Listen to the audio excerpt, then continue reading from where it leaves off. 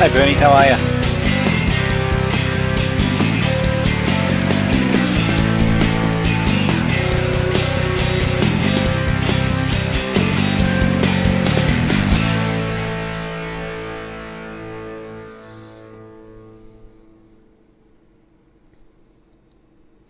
Hi there folks, welcome to RRTV. My name's Bernie Weemers and we're broadcasting to you live from Donnington Park for the SDRT 240, and we're about 28 minutes till race start. But before we get into that, we have the race highlights coming to you now from round 8 of Watkins Glen, and that's commentated by Nick Hausler. So enjoy this, and we will be back in around about 23 minutes.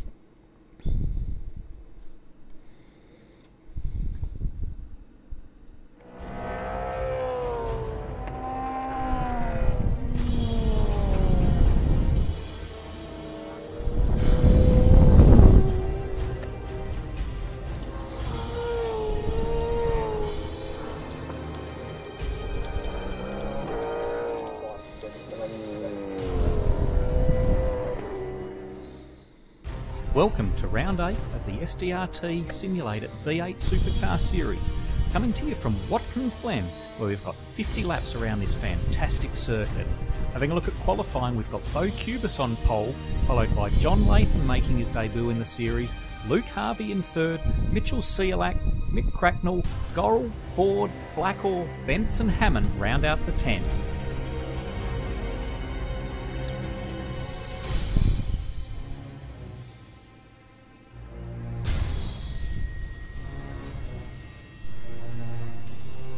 So as we get ready for a start, we've got a good field size here today on this track, and hopefully we'll be in some great racing. Unfortunately, we've got some blinking at the front, but I can assure you Cubis has got the jump. We've got Harvey there in third as they head down to turn 1. We've got Cubis in the lead from Latham, and we've got a car around in the middle of the pack there. Hopefully didn't affect too many others as we come up through the S's at turn 2, 3 and 4, and someone's just gone spearing off into the wall there as well. Great part of this track as they head into the bus stop.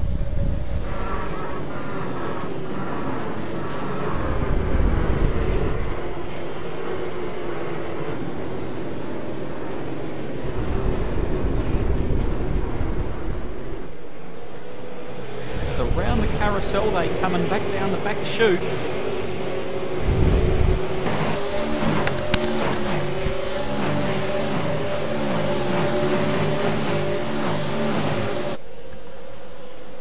And there's Cubis out in front from Latham, Cialak all over the back of Harvey, and then Cracknell there in 5th. Only 9 turns around this track, but it's very short, very exciting racing that usually produces.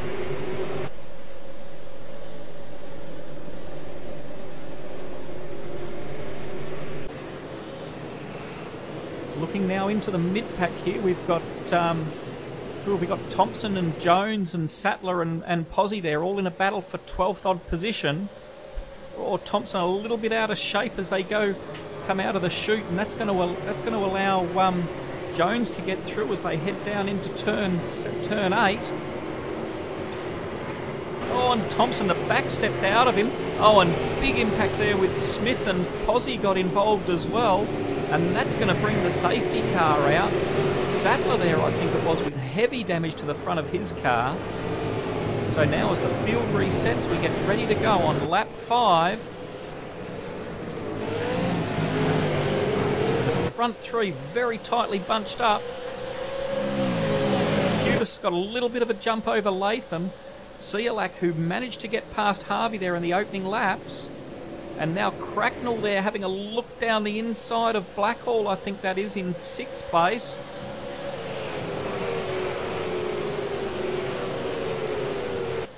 As up through turns 2, 3 and 4 and onto the back straight.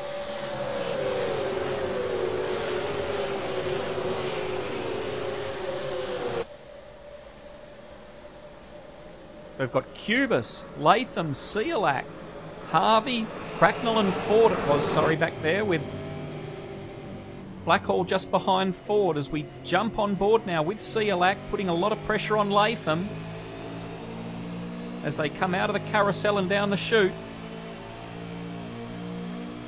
Picking up a bit of a draft, but not quite close enough as they head into turn 8.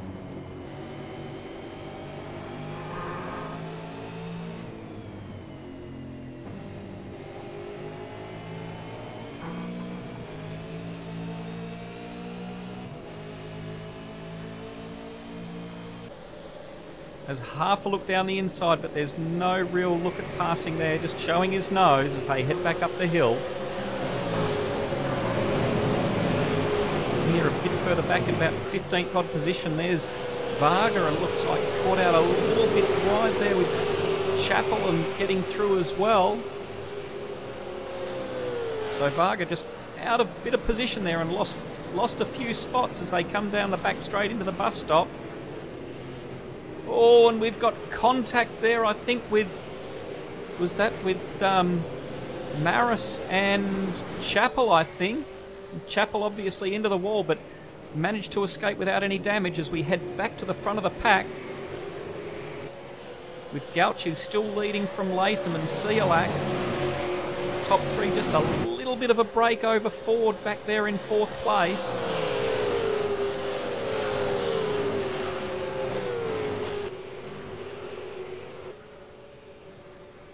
These top 3 have just been going flat out from the fall of the flag, and no one's been able to make a break.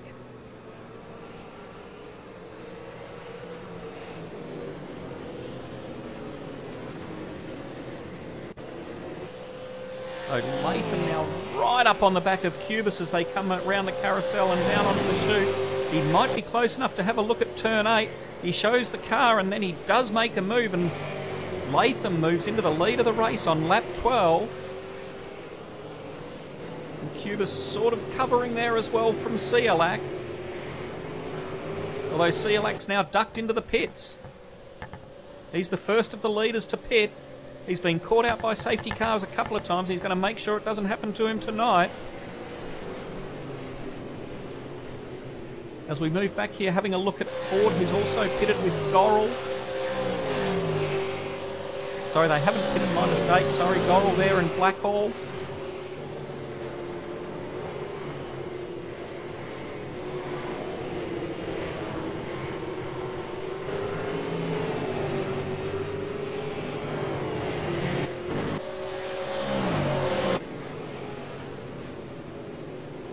And now we drop back to the end of the field on 32nd odd position. Oh, Renke there coming together with Holly. He goes across the grass and manages to recover it and hold his position.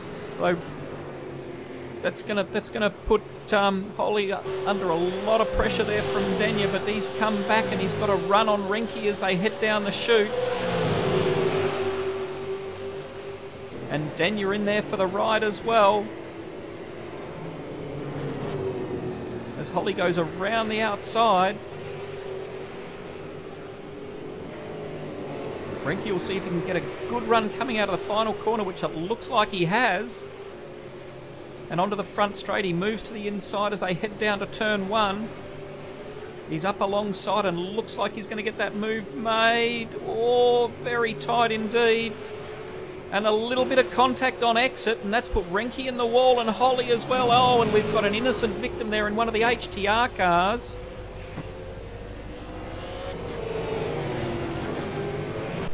And heavy damage there to Holly.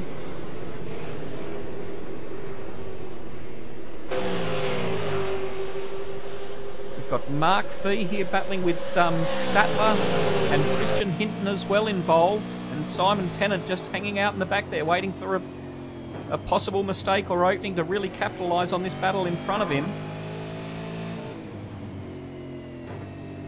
Sattler, who's on fresh tyres, looking to make a move quickly. He was moving around a bit too much there and put himself under jeopardy from Hinton there. But Sattler with those tyres, you could see how much later he was able to brake going into turn 1. For 23rd position, so there's battles all throughout the field. Always get good racing here at Watkins Glen. as they come up through turns 2, 3 and 4. Oh, Sattler's out very wide. He's rubbed the wall, and that's going to cost him a couple of positions. Doesn't look like there was too much damage to the car, but he has lost 2 spots, with Hinton and Tennant getting past him.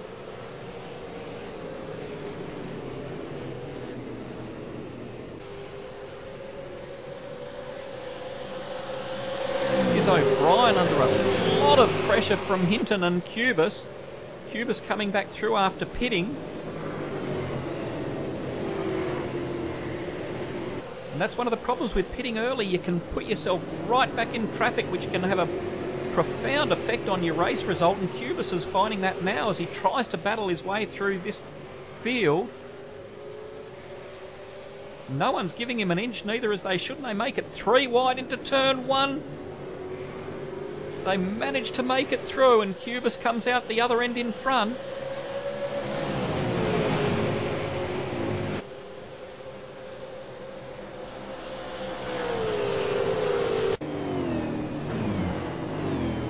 We jump back here. We've got Cracknell, who's running in 4th position, sporting a new livery this week. A great looking car, the black and the silver.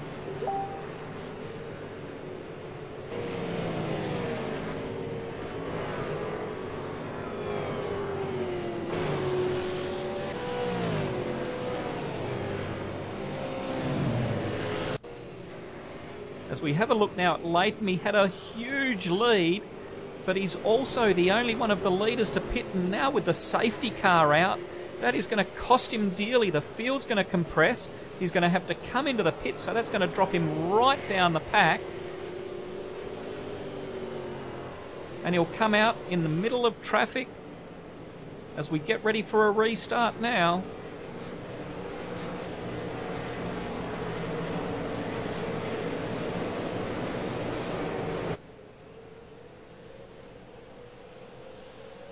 We've got Deere there in the front. He's as good as a lap down, though. As Cubis there in the lead, who's trying to make a move. We've got 4 and 5 wide coming down in the middle of the field. And we've got contact there. I think that was Gorrell and Renke got together. Didn't exactly see how it happened, but Gorrell's way out. And then we've got someone in the fence there as well. So we've got a lot of damage on the opening lap of the restart as the lead cars try to weave their way through the traffic.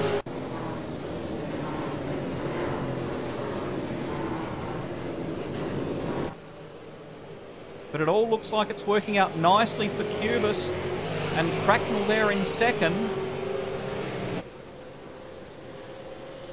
Sorry, Cialak in the lead, my apologies. So the top 3 have got clean air, with Cialak there leading from Cubis and Cracknell in third.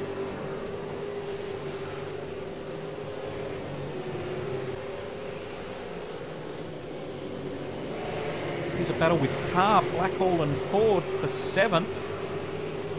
Carr's had a great solid race. He started in the mid-pack, but he's just worked his way through. He's avoided all the carnage.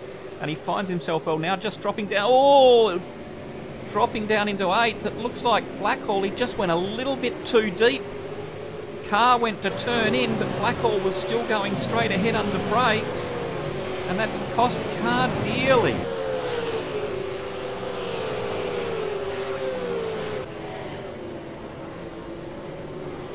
As we jump back into 21st position here, we've got Hockey, Fee, Heusler and Lattimore. And this is another group that's been battling almost all race. They've got Renke there, who's a lap down. They'll just pass him.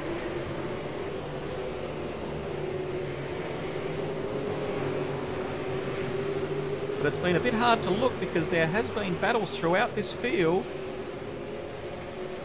And we try to give you a bit of a look at everyone. And we've got Heusler there having a look down the inside at Fee, but he was too far back. As we jump on board with Lattimore, as they head up through the S's.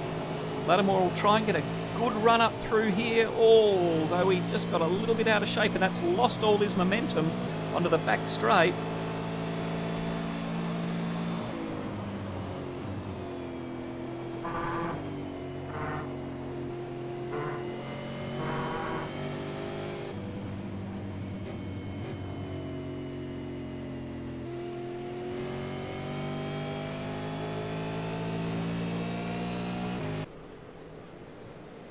And we've got another safety car restart. Latham again being caught out without pitting. He's going to have his handy lead diminish greatly when he finally does come into pit, but he's stayed out for now. He'll try and get as big a break as he can to come in for a splash and dash near the end as the race restarts. You can see Cubis back there about 5th or 6th in line in 2nd place. So it's not going to take him too long at all to clear those.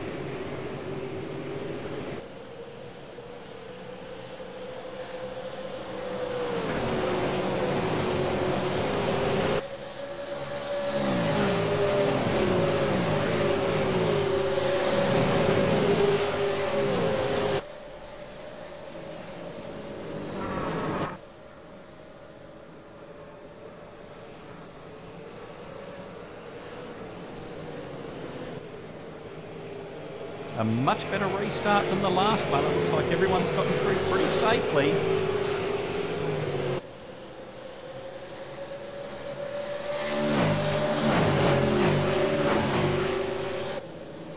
As the rest of the lead group clears the lap traffic. So Latham didn't get the break he was hoping for there.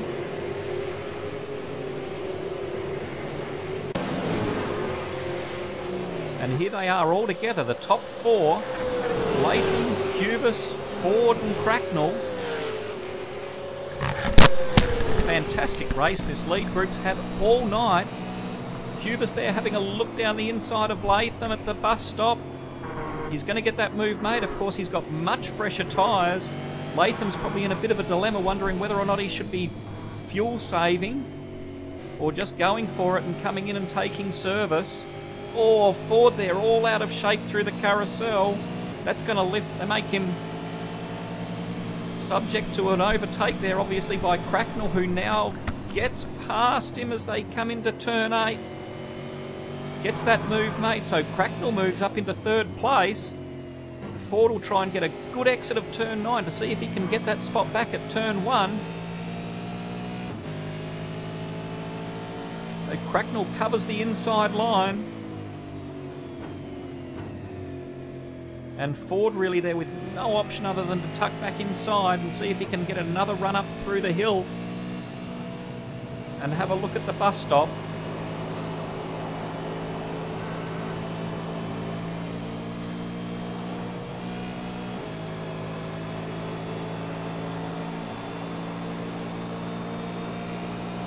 But too far back, so Cracknell looks like he's got that position secured for now.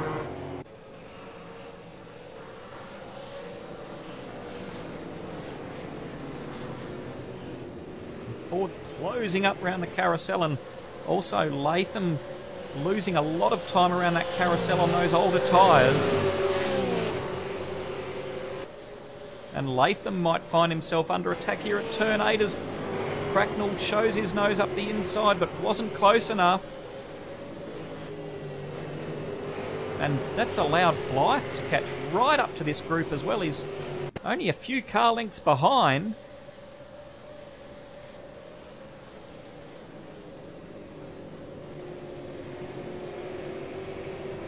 And Cracknell will try and... Oh, Latham a little bit loose coming out of turn 1.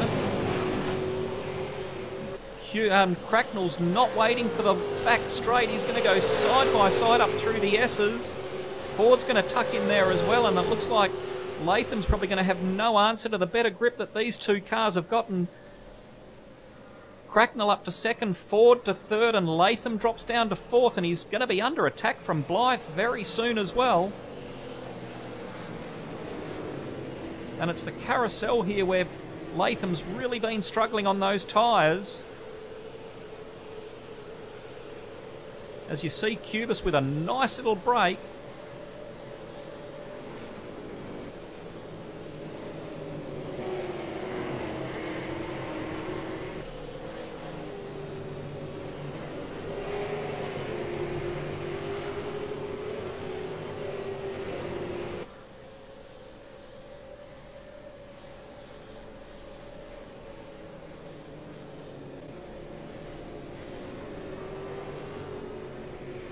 On Cracknell right out of shape. And it's checked Ford up, and that's allowed Blythe to get through for that position.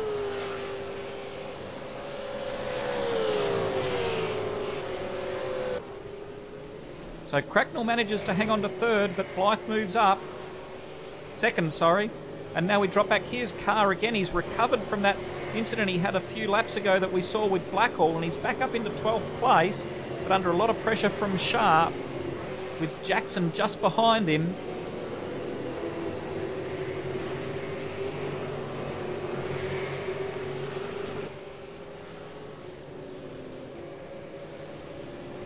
Jackson there having a look at the inside of Sharp as they head into turn 1. Looks like he's going to get that move made. Oh, no, though, he's just out of shape on exit, and he's lost a lot of ground, and that's allowed Sharp to hang on to that position. But here we are on the final lap as Cubis comes around through the bus stop.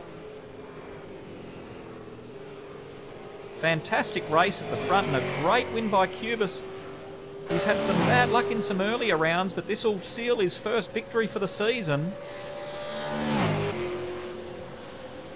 And Cracknell as well, a great drive by him in second.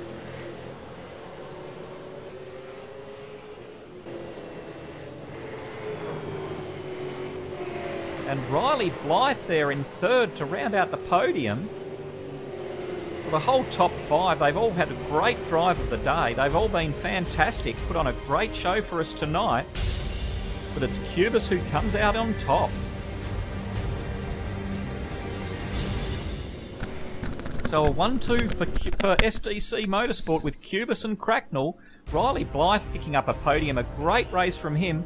Ian Ford 4th, Martin Carroll in 5th, Blackhall 6th, Gorrell, Hinton, Brodie Maris a great drive for 9th, Jaden Borg, Brenton O'Brien, Damien Carr in 12th. Looking at the championship standing, so Jake Blackhall has a lead, but it's been cut down a bit with Bo Cubis now in second from Ian Ford, Luke Harvey and Mike Hammond in 5th.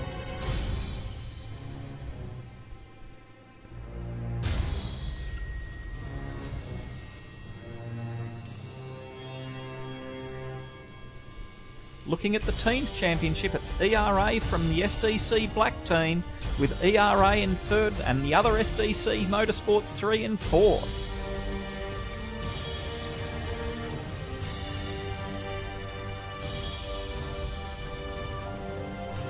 Onto the endurance standings before we head to tonight's race at Donnington. It's ERA number 1 in 1st, followed by SDC Black, and ABR Simulator number 2 in 3rd place.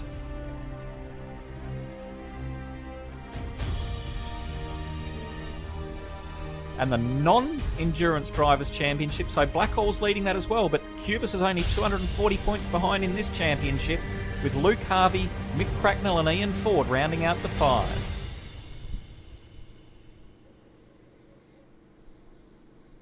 Well, that's it for the Watkins Glen coverage, so we'll hand over now to Bernie and the crew at RRTV for tonight's round at Donnington. Yeah, thanks, Nick, and I hope you guys enjoyed the broadcast out there tonight of the Watkins Glen highlights round 8. We're here live at Donnington. We've got 5 minutes till race start, and we've got quite a bit to cover, so let's get into it.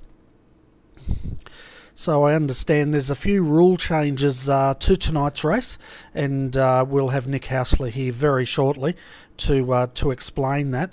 But meantime, there's been a bit of trouble on the iRacing servers tonight, so hopefully all the drivers can get on and join us here, and that's why our broadcast was a little bit delayed. But we've got 25 drivers out there at the moment, or teams. It's currently being led by Team TTL in provisional pole, followed by SDC Black. Evolution Racing Australia 1 sits in 3rd at the moment, followed by Synergy Sim Racing, and then rounding out your top 5 is ABR Team Simulator 2. But before we get into any further, I have Nick Hausler in the comm box with me. Nick, I understand we've got a few rule changes tonight. Yeah, hi Bernie, welcome along, or thanks for having me along, I should say, as much as anything. Yeah, just before we get into tonight's race, there have been just a small change for tonight, insofar as we got some feedback from all the teams between rounds, and we will be introducing waiver rounds in the Enduros from now on. Now, we haven't had them for the first two, so that'll extend the safety car period by at least one lap. And yeah, so those that are a lap down and 2 laps down, at least they'll get back their laps, or get back 1 lap. So hopefully we'll have much more racing on the lead lap all throughout the race now. Fantastic. So I definitely look forward to that. Are we still going to see the 3 random safety cars come out during the race? Yep. The plan is still for 3 safety cars. Got the random generator all cranked up, and it's given us some numbers, so depending on whether or not there's any accidents that warrant a safety car in and around there, then those numbers will come into play throughout the race. Fantastic. And before I let you go, Nick, as far as I'm aware, the race tonight's 150 laps, incident limit's 100, and can you tell us a bit about the driver's fair share tonight? Oh gosh, you got me on the hop there. I think it's 97 laps and 53 laps, I think. And I can go back and check that for you. That's just off the top of my head. The other thing, of course, on those incidents is that at 40 incidents and 80 incidents, there's a drive-through and hold penalty issued to the team as well. Yeah, and that's we saw that in play last round, and it was really interesting to watch as the drivers accrued those and they started to get those penalties issued to them.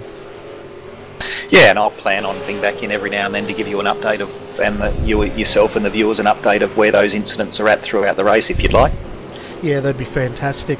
And we've got 1 minute and 52 to go until the end of qualifying here, so I better start getting on to telling the viewers where their favourite drivers sit at the moment.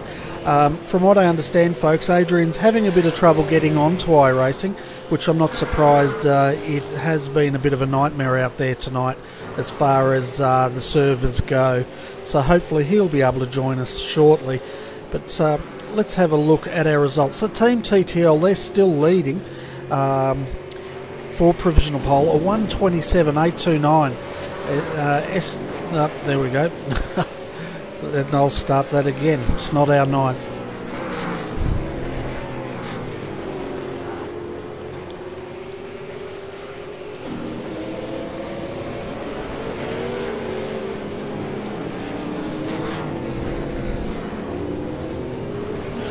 Yeah, sorry about that, folks. I was just texting Adrian to see if we can get him online shortly. But as I was saying, let's have a look at this. So John Latham is currently for Team TTL. He's sitting in that car as we speak, and hopefully his paint will update shortly. And yeah, first position, 1:27.829. The closest is the number 68, Bo Cubis. He's not out there at the moment for SDC Black. He normally partners up with Paul Gorrell, and their fastest time was a 1:28.116. Ian Ford, he's sitting in third for Evolution Racing Australia, the number 1 team, and he's trying to improve. His fastest time was a 1:28.403, so I doubt he's going to improve with 3 seconds of this race to go, or this qualifying to go, sorry. So as I was saying, we have 26 teams joining us tonight, and each team will have 2 drivers, and so we can expect that. As Nick was saying earlier, for the viewers just joining us, we're going to see waiver rounds tonight in the safety car periods. We can expect 3 random safety cars tonight, and that is done by a random number generator, so no one knows when the safety car is going to come out. Only one person really knows, and it's the most guarded secret in iRacing. So we're just finishing up with qualifying at the moment. You could see Jason Bentz ABR Team Simulator 2 currently sitting in 6th. And we'll see if he can improve. His last time was a 128.787 as he comes through now the final hairpin here onto the main straight. He's gassing it up. It looks great, but I'm not sure if it's the best way to get out of the corners as he comes across the start-finish line. Did he improve? No, he did a 128.969.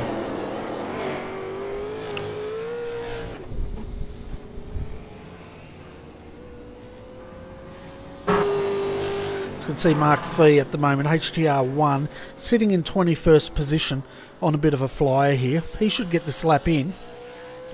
We've also got John Latham is still out there, and even though he's on pole, it looks like he's backed out of it now, but Bo Cubis is also trying to set a fastest lap. He's starting now, and I'm just not sure if he's going to have enough time, but we'll have a look at this.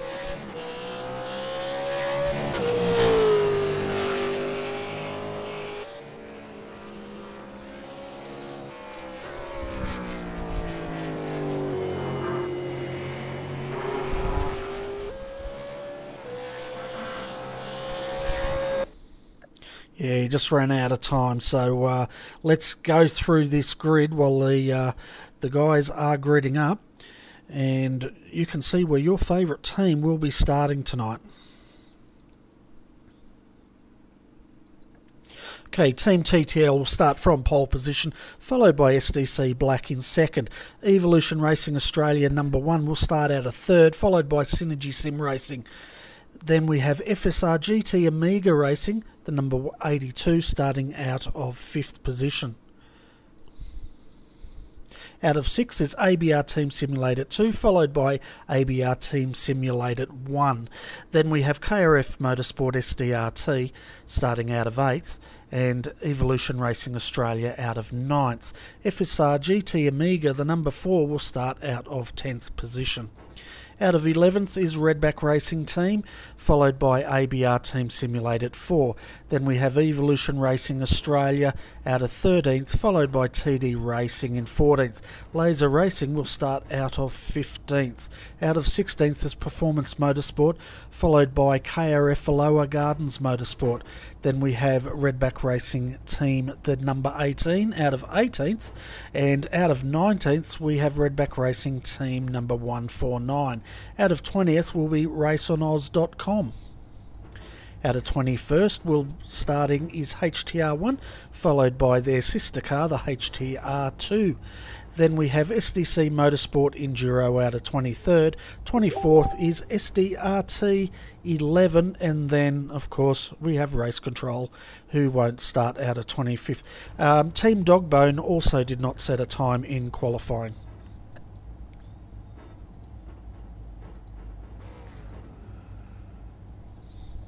So we can see them just starting to grid up there. John Latham in the white car. I'm not sure why his paints haven't refreshed, but it's a bit late now.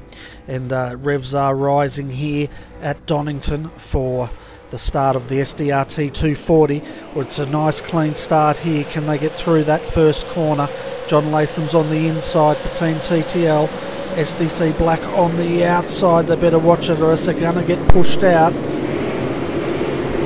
See the cars now just streaming through that first corner. It's a nice clean start here at Donington Park. You can see Race on Oz just getting into the grass out there, but they've managed to hold on to it. We've got HTR2, Paul Chitakuti on the inside of Redback Racing. Redback Racing holds out, and HTR2 slots into 22nd position. Meanwhile, up front we have ABR Team Simulator 2 sitting in 6th position, and it looks like they've got a nice clean start. In fact, it looks like everyone's had a nice clean start here tonight.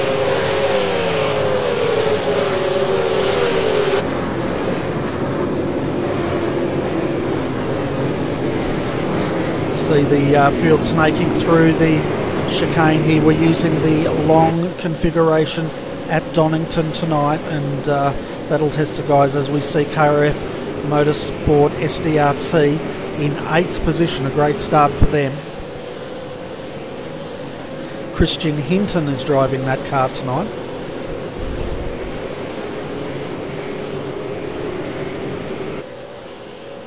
So as we come through to complete the first lap, a bit of a concertina up there coming onto the straight, but here we can see KRF SDRT on the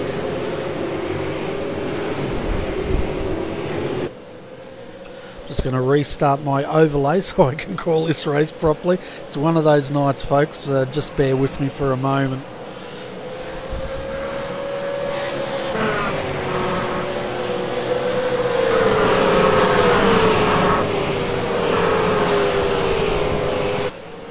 So at the moment, out in front is Team TTL. Josh Rogers is driving that car. John Latham actually qualified that car, so and they started from pole. In second, Synergy Sim Racing. Brendan Hobson is the start driver for that team. And then third is SDC Black, Bo Cubis. He was starting out a second, down to third. Then we have Jake Blackhawk, Evolution Racing Australia in fourth. So great start for that team. And then rounding out your top 5 is FSR GT Omega Racing. Heath Brennan started in that car. So we had 26 starters of this race, and it looks like 3 teams did not start tonight, unfortunately. We're just looking at the cars that did not make it. SDC Motorsport Enduro did not make the start, and neither did Team Dogbone.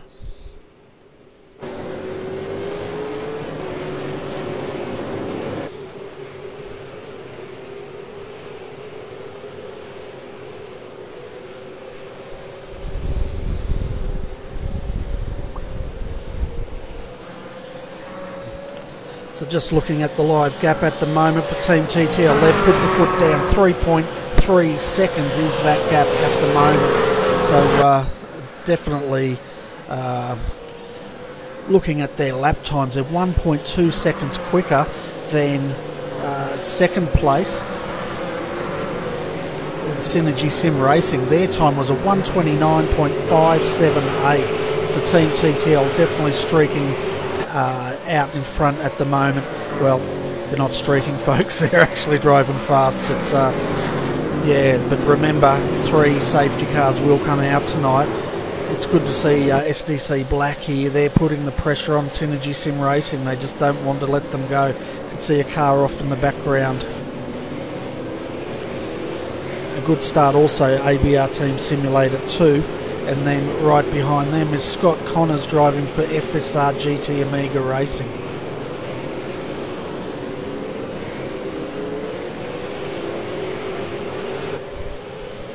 Having a look at our telemetry while the race unfolds here, it doesn't look like any cars had any major incidents on the start. There was some coming together there, but no major damage for the team. So fantastic start here, 4 laps down.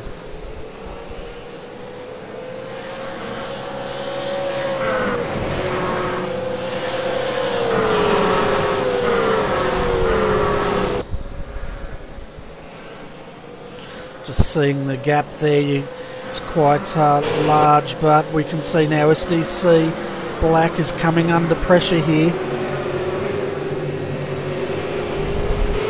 That's Synergy Sim Racing and SDC Black going at it. Bo Cubis is hanging on there to second. Well, he's just taken second back from Synergy Sim Racing, and we'll see now if SDC Black can start to try and close that gap. Evolution Racing Australia just behind them here.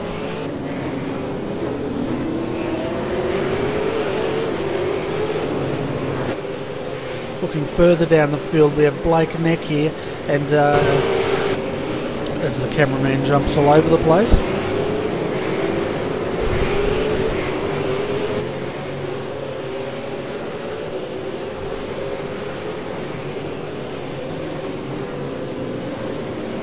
See there, Warren Pickering, he's got a bit of damage to the rear of that car, sitting in 14th. He's coming under attack by TD Racing, Ben Twydale here. And and it looks like Warren's just passed Ben there.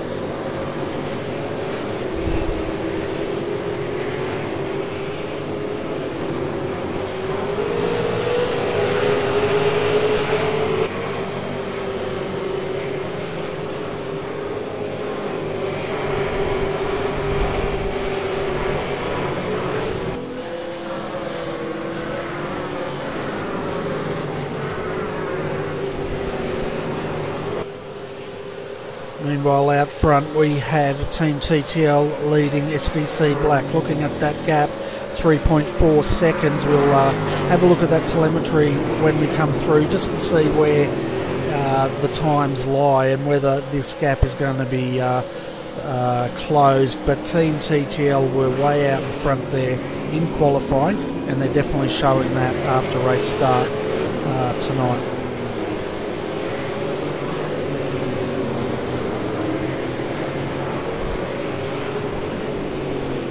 See now Jake Blackhall for Evolution Racing Australia starting to close up on Synergy Sim Racing, and still a little ways to go yet though, a couple of cars between them.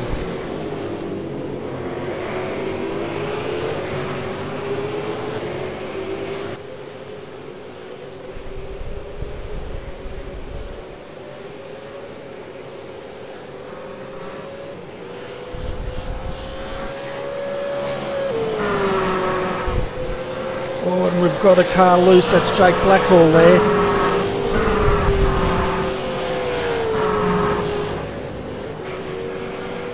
You can see him just getting back on the track. We'll jump back to that replay and just have a quick look here.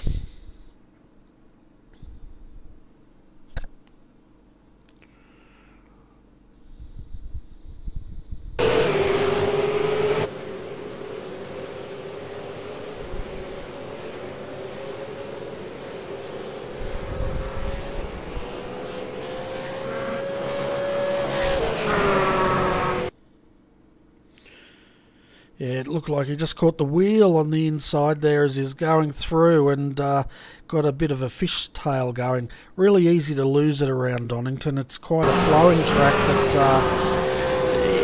you know, with all those fast corners, it's quite easy to lose the rear end. So Jake Blackhall for Evolution Racing Australia, he's rejoined in 5th position. So quite a bit of work to do for that team, but it is a long race here. We've still got 143 laps to go. See David Baxter here, he's starting to put pressure on Evolution Racing Australia, the 026 car. Jeff Gauci has started in that car.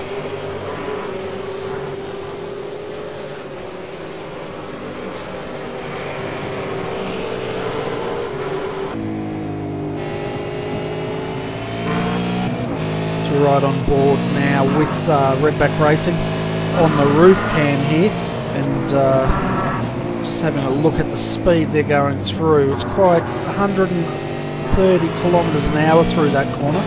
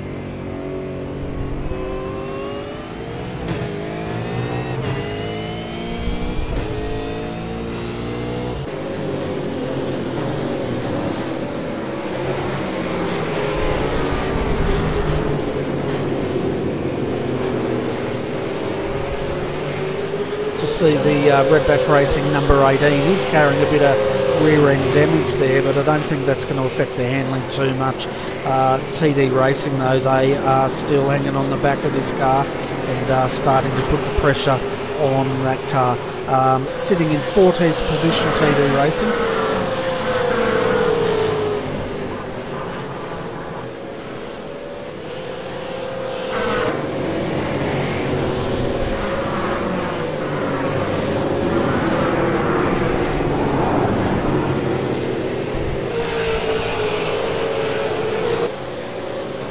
saw there Warren there getting a bit of a slide as he was having a go at KRF Gardens. That's made him vulnerable, and TD Racing takes that position.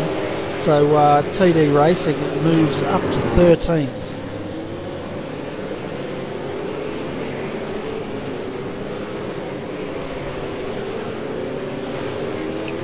And James Bell is driving at KRF Gardens Motorsport, and starting in that car.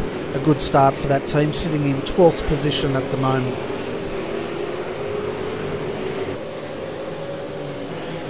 Meanwhile, out front, folks, while we're having a look at the battles in mid-pack here, Josh Rogers is still leading with a 3.1 second gap for Team TTL over SDC Black, with Bo Cubas driving that car. And he's got a gap of around about 2.9 seconds, well actually 3.9 seconds over Synergy Sim Racing. So very spread out up the front as we keep a close eye in this mid-pack battle.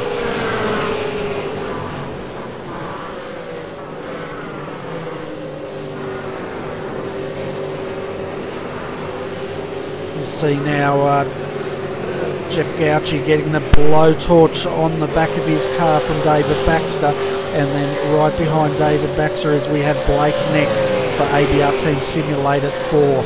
So a great battle coming up here.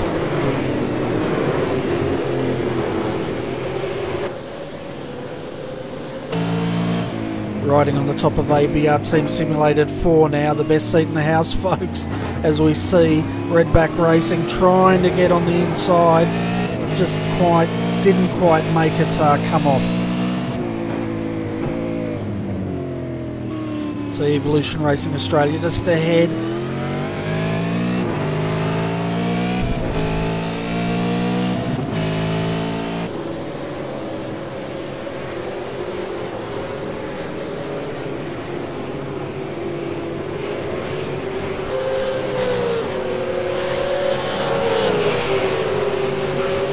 They're going to have to pretty much hold it single file through here. There's not a lot of passing opportunities through this part of the track, but he'll be setting this up for the run up that short straight very shortly, and then of course down that big long back straight with the chicane in the middle.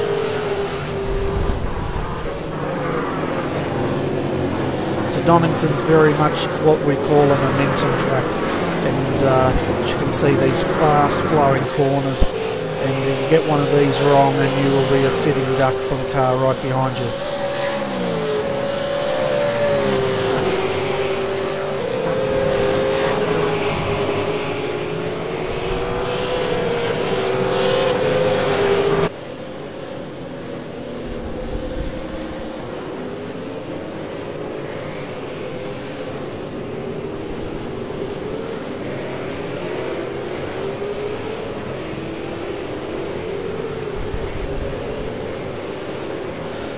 See ERA still defending from Redback Racing.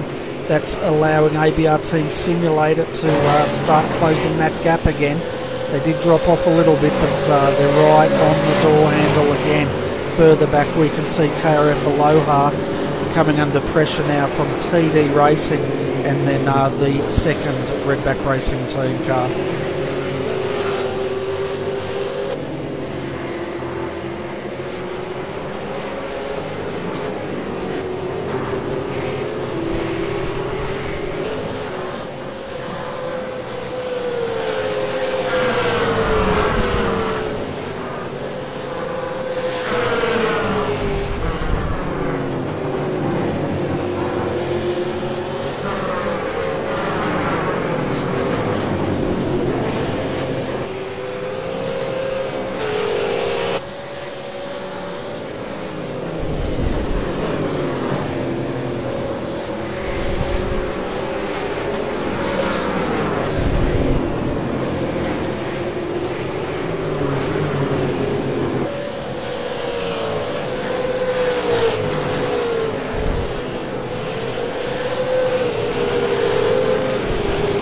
So folks, I was just having a chat with my co-commentator he is still having trouble, technical issues, but hopefully he'll get that sorted shortly.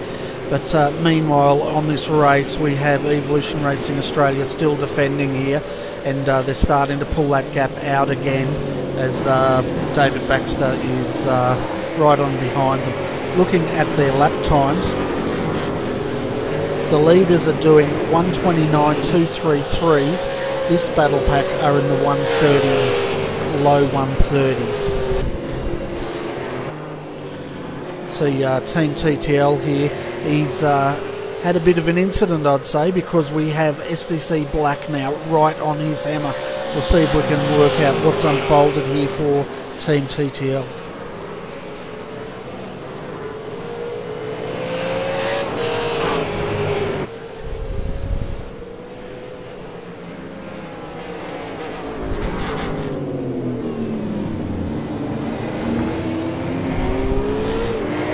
I can't really see anything major has happened, but he's definitely had a bit of an off track there, and he's dropped right back, and there goes that 3.1 second gap. Now the question is, can SDC Black get in this tow and hang on to Team TTL? That lap was a 129.962 for Team TTL, and we are under yellow here at Donnington Park with 13 laps run here at the moment.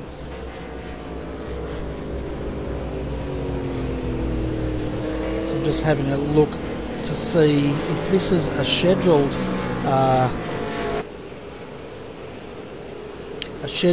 safety car, or if there's been an incident.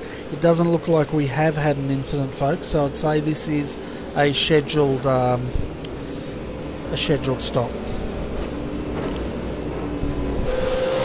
Had FSR GT Omega Racing, they have actually made a pit stop. 2.6 seconds was their stop, and they're sitting in 18th. The other car that had to stop was HTR1 with Simon Tennant behind the wheel. That was quite a lengthy stop, 59.8 seconds.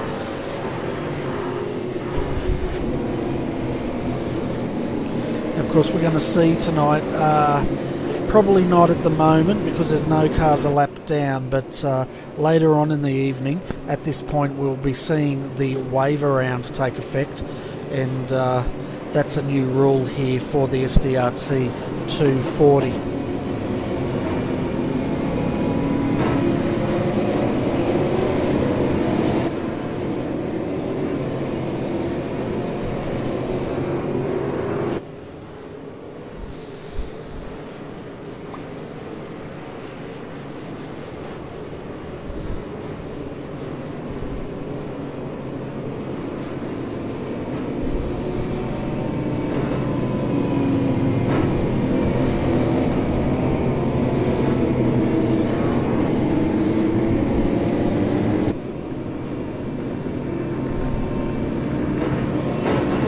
Let's have a look at where the teams sit at the moment while we're under safety car. Team TTL leads the way, followed by SDC Black. Synergy Sim Racing sitting in third. ABR Team Simulator 2 in fourth. Out of fifth is FSR GT Omega Racing. And then in sixth is KRF Motorsport SDRT. Evolution Racing Australia number 1 sits in seventh, followed by ABR Team Simulator 1 in eighth. Ninth at the moment is Evolution Racing Australia, and then the Redback Racing Team 031 rounds out your top 10.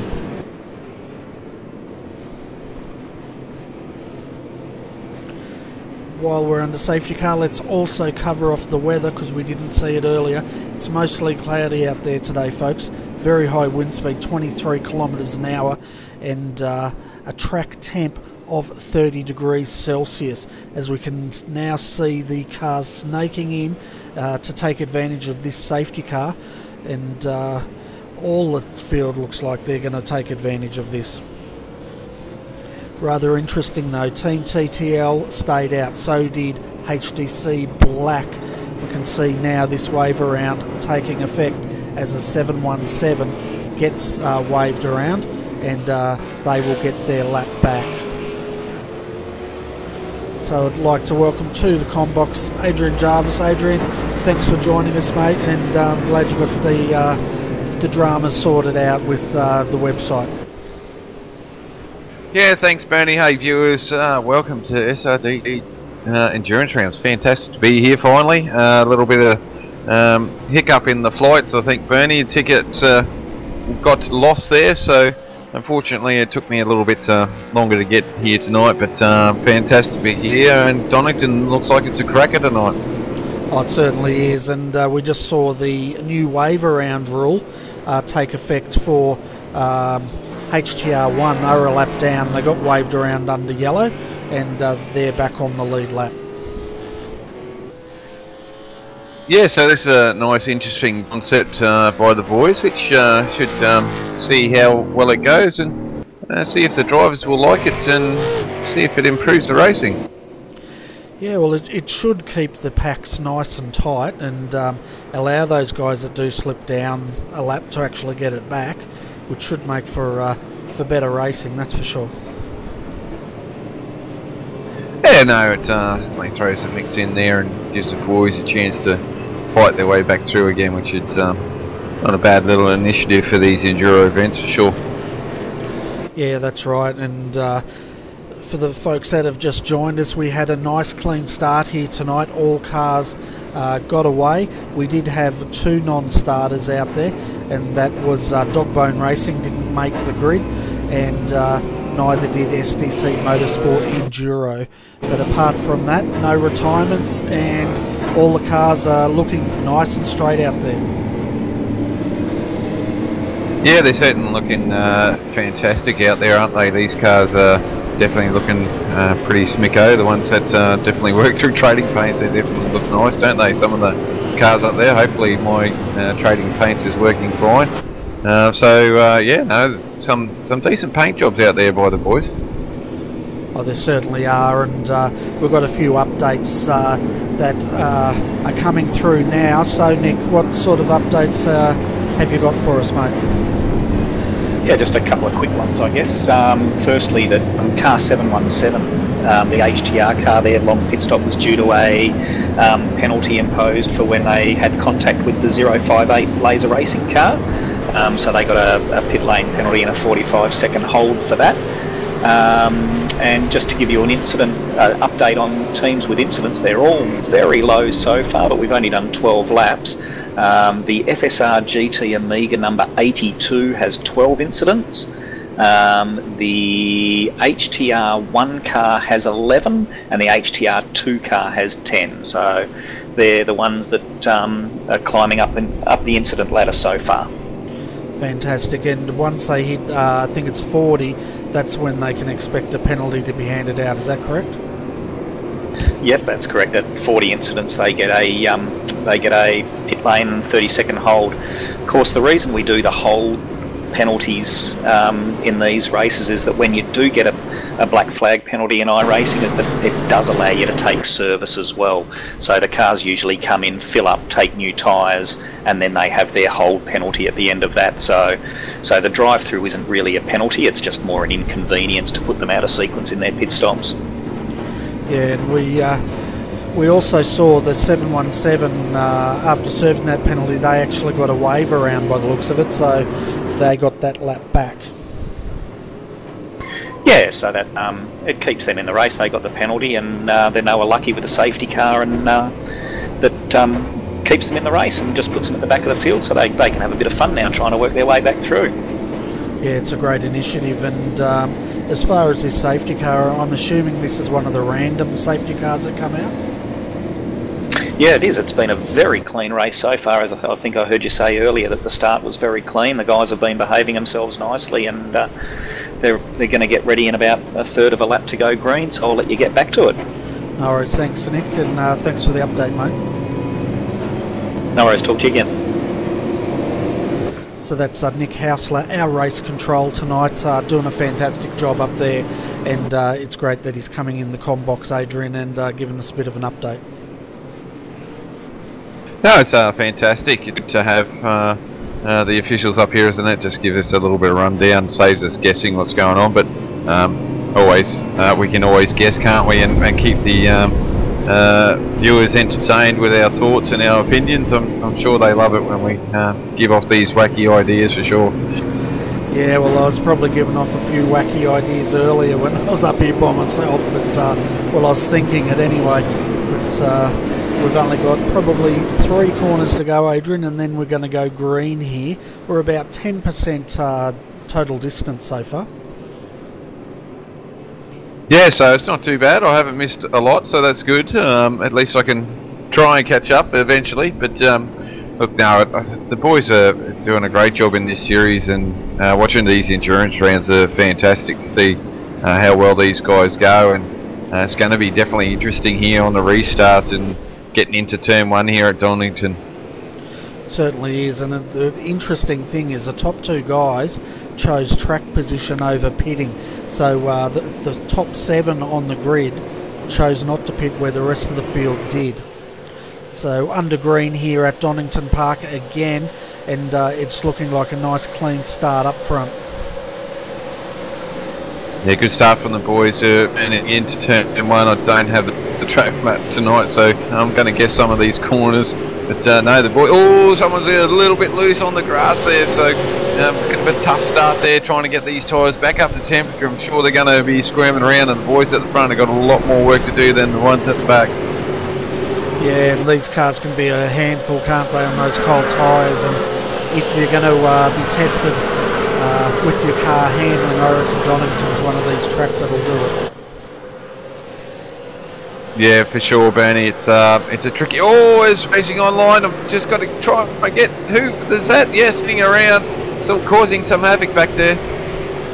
Oh, it certainly was. And David Baxter, Redback Racing Team 31.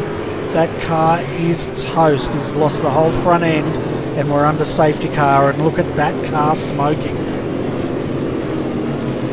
Yeah, I've got a few cars back here. What we've got, Benjamin Smith here, he's in all sorts of trouble.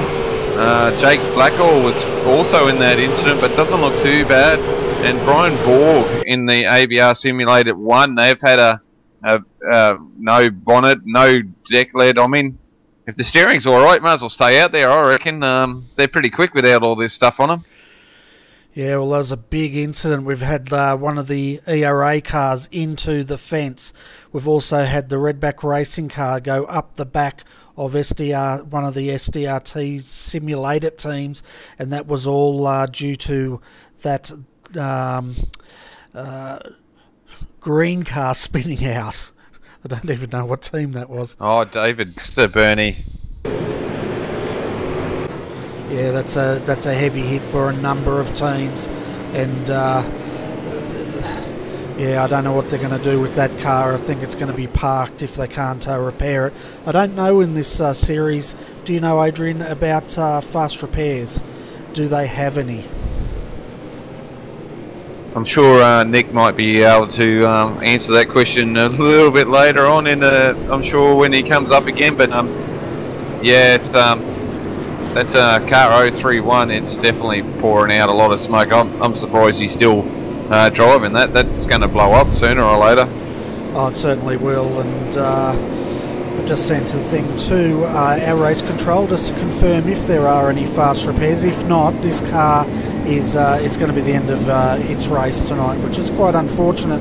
But there's quite a few walking wounded out there after that incident. And race controls just let us know they get 3 fast repairs.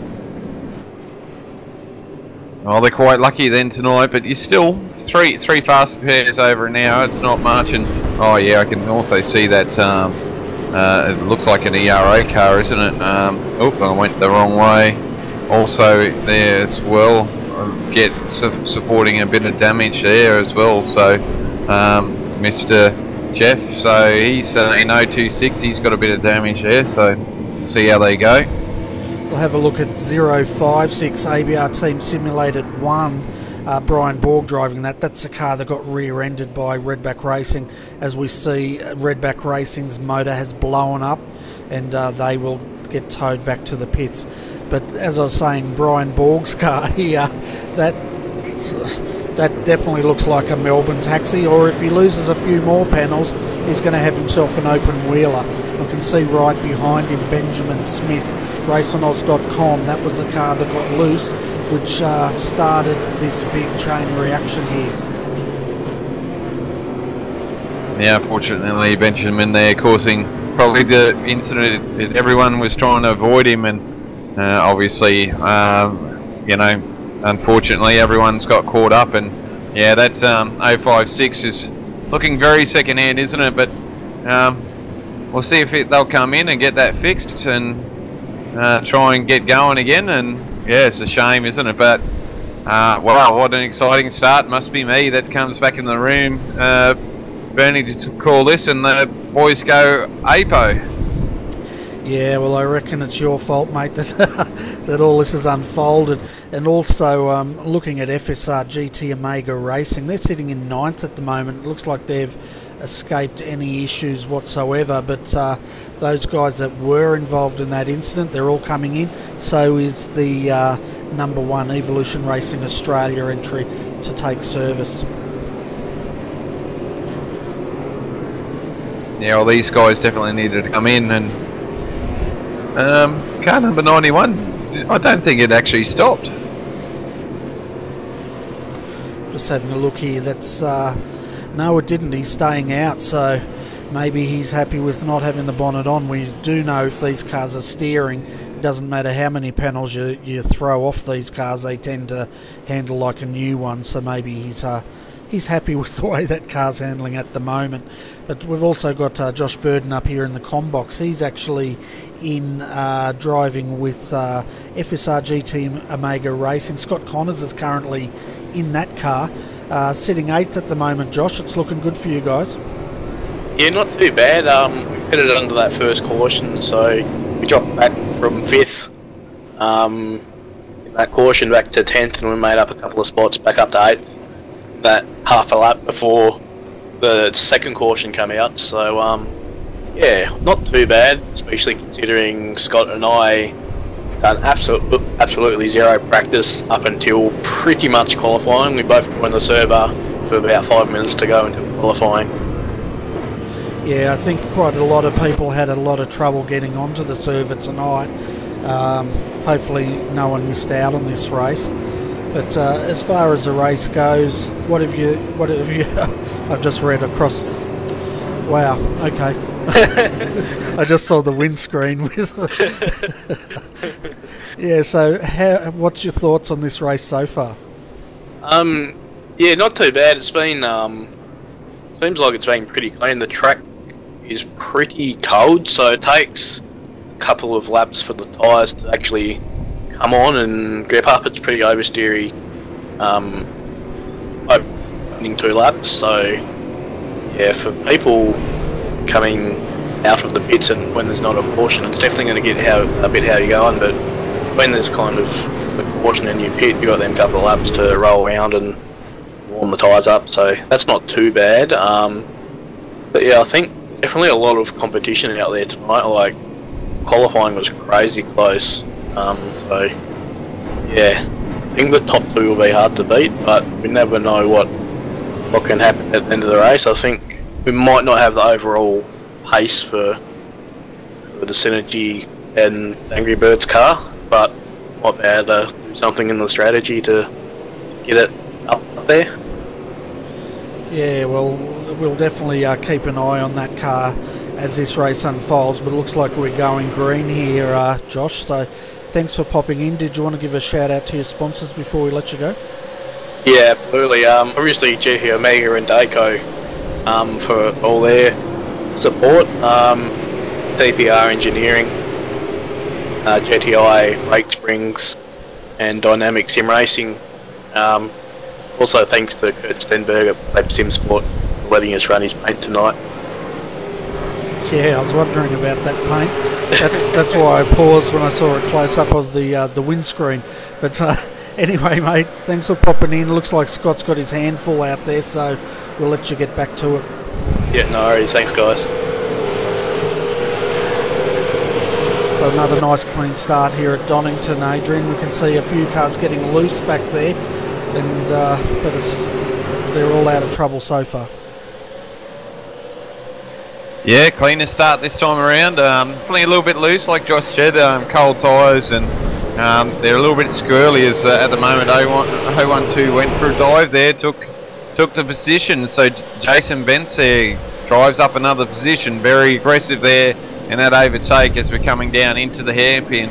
A little bit of lock, so the 008 seems to be losing positions at the moment. There's another one, Scott Connors, just taken him. So finding it hard at the moment on the cold tyres is the 008. Yeah, they're struggling a little bit, and we've also had a change for the lead. SDC Black's taken the lead now from Team TTL. This is the first time they've led a lap here, so it's going to be interesting to see if they can actually get a bit of a gap on Team TTL, because that car has been the pace setter all night. Yeah, Bo's quite quick in this. We've seen him last endurance round. They were definitely pushing until I'm sure they had an issue there last time they were out. So, but definitely a quick driver, Bo is. So, just trying to get the car up the front and get a break there, and see if he can get a little bit of cushion for the next driver. Yeah, and that's what it's all about, isn't it? Just trying to get a bit of a gap, not too much though, because we've got 2 more safety cars to come out, but definitely get that car home in one piece. Oh yeah, for sure. But with this draft, look at Joshua there, just hounding Bo. So Josh is definitely a quick driver, so he won't want to let go as he has a look here on the hairpin. Oh, he locks it. It gets a little bit sideways, so he's gonna lose the drive. No, he pushes Bo out wide, but Bo's got the next corner because he's got the inside line here. Yeah, and he wants to hold Team TTL out because he doesn't want that undercut, but he also doesn't want Team TTL on the inside of the next corner, and he covers him off.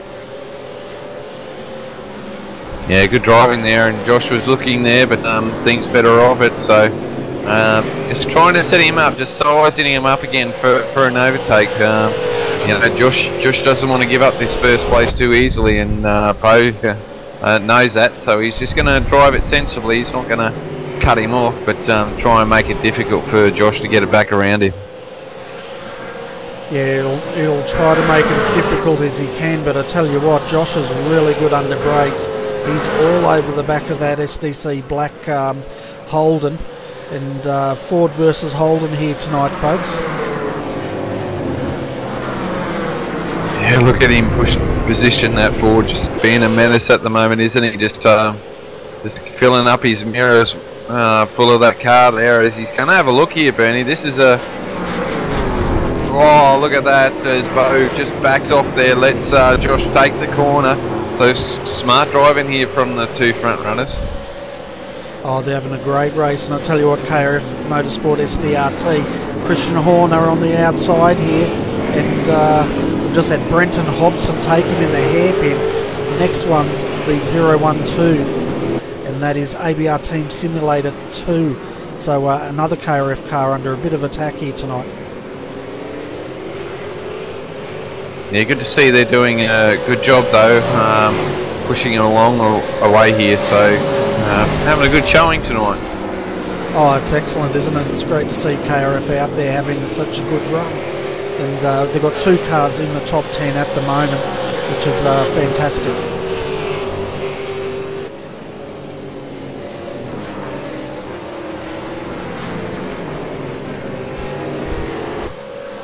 So you can see now, once Team TTL get back out in front again, they can get that gap where SDC Black just does not seem to have the pace to pull a gap when they're leading. Yeah, it's strange, isn't it? And just sort of come back down here with car number 1. Looks like they're just struggling here at the moment, aren't they? Way back down here in 14th position. I know they've gained a few positions, but pushing along. It looks like he's going to take this move, so he's going to... Oh, man, that was close. He was having a look, but yeah, no, it didn't pull that off unless he gets a good run out here and get into before the chicane. Oh yes, the other driver lets him through, so Jake Blackhall just pushing this car up, so car number 1 here is just struggling at the moment, but we do have a few hours, about 3 hours to go, so we'll see how well this ERA car goes. Yeah, well, this was one of the cars I think that was involved in that incident, and it looks like they've pretty much got out unscathed, but it has put them back a fair ways in the field, and with a fair bit of work to do. Yeah, definitely got a lot of work to do. I believe they came in and fixed up any problems that they had with that vehicle to make sure they had a nice clean run and try and get some speed out of it. I'm pretty sure Ian Ford is in this car as well, so just have a quick look at that. And yeah, Ian Ford's in this car for sure, so watch out for him when he jumps in this car, because I know he'll go forward with Ian in the car and he won't take any prisoners for sure. Oh no, he won't. He really knows how to pedal these V8 supercars, that's for sure. Yeah, nothing taken away from Jake at all, is there? He's definitely pushing this car and definitely gaining positions as well, but we know Ian's top steerer and probably the number 1 driver, you would say, in this car at the moment, but Jake's doing a fantastic job there and just pushing this car forward.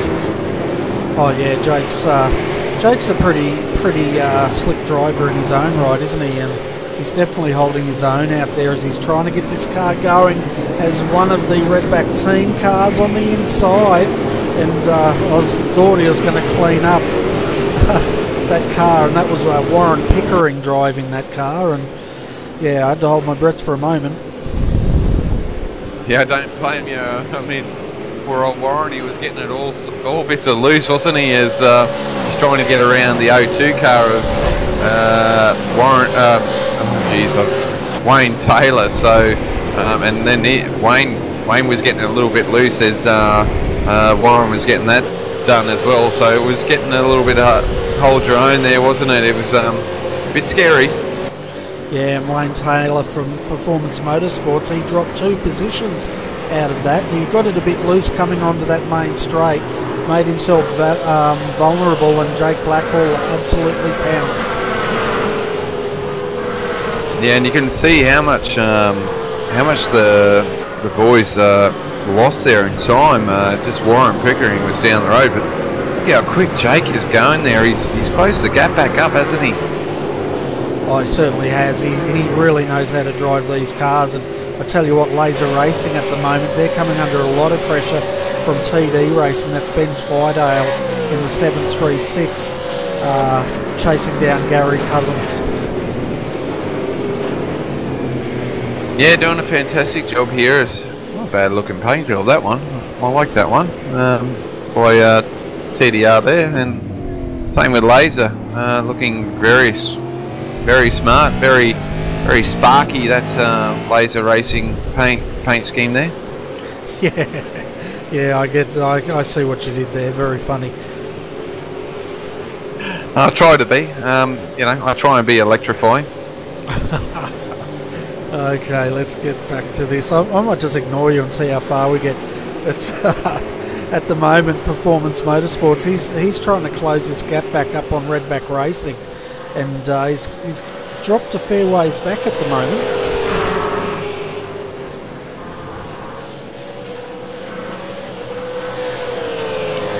Yeah, it seems that way at the moment, doesn't it? Sort of everyone's starting to get in a rhythm here and seeing what they got going. I mean, unfortunately tonight, obviously everyone's finding issues to get sorted, and maybe the lack of preparation tonight to run tonight might be hindering some of these drivers and their teams. Yeah, I'd say a few drivers are behind the 8 ball tonight, that's for sure, but I'll tell you what, the top 2, Team TTL and HDC Black, they've pulled out a 4-second gap at the moment over Synergy Sim Racing in 3rd, and then the next car for 4th is ABR Team Simulated. They're 9 seconds down, and then we have Scott Connors coming under attack now by KRF Motorsport SDRT. Whoa, just come back to check 7th out, and Jeff was locking that break up getting into the last corner there, but Ooh, might have a quick look at the pack behind him here. We've got 4 cars. That's got Jake Blackhall in it. So we're back to these guys. Sorry, folks, but at the moment I'm here watching Heath Brenner. I'm sure it's got Scott Stevens in that car as well. Just rings out that sort of, yes, I was correct.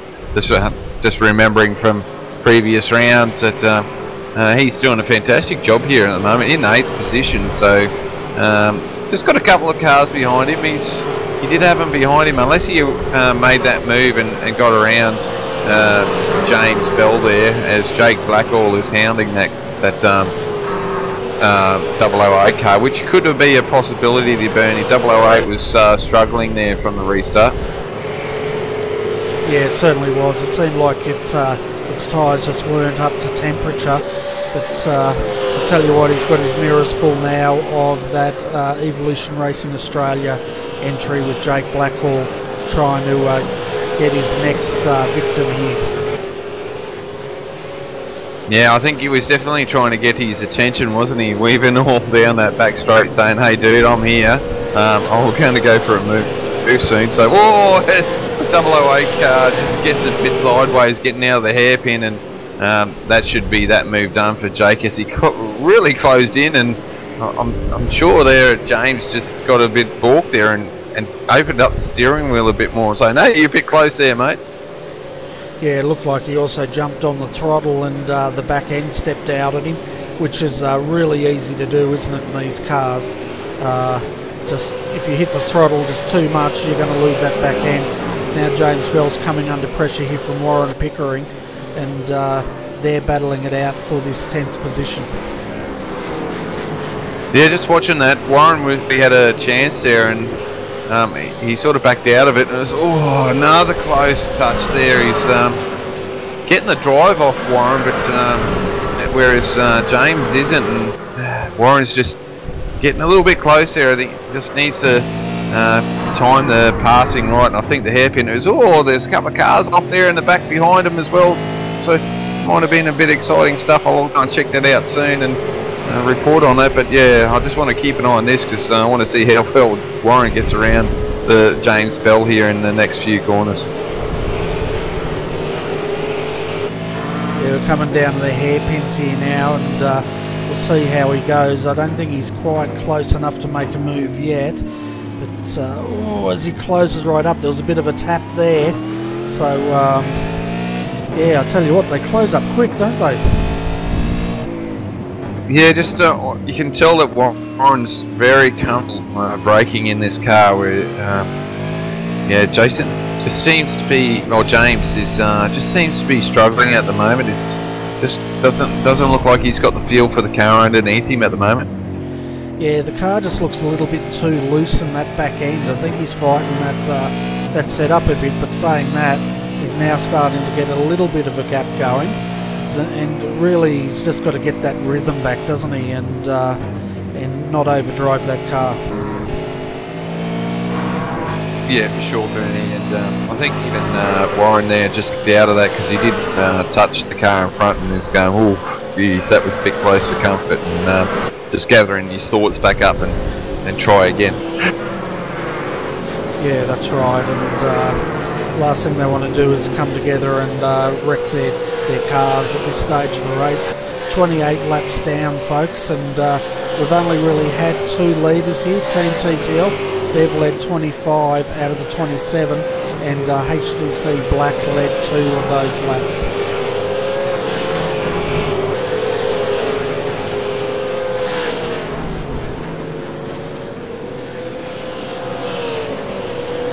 So I'm just going back here, Bernie, just going to check up on what I saw earlier on. Just here with car 047, I know he was in there early on. There was a little bit of kerfuffle, dirt going everywhere. The boys are definitely using the track limits here. And just checking out. Oh yes, car number 717 got wide, and there was another car there that's just a little bit funny as well, but nothing really bad there. And the 047 got around car 02 there, so nothing too dramatic there for the viewers to catch up on. Yeah, no worries. I was just having a look at the telemetry while you're calling that. It looked like Paul Cootie had a bit of an incident there, and yeah, lap 27. We might have a quick look at that replay.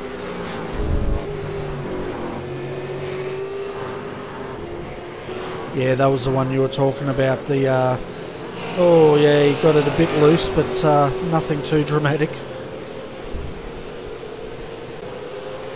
Yeah, no car wrecking stuff for sure. So we kept it quite well, which is really good of the boys. And just quickly jump back here with David Miller, Bernie in a redback car chasing down the laser racing car again. So the laser racing car getting swamped here. So the couple of slow cars here. It looks like these boys are struggling with their cars in front of them, the 02 and the 717. So starting to get hounded by a couple of these other guys, and David Miller looks like he's doing a good job here in this redback racing car back here in 17th position.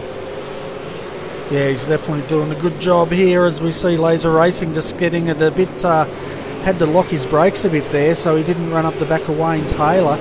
But yeah, David's starting to really get the hang of these V8 cars and doing a good job.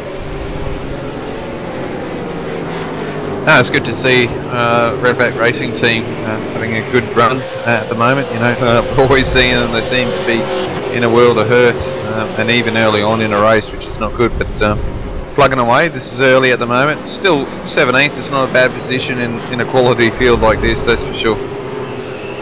That's right, and as we start talking him up, he gets it a bit of a tank slapper going, but he's hung on to it. But that's freed Gary Cousins for Laser Racing. Just got that gap that he needs to try to catch up to Performance Motorsports here in 15th position. Another team doing a great job, and they are trying to get onto the back of HTR1. Now this car, for the viewers that have just joined us, it did actually have a drive-through and it went down a lap, but then after the first safety car they got waved by and got that lap back, and now they're sitting in 14th position. Yeah, good little drive back, isn't it? You lap back and driving the way through, so it's good to see. And now they're starting to close back up onto that 737 TDR car. So a good little battle pack down here. They're all very close, and we've got a couple there. It looks like even Bo Cubis is starting to close back up on Rogers here as well. But it's close, but he's not letting him get away. So a little bit of strategy maybe going on back up the front here. Yeah, and looking at their lap times, Josh Rogers' last lap was a 1:28.976. Bo Cubis did a 1:28.772, and they're 1.1 seconds faster than Brenton Hobson in third for Synergy Sim Racing. Yeah, no, doing a great job, and they're definitely quick, these two, aren't they? So they're doing a great job, and we'll see how they go and see if they can keep pushing forward, because they'll definitely start catching up to a few guys. You know, the only one that's a lap down at the moment is Greg Sharp, but you know, which is an ERA car, would you believe? So having a little bit of drive here tonight, Greg and the boys. So I'll just check who's driving with him, but and that's Adam. So they're just having a little bit of trouble tonight, but look, you can't always get what you did there at Imola, Kenya. So you know, just plugging away there and having a good night. Yeah, well, if a safety car comes out, they will get that lap back. So they really just need to hang on now and make sure they don't drop another lap, and they should be back on the lead lap. But Jeff Gauci here, his car's looking a bit second hand as he holds out Heath Brennan in the 82, and that's the other FSR GT Omega Racing entry. Yes, I did notice that car had a panel missing there on the left hand side, but like we said before, losing some panels on these cars really aren't affecting the cars too much. Maybe a little bit of top end speed, but if you're in the draft, you're not going to lose a lot of speed at all. So you can definitely still drive them. So he's pushing away there, and he's That's probably why the 82 is closing in on him, because he just doesn't have that aero support there. Yeah, and one thing you do need around this track is a good aero package, don't you? Well, really you need a car that's so well balanced that can get through these sweeping corners and hold on to that traction as much as possible. Yeah, that's right. And yeah, just watching there, Heath, having a look at the hairpin. It's a very popular place to overtake, isn't it? The hairpin and this corner here, the very popular places to overtake, probably the easiest places. But no, we'll see how well Heath goes here for a couple of laps, doing a good job. Also one of the admins for AEC, Bernie, so good to see the boys out there having a race instead of worrying about who's doing what on track. They just get out there and drive the cars.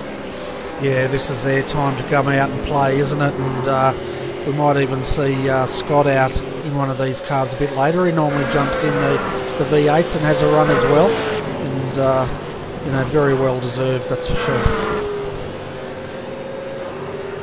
Yeah, certainly, and probably something I need to get back into myself. I haven't been in the race car for ages now. It's been a while, but I'm sure I'll get back in there at some stage. She's got a busy schedule coming up, so nothing I can do in the near future, but we'll see how we go.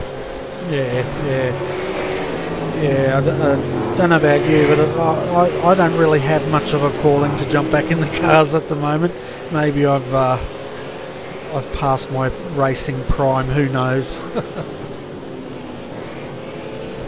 Yeah, I never had a prime start. I've definitely got a finish. I don't think I'm that good of a driver, so I don't think you'd ever see me at the pointy end of a field. But in saying that, I wouldn't mind getting back in there. But there's a little other project that I've got to start on first. Oh, as Heath gets it sideways, which I want to try and do soon, and see if I can get something up, a little side project, and see if we can get that sorted at some stage. And who knows what the future brings. Yeah, that's right. And yeah, so it'll be interesting to see how that little side project goes, and you know, we can talk about a little side project and everyone will be wondering what it is now. Oh, that's alright, they can wait. There's no rush to this side project, so it'll happen when it's ready. So I'll get the viewers all excited and tingly inside. Yeah, I can just hear it now. It's going to be all over Facebook. What's his side project? I have no idea. Anyway, let's get back to the racing and watching Heath here at the moment. He's just backed off a bit, had a little moment there, and he's got to do a little bit more work to get this car up. So doing a great job though, in the top 10, which is pretty awesome stuff to see these boys in the top 10 and doing a great job. And also to see there Warren's worked his way up in the 10, so great job there. Heath has a good look there, and not quite getting it done there, is he? He's just struggling. He just can't seem to get that car around this ERA car at the moment with Jeff driving. So still pushing away, just trying to put the pressure on him. And we've seen a couple of little mistakes there from Jeff locking the brakes a bit, but that generally happens in these V8s. Yeah, you could see there Heath locking his rear brakes as well as they went through that last hairpin, and he managed to recover it, and he's closing in this gap though, and that's what he needs to do. Just keep on putting the pressure on Jeff, hoping he'll make a mistake.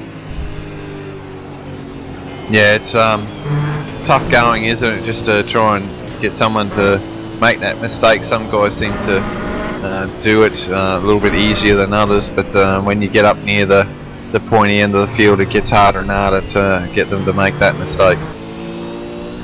Oh, it certainly does, and I tell you what, Donnington is a pretty hard track to pass. There's not many opportunities, and they're coming down in this straight here into that chicane, and I tell you what, you've got to be confident in the way that car handles to make a move through here. Yeah, you certainly do, and we've seen a couple of guys do it, quite an aggressive move, and quite happy enough to do it. Ooh, what's happened here? He just had a little bit of clip. Sorry, I think Heath just had a bit of a slowdown.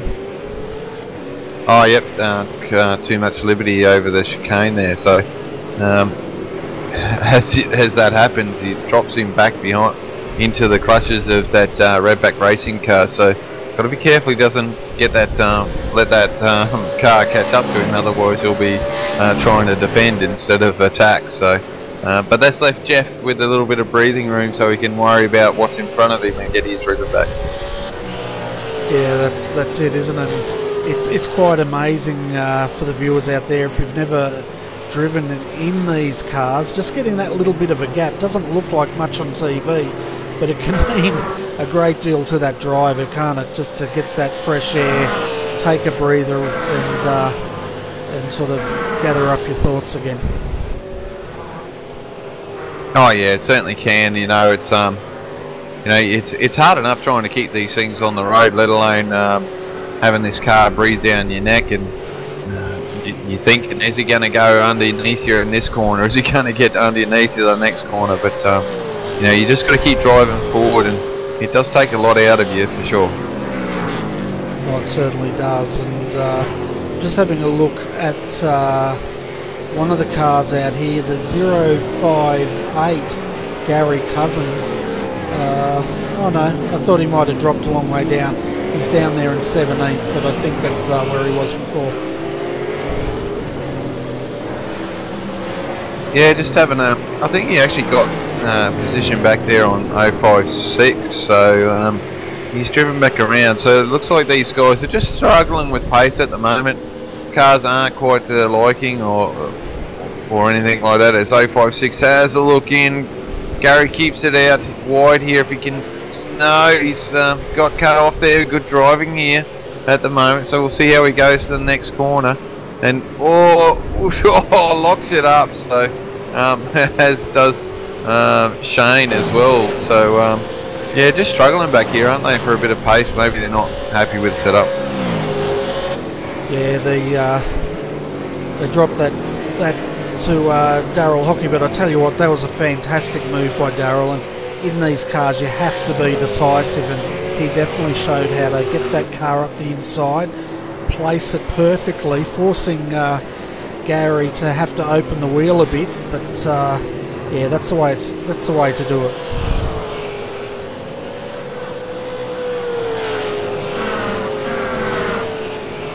Yeah, so the boys are out a bit at the moment. They're close, but they're not that close. Oh, there's Rogers. Is he? Yes, they're in the pits there, Bernie.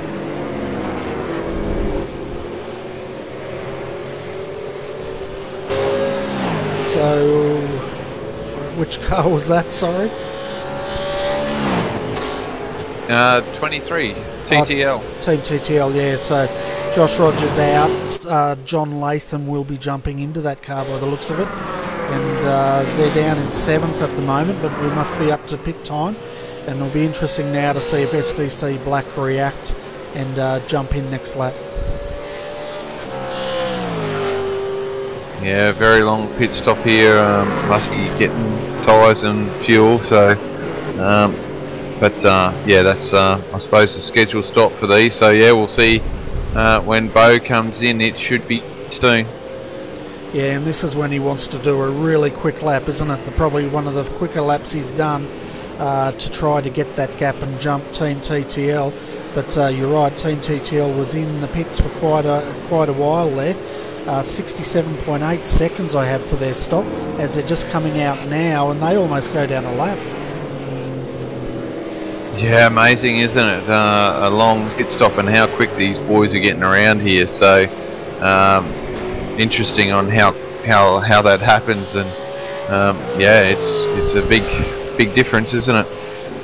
Yeah, looking at a lot of the guys that have stopped, and they're in the 22nd to 42nd range, and that car did a 67-second stop, so that's very slow. Yeah, certainly is. So it'll be interesting when Bo comes in to see if we can compare that. You know, if that's a extended stop, if they've made a mistake coming into the pit lane, well then, you know, there's your extra 15 seconds. Yeah, that's right, and no doubt Paul Gorrell will be getting his helmet on and getting ready to jump into this car as SDC Black now come through to They're on lap 38 here, folks. Well, lap 39 at the moment, and we'll just see how long they stay out for.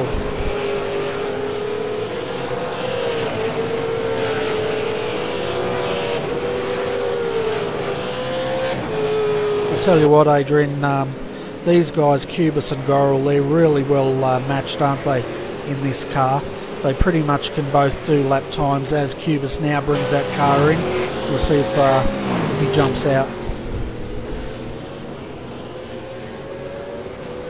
Yeah, they certainly are, and I've sort of quickly come back to this Heath Brenner situation. He's catched back up to Jeff, so he's definitely quicker than Jeff, and it looks like he's dragged the Redback Racing car along for the ride as well. So Warren's definitely got in the toe of Heath Brenner here, and he's closing in as the boys have. Looks like the 26 car was locking up there in the hairpin, and yeah, just struggling at the moment.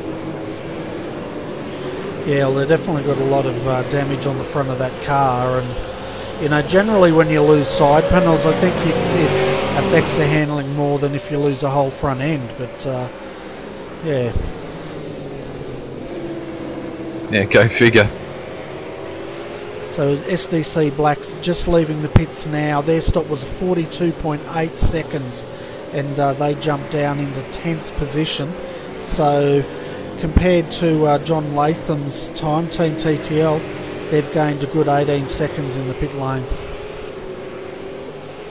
Yeah, so something's happened in that pit stop with the boys. I did notice that there was a little bit of mix-up with them jumping in and out. It was Josh flashed in and Latham flashed in, and it happened another time. So I'm not sure if they had issues actually doing a driver change there or not.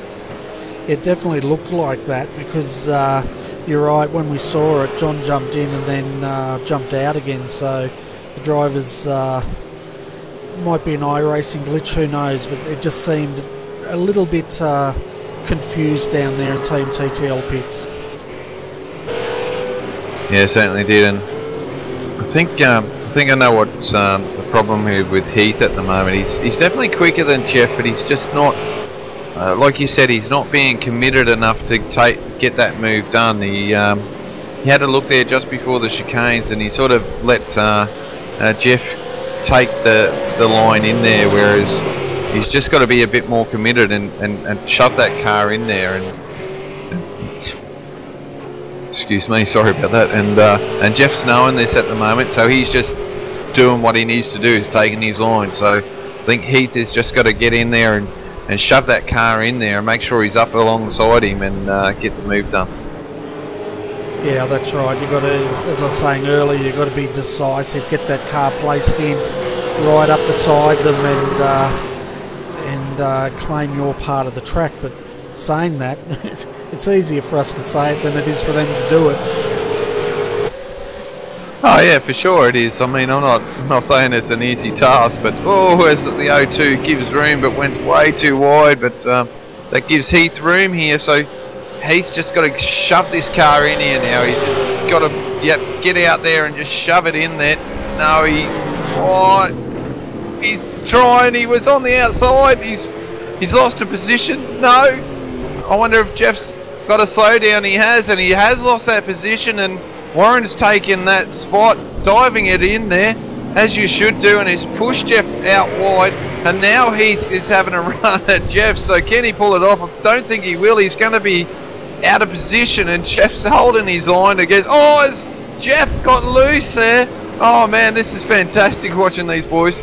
Yeah, it's certainly going off, but I tell you what, Warren was a big beneficiary of that, and that's what I mean by decisive. Did you see the way Warren threw that car in the inside and just took that position back, or took it?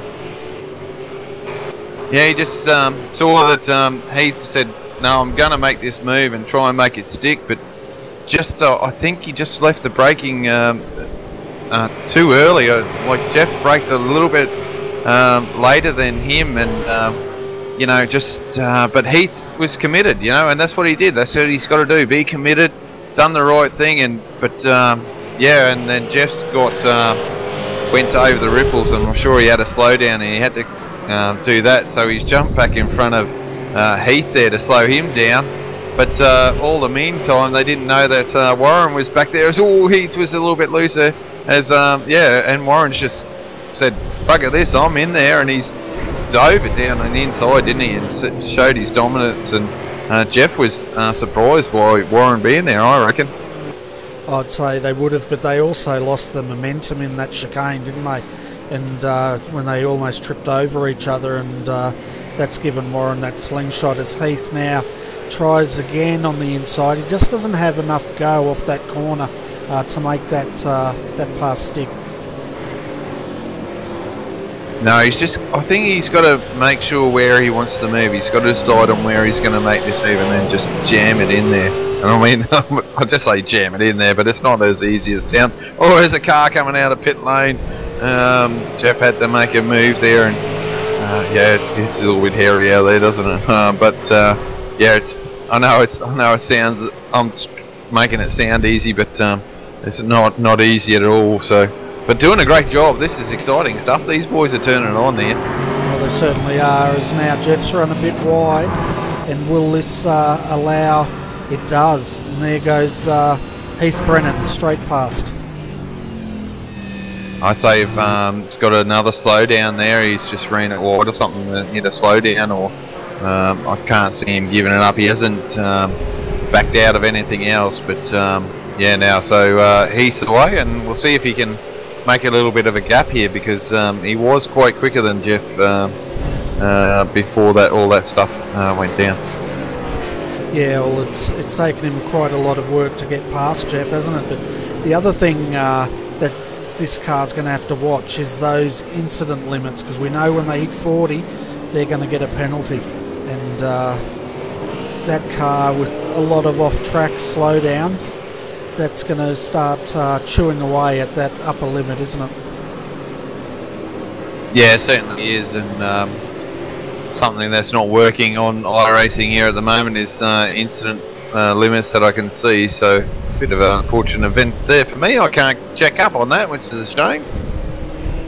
Yeah, well, between you and me and the other people watching, I think we're very lucky tonight that we've actually got a race to broadcast, because earlier on tonight, trying to get on, it looked extremely iffy. Yeah, tell me about it. I was one of those few people that were struggling to get it all sorted. Ended up using a different browser to get on tonight. So yeah, just do one of those weird and wonderful, exciting things. So something a little bit astray there tonight, but better than what we were trying to do on the Tuesday, Bernie. I'm sure. At least we're on here. It didn't take as long to get on for me tonight. Yeah, well, I tell you what, as Simon's getting it all crossed up here, when I was trying to get on, I thought I was having another go at the sensors for a while there, but as Simon Tennant runs it wide, and that's going to allow David Miller to come up on the back of him. Yeah, good. Getting a few different. Oh, Ian Ford's in the car, Bernie. So there's a change of driver there. They're back down in 13th, but he's just made a move on Gary Cousins, so definitely moving his way forward. Yeah, it'll be good now to see what Ian can do in this car, and him and Jake are really well matched here, and we'll see if they can get that car back to the pointy end. Meanwhile, we'll cross back to Nick Housley. He's got some updates for us, folks. Yeah, just a couple of incidents that we had with the number 82 car and the number 444, who had a little bit of contact during the safety car period, so we just got a warning out there to car 444 for their driving there. And then we had another incident with car number 4 and car number 777.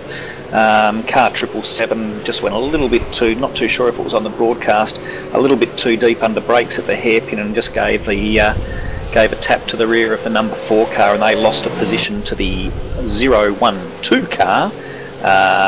Whilst the 444 was at fault for that, there was no penalty issued. And some incidents for you. We've got car number 4, which is the GT Amiga Racing of Scott Connors and Josh Burden, they're on 25. We've got the HTR1 car, the 717, with Simon Tennant and Mark Fee, they're on 26. And we've got the HTR2 car, number 444, with Paul Chatuzzi and Sean Chappell, they're on 23. Okay, thanks, Nick. And what about the number 26? We saw that car getting a few off tracks. Are they well within the incident limit at this stage? The 026, the ERA entry. Yeah, that's the one. Oh, they're doing very well. They're only on 8. Okay, fantastic. We were a bit worried about them when they got those slowdowns, and we wanted to know if they were very high, but they're not, so they're fine. No worries. I'll come back and give you another update later on. Thanks, mate.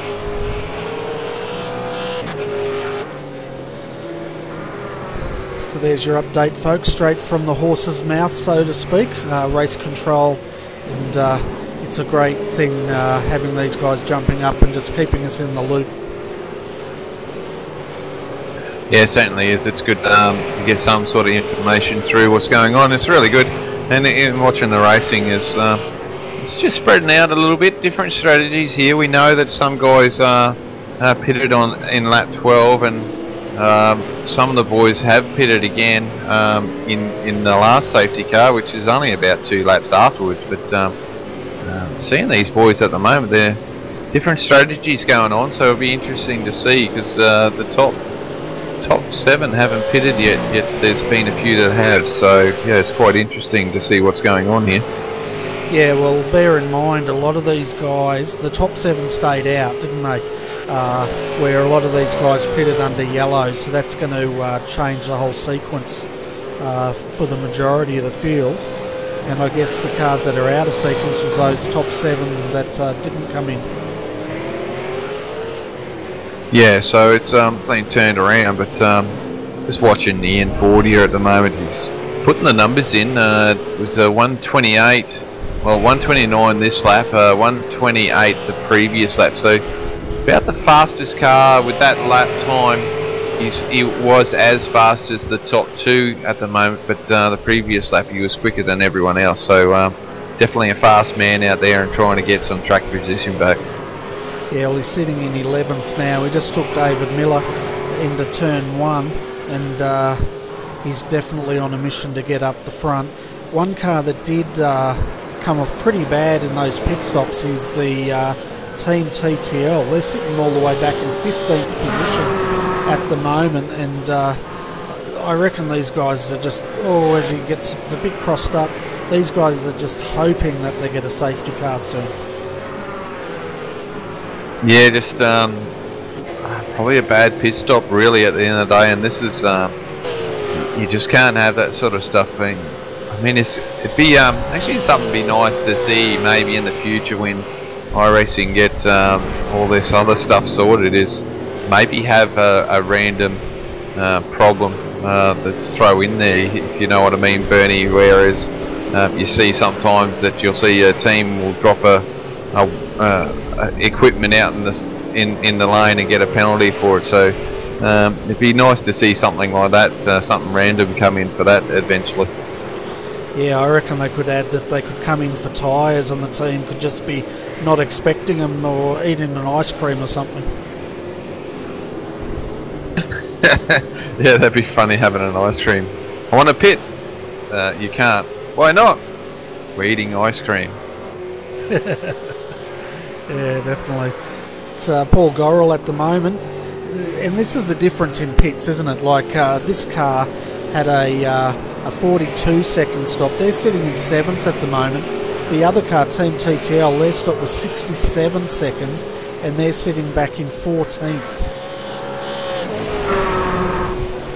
Yeah, and basically Paul's the first car that's pitted since the safety cars, basically. So everyone else in front of him pitted with the safety cars, but he's the first one to, pit since then. So technically your race leader, I reckon there.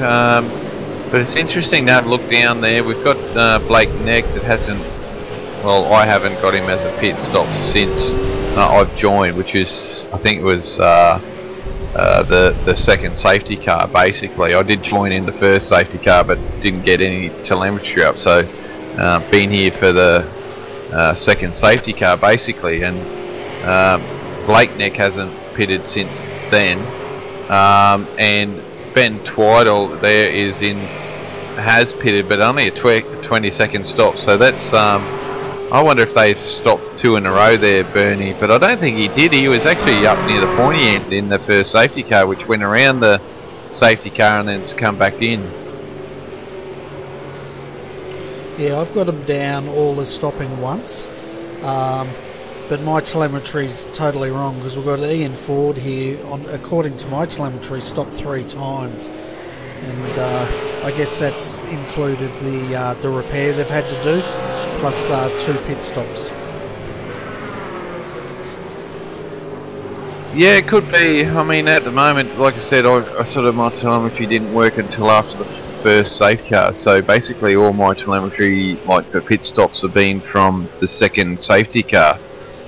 So basically anyone that's pitted, as we do have guys pitting now, it's like Michael Schreier's in, Michael Hammond's in, so it's time for the second group of guys to pit, and we'll see how well they go. But that means Paul Grohl is going to overtake him now, so he's moved up now into 5th, so just goes to show how this will change throughout the race. Well, that's right, and we can expect now that these guys are pitting, the majority of the field will start to pit as well, because the last time they all came in was at that safety car, and as I said, we had probably 2/3 of the field take advantage of that, and we've had smooth running ever since, really. Yeah, that's right, and the other thing too is, like, with these safety cars, when do they come out? You know, can you gain track position? Will you lose track position? So you just got to try and stick to a strategy and then play from there, and make sure it's adjustable. But yeah, it's this beauty about this racing. You're not 100% certain what's going to happen, so it's good to see and fantastic to watch. Well, it certainly is, and at the moment, the number 4 car, FSR GT Omega's leading, and they've got quite a big lead, 39 seconds, but they will have to stop. The next car up, FSR GT Omega Racing, the number 82, sitting in second, but they're coming into the pits now, and Warren Pickering stays out.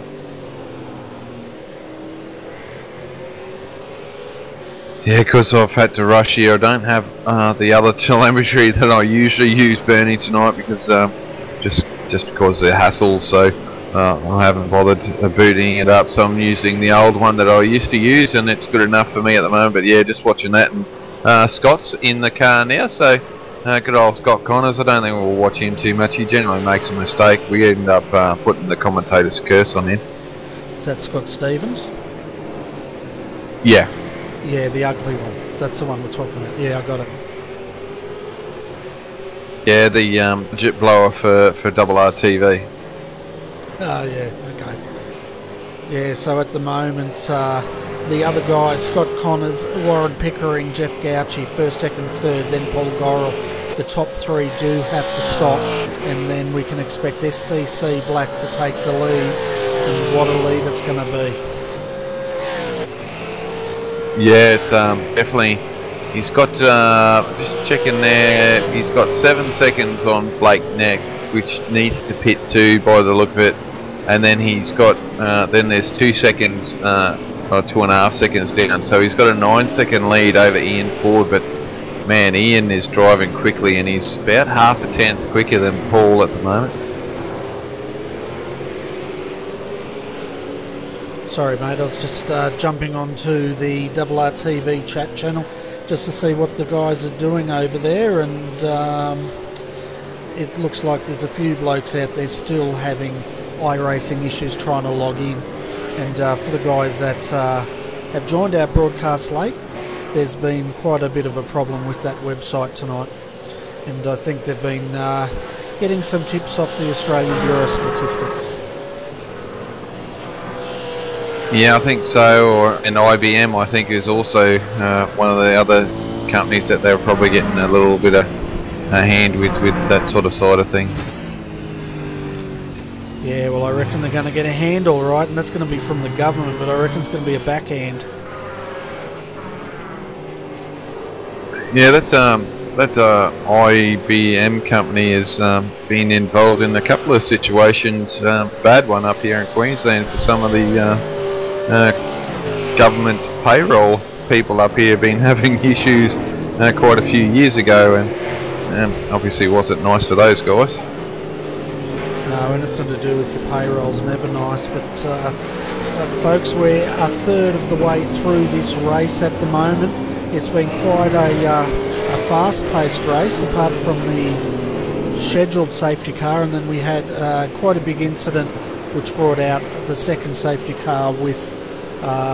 they only really completed one, maybe 2 laps before that came out. It was quite a nasty incident. But at the moment, Jeff Gauci is leading this race, but he's due to stop, and Paul Gorrell is right behind him. He will take the lead of this race once Jeff stops.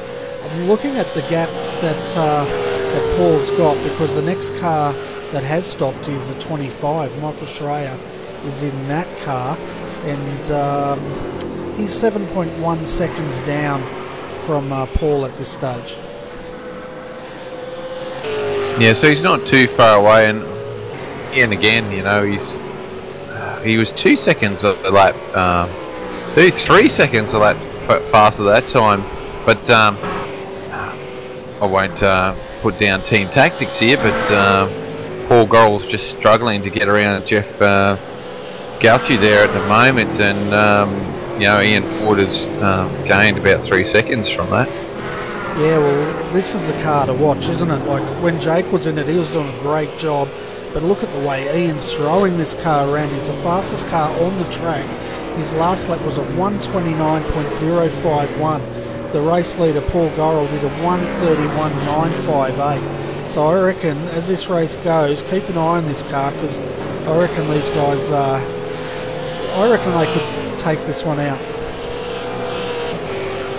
Yeah, it's definitely quick. But once again, I don't think we've got any questions on how quick Ian is. We're not saying Jake's not quick. He definitely can motor a car, and he can be decisive and throw that car into positions where some guys are a bit tentative to do, so he can get positions back for sure. But Ian's just on that next level up, isn't he? He can. It's like a Jamie Whincup and Paul Dumbrell, isn't it? Top class drivers, but old Ian Ford here is the Whincup of the racing here, and can really push that car and get the job done. Oh, he definitely can, but I reckon Jake and Ian are very well matched team, and they both do a fantastic job, and they get the results, and that's what counts at the end of the day. Well, you know, having that number one on that car obviously goes to show how good these drivers are, and you've got to always be up near the top there and try and keep that number one on there. And I think the toughest is to keep the one on there, isn't it? It's not so much getting it, it's keeping it on the car. So the boys are definitely can show their mettle here and try and hang on to that number one car.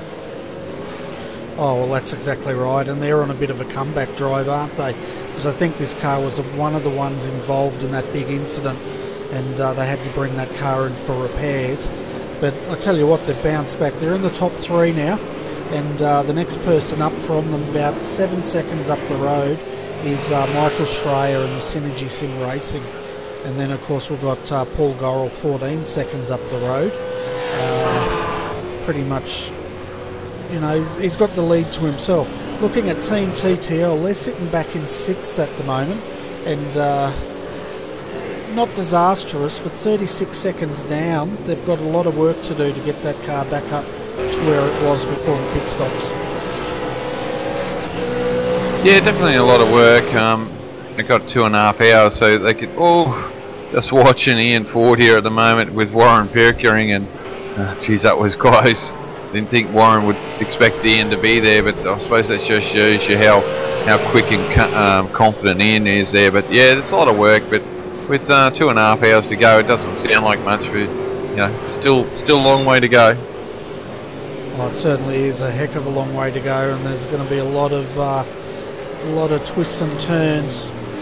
Well, that's a metaphor, of course, because there's always twists and turns in a car race, but ups and downs, let's put it that way.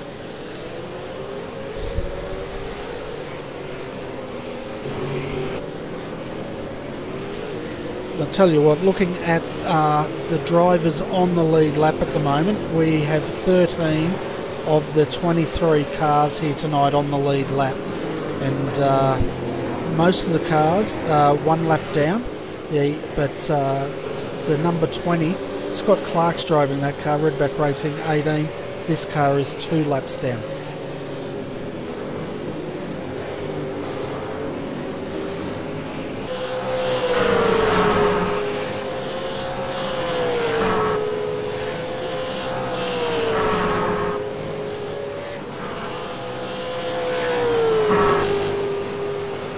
Yeah, something happened to that 20 car. I mean, he was doing alright.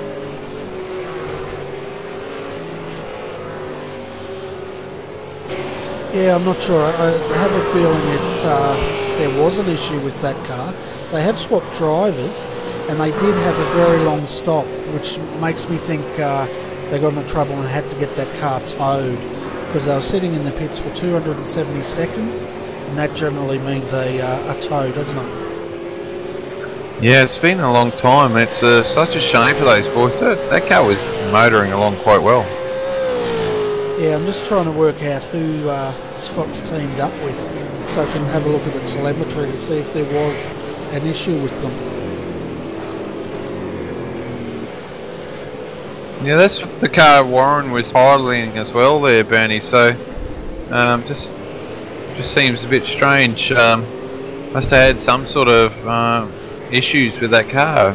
That car was definitely a well-positioned car. Yeah, I'm just having a look at a replay. There was an issue on lap 51, and yeah, he's just pulled that car up pretty much. It looks like they've had some sort of failure, and they've pulled it up just coming onto the out of the last corner, and it's just parked basically. So yeah, something catastrophic's happened to that car. Yeah, so back on lap 51 when Warren got out of the car and Scott's in the car, so that's their pit service. So we've got service on lap 51.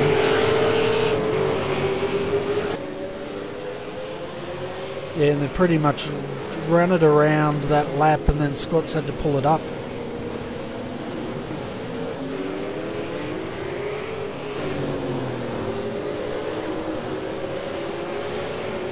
Tell you what, it's a domination here at the moment for Paul Gorrell. That pit strategy's definitely played for them. Their lap time, last one was a 1:29.593. We'll see what this one is, and then we'll check the gaps. A 1:29.699. We can see now Michael Schreier just coming along. He's 7.7 seconds down, so that gap is increasing. And now Ian Ford in third. Let's have a look at what that gap is.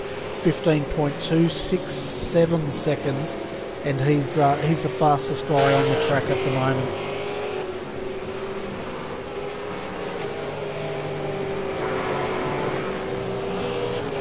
Looks like we do have Jake in the green room, so we might bring him up and have a bit of a chat with him.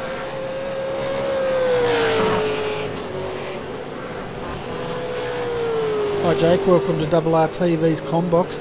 Tell you what, you guys are on the comeback, and correct me if I'm wrong, but I think you're involved in that incident that brought out the safety car. Yeah, hey guys, yeah Bernie, I had to avoid, the cars were going everywhere at the start. We pitted under that first initial safety car to see what we could do with a bit more fuel and try and stretch our strategy and leave it a bit open for later on. And then yeah, there was cars coming across the track. I had nowhere to go, and then Jeff was trying to avoid. I think it was Borg or one of the Angry Birds cars that hit the standing still car in the middle of the track really hard. And he went right, and then I just had to take to the grass. And then I seen the wall coming up, so I spun it and put us at the back of the field. And yeah, it was tough from there on out. Had to work our way all the way up and get us into a position to sort of fight. Where 40 is now, he's doing an awesome job punching out these lap times, and he's just doing a world-class job as per usual. Oh, certainly is. He's the fastest guy on track. He's closing him down. 14 seconds is the gap to the lead, and I called it earlier. I reckon this car, you guys are a big chance of taking this race out. But looking at that incident, you're probably pretty lucky you did spin it, because poor Jeff got clouded up the backside by David Baxter, so much that he actually lifted Jeff's car right off the ground. Yeah, there was just cars going everywhere. It's really hard, especially being in the car. You make that split decision of where you want to go, and I was already sort of going to go around Jeff, and then I seen him avoid a little bit more to the right, and then yeah, that's when I just went for the grass, because I thought that's the best option. And then there's no grip out there. I sort of figured out going from a racetrack to a slippery grass surface, especially here in Donnington, and most of it was raining before we even came here, knowing the British weather, so it was very slippery out there. Just went around and was lucky to keep it off the fence and not put it back out on the track in front of everyone else. But yeah, it was unlucky, and just finding our way back through. The car is actually really good, surprisingly. We've been still just trying to get our head around the car. You think we'd have it by now, but we still don't, and we're getting there and working our way at it. Me and 40 are doing a good job at the moment, as per usual. Yeah, and what's it like driving a V8 supercar around Donnington, and what sort of a car do you need to be competitive here? You need a lot of stability, that's what I find. Obviously, I drive the Kia a lot as well, so that's more suited to this type of a racetrack. But you definitely need the rear stability and a lot of point. It's a lot of point, especially through the faster stuff. You don't want to have understeer. You can lose a lot of time there, so especially down through turns 2, 3, 4, you want to have a lot of point there. And then you also want a little bit of stability. We're struggling with that at the moment, but we're getting there, trying to find that. But that's what you need. A stable car around here is really nice. Especially there's a lot of undulations and bumps that you don't want the car to really start to bounce around, and we're figuring that out. We're getting there, and that's where it's actually quite a nice car to drive. Quali pace, it wasn't right there, because I think we had a different suspension settings for more of a race car, and race car wise it's brilliant to drive. Yeah, well, it's definitely showing its pace, and I guess having a car that points well, as you said, helps you through all those really fast sweeping corners as well. Yeah, and it helps also to have stability in it in the rear, because then we can get on the power early, and that's where we can maximise our speed down the straights. There's not a lot of them, so we want to make sure that we can get to that speed, that limit, as quickly as possible. And even when the tyres were dying off, we still had that rear grip, so that was good to have. And in the longer stages and the longer runs that we will be trying to stretch out later on, we'll see. It all comes down to when these pace cars and safety cars come out, depending on how that will mix up the strategy. But there's guys out in front, 40's trying, but they've still got Australia for SSR and SDC Black obviously doing a marvellous job out in front. Yeah, they definitely are. And what's your feelings about this new wave buy that Race Control's brought in?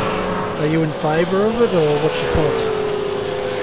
I don't mind it, honestly. With this league, it's always been fun. It's a great league to be a part of. Obviously, I was running in the Tuesday night before it went to Friday that we have at the moment, and it was awesome to be a part of. The way they ran it was brilliant, and the wave around just gives everyone who has a mistake or gets involved in those early incidents a way to come back into it, which is always good. You want to have more people to fight, especially coming in the later rounds and the later race, like the later parts of the race. You don't want to be battling with 3 or 4 cars up in front, and if a couple of cars are damaged in those 3 or 4, it sort of makes it a bit boring, as you'd say, having 1 or 2 cars maybe skip away, and that's about it. So it's always good to bring more cars back on that lead lap, to get a big bunch of field back together, and even if you make a mistake early on, you can still bounce back. So it's good to have that a little bit in there, and a little bit of reassurance that you can still have a good race and a good fun time, which is what it's all about. Yeah, that's exactly what it's about, and it also makes it more entertaining for the viewers that tune into these broadcasts, and we're here to entertain them as well, so it's really, really good. But before we let you go, Jake, do you want to give a shout out to your sponsors? Yeah, we'll give them a shout out right now. It may take about half an hour, but we'll get through them. Obviously, Logitech on the car today doing an awesome job behind the scenes. MPMS, MS Limited Edition, Maverick Welding, GTI, Joel Rule Timing, and also Sim Racing Teams. Fantastic. You're getting that so well rehearsed, or you've got a big list in front of you that you're reading through? I think I'm just getting used to reading them all out. It's no list, just memorising them. I've got to remember I paint all the cars, so getting used to putting all the sponsors on the cars, you just add another one and another one every week. It's all good. Fantastic.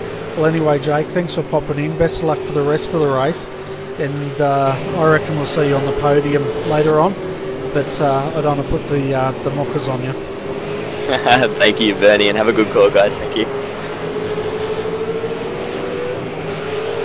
While we were doing that interview, I noticed Team TTL, Adrian, they're missing that the whole front end of that car. I haven't checked that car at the moment.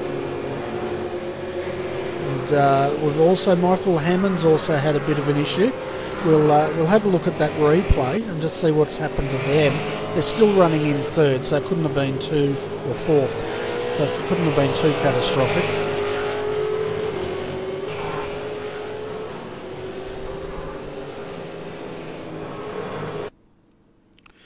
Well, I tell you what, he's had a huge lose coming down the sweeper here, but to his credit, he's holding on to it.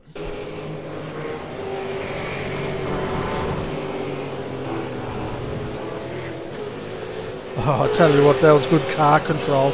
I've not seen a car leave the track at that speed and actually get gathered up again and rejoin the track in one piece.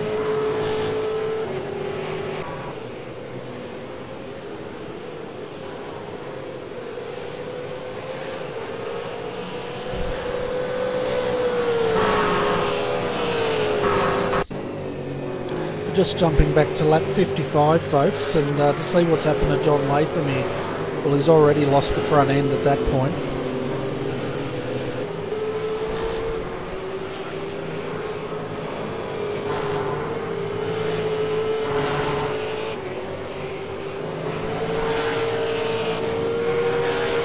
Yeah, there's no off tracks for him, so I'm not sure what's happened there. I'm assuming he's had some sort of contact with someone out there. Alright, Benny, I might investigate and see how far back that is. Yeah, well, lap 55, he still had the front end off that car, so it's happened quite a while ago. Okay, folks, here are your top 5 as they stand.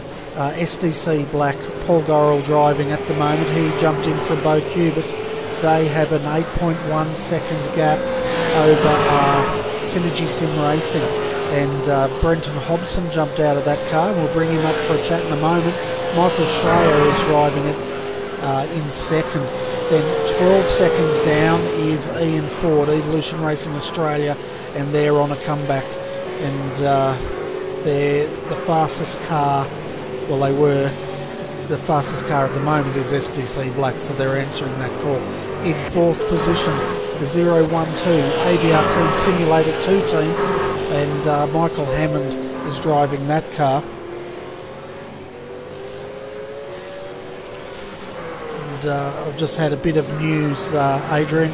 Apparently, John Latham had an incident at lap 55 in the second last corner.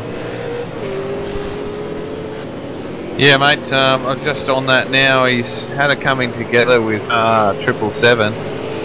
Tapped him as they were coming out of the hairpin, and obviously the 777's got loose, and he's got loose and obviously turned in into 23 there, and 23 had nowhere to go and drove into him, and that's why it's mainly left-hand damage there, and the bonnet just popped off, would you believe?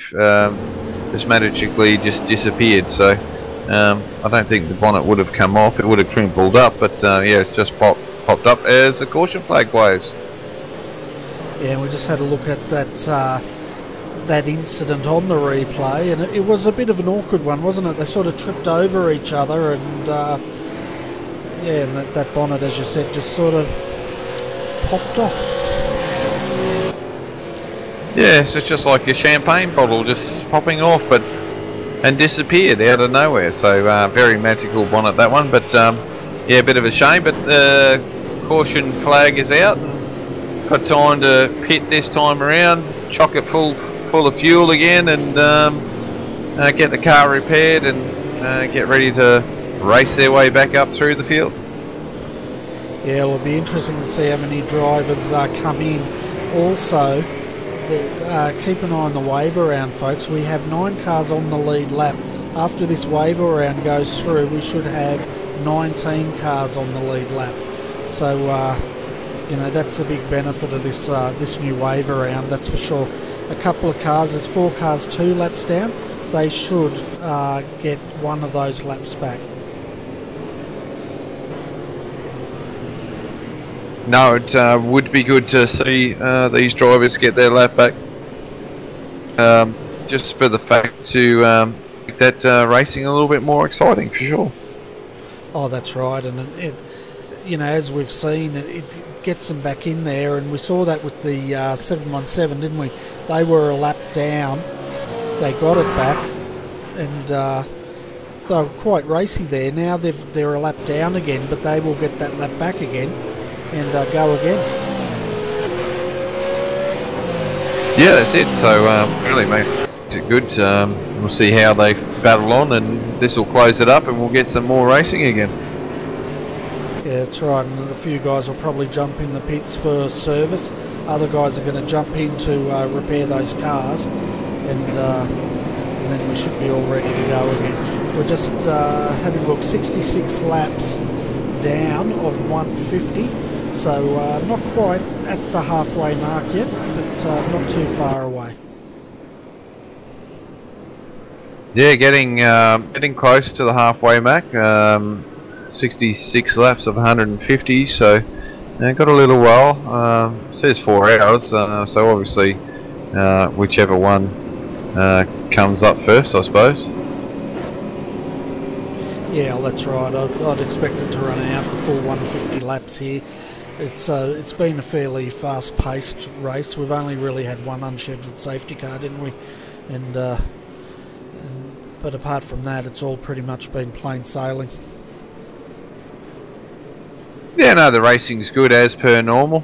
It has sped out a little bit, but you know, with endurance racing, you know well as I do, Bernie, that we cover that off a fair bit, and it gets to those points where it does get drawn out unless we do get a safety car, and then it gets all exciting again, and we have a bit more entertainment back on. But I think this is all about endurance racing. It does get a bit quiet throughout the middle stages, but once we get to that pointy end of the race, it really gets exciting again, and on the edge of your seat sort of racing.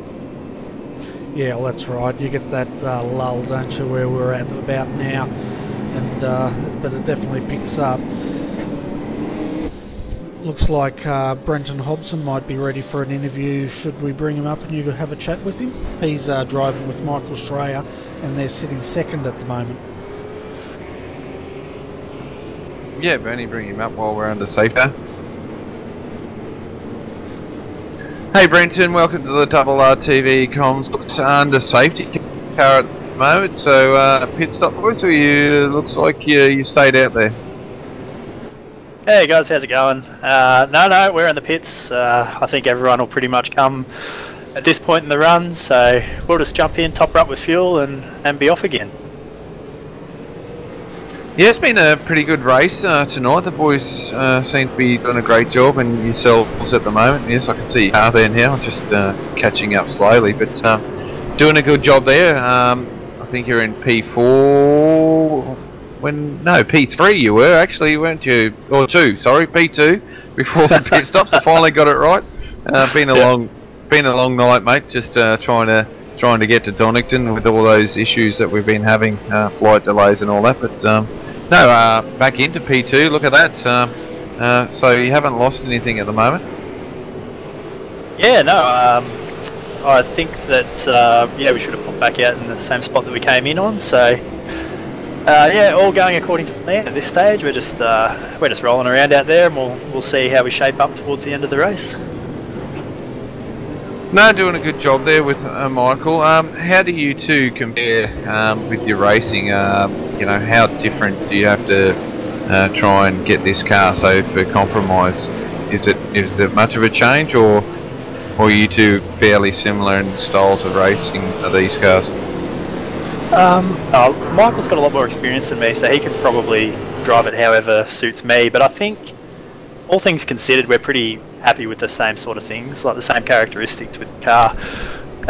Usually we just plug away, throw a few things at the car, see what works, what doesn't, and we tend to agree most of the time on everything anyway, so you know, we don't have any dramas most of the time. Run the same bar settings and brake bias and all that sort of stuff, so yeah, we're kind of fortunate. I think that most of us guys tend to be the same in the team, really. We all sort of run the same things and like and dislike the same characteristics, so we're a bit lucky in that sense, and makes it easy for us when it comes time to race in these endurance style races, that we can all just jump in the same car and be happy with it. So yeah, as far as how we compare, Michael tends to be a little bit quicker than me most of the time based on his experience. He's been doing this for a lot longer than I have, and he tends to be the more consistent driver of the two of us, but he's struggling a little bit tonight. He's actually got a bit of a sticking brake, so he's just hanging in there as best he can, and he's just going to get as far as he can and then hand the car back over to me. Yeah, so how do you guys separate your driver pairings? Do you do it every hour just to give yourselves a break, or is Michael going to stick in here for a double stint and you jump in for the last one? Yeah, well, I think in this race, Michael will probably just do another fuel run here and then come in. He should have met his minimum requirement by then, so we don't really plan it, to be honest. We just sort of turn up and see who wants to get in first and then get out when we feel like it. We don't probably plan it as much as it might seem like we do. Most of the time it just sort of depends on what we feel like at the time. So in tonight's race, yeah, I started and I'll finish will be the plan probably, but we're evenly matched, so most of the time we find our pace is very similar, so it's kind of good in that sense, because we can just roll with the punches really, and as long as we meet our minimum participation, it doesn't matter who's in the car. Yeah, cool. No, it's good to see that you guys are out there for the enjoyment and trying to get what you need to get done, which is really good. And I'll tell you what, this series is probably one of the good ones that I've actually been watching. I haven't done a lot of V8s in the past, but watching this series, it's actually not a bad little series, this one. Yeah, I agree completely. This is only the second time we've run in this series. We did the race at Spa there a couple of weeks ago, and that was our first ever run in this series. So, you know, we've found it just to be a bit of fun, really. We're not taking it too seriously. We just come in and enjoy ourselves. We're not overly prepared for the races. We just sort of jump out there and just see how we stack up. We're not here to win the championship or anything like that. We're just here to mix it up with the guys and hope for a bit of a good race, a good battle.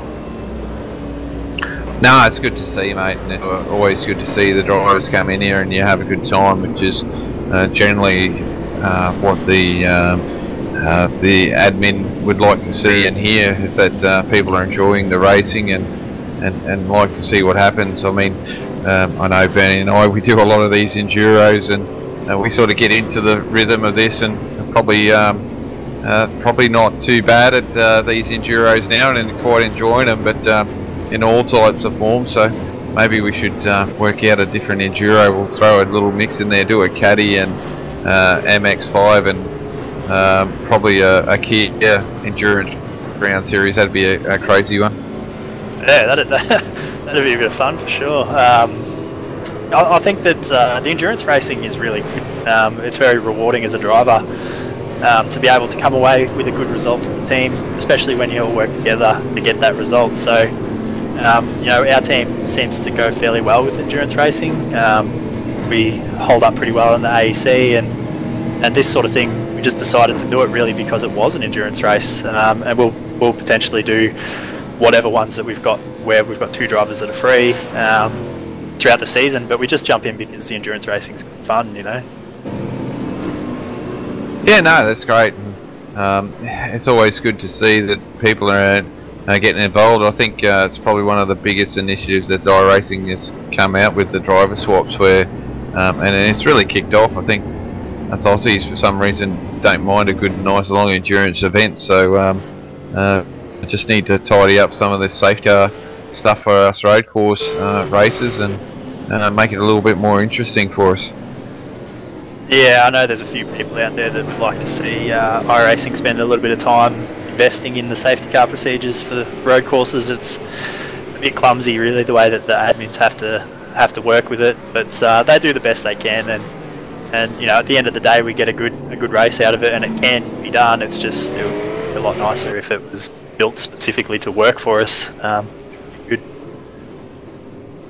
Yeah, I suppose it's just one of those things. It's just more information. It's not an easy job. I suppose we can be critical sometimes, but I know it's a task that it'll take some time. But obviously, it's getting to that point where iRacing's going to have to start doing something just to make it easier for these guys to host it, because it does come out to be a long, drawn out process, and those races, I think you get a little bit frustrated with the system, but it's good to see that the guys are working on it to try and make it fair for everyone, and I suppose that's the big task, but makes it a little bit more work for them, doesn't it?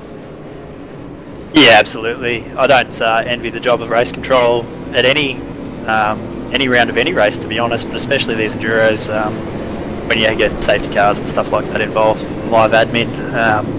I'm sure that iRacing will work on it at some point, but as is the case with anything in iRacing, it's always that soon o'clock.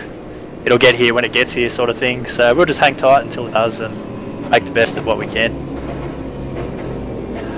Yeah, no worries, mate. Well, Brent, we'll let you go. The lights are out. We'll get back to your driver, and we can do a quick update as well. So, mate, quick shout out there if you got one, and we'll see you soon. Yeah, thanks, guys. Shout out to Michael, obviously, for doing some laps with me tonight, and also to Dave Oliver, who's been giving us a hand with the pit strategy, which is always nice when we don't have to think too much about it. And quick shout out to Eaton, obviously, they're the ones on the car tonight, so quick shout out for them for supporting us throughout the season. Always appreciate backing from the sponsors, and a quick shout out for you guys as well. Thanks for covering the series. Fantastic. We're going green very shortly, folks, but before we do, just cross over to Nick Hassler for some race updates. Yeah, thanks, Bernie. Just don't know if you just noticed that actually Mike Hammond just dropped on the server under the safety car there. I noticed he's come back in, but not too sure if he'll be staying on the lead lap, so that's a bit of a blow for the ABR Simulator 2 car, who were up there well inside the top 5. Yeah, just give you some incident updates in a sec if you want. Yeah, definitely. It's all yours, mate. Okay, well, we've got TTL. They're up at 30 now, so they've got to be pretty careful. We've got the HTRT 2 car 444 on 29, the 717 HTR1 car on 32. And also the number 91 raceonoz.com car is on 32 as well, so a couple there getting pretty close. I think the exciting thing that most of the teams will be working out now, just before we go green quickly, is how many laps they're going to run and when to make that all important last stop. I'll let you get back to the race. Thanks, Nick. So we're green again here at Donnington on lap 70. We've got Paul Gorrell on the outside and Michael Schreier on the inside. Then comes Josh Burden, Ian Ford. Keep a close eye on him. Rounding out your 5's Luke Harvey. I tell you what, Adrian, Paul Gorrell in SDC Black, they did not pit. Yeah, so they didn't pit under safety car here, so they're just going to run to their pit strategy here at the moment. So old tyres, and they're going to find it hard trying to hold off a nice fresh set of tyres here from Michael Schreier, so it's going to be interesting. Yeah, well, I reckon that wave by caught him out. I reckon they were going for track position, thinking all these guys are going to be buried in the field with cars in between them, you know, laps down, but this wave by has cleansed the field, closed them all up into their rightful position, and must be said, SDC Black could be a sitting duck out here. Yeah, they're going to have older tyres here, and it's definitely going to show in pace. We do see a drop off pace as the tyres are getting older. They might be dropping fuel, but the tyres are definitely the ones that are letting go. And if they can't keep the pace up now, they're going to struggle for sure. And someone's going to make a dive here, so we're going to have to keep an eye on this because someone might get impatient. And it's brought Ian Ford up, hasn't it? He's been racing pretty hard, and now he's been given that free kick up there to be close on to this battle as well. Oh yeah, we know if you give Ian Ford a free kick, you better watch out because he's going to use it, and you can just see that Logitech ERA car starting to close in. This is the opportunity for him to get this lead. Yeah, he might be just sitting back and getting the temperatures up there. He's just hanging on there at the moment, just waiting to see if Michael can do something here at the moment. But look, I'd give him a couple of more laps, and if something isn't happening, he'll want to start pushing towards the front for sure. Oh yeah, he'll make something happen if it's not happening, that's for sure. But we're riding on board now with Ian Ford, folks, and we might do a lap around Donnington with Ian. And if you like the sound of your V8s, crank it up, folks. We're going to be quiet here for a lap, just so you can enjoy the sounds.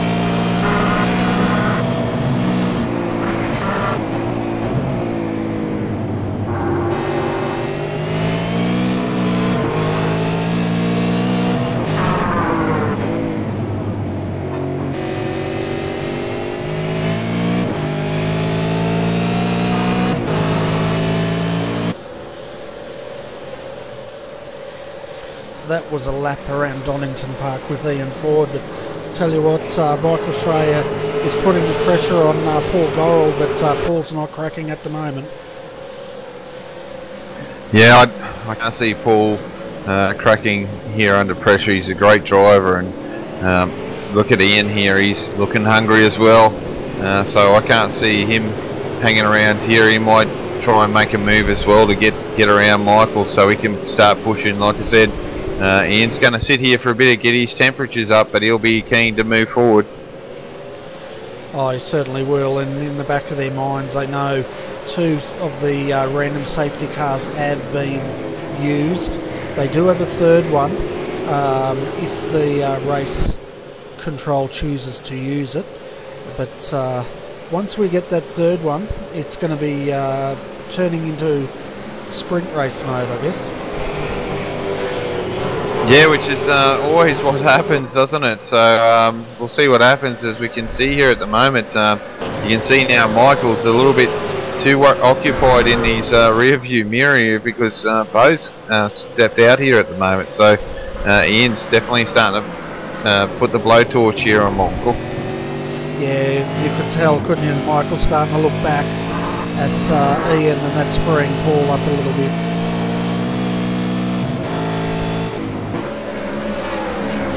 Just try and get your rhythm. It's so hard, isn't it? You want to move forward. You know you're quicker than the guy in front, but then you're getting held up by him, and then the guy behind you is getting quicker. So Ian's having a look down there, showing his nose, showing his intention. He's in the mood to move. He doesn't want to be sitting behind Michael here at the moment. Well, while he's sitting there, this is bringing Josh Burden into the mix, and he's got to be careful here because we know Josh isn't shy at showing his nose either. And we've got a good battle pack here of the top four.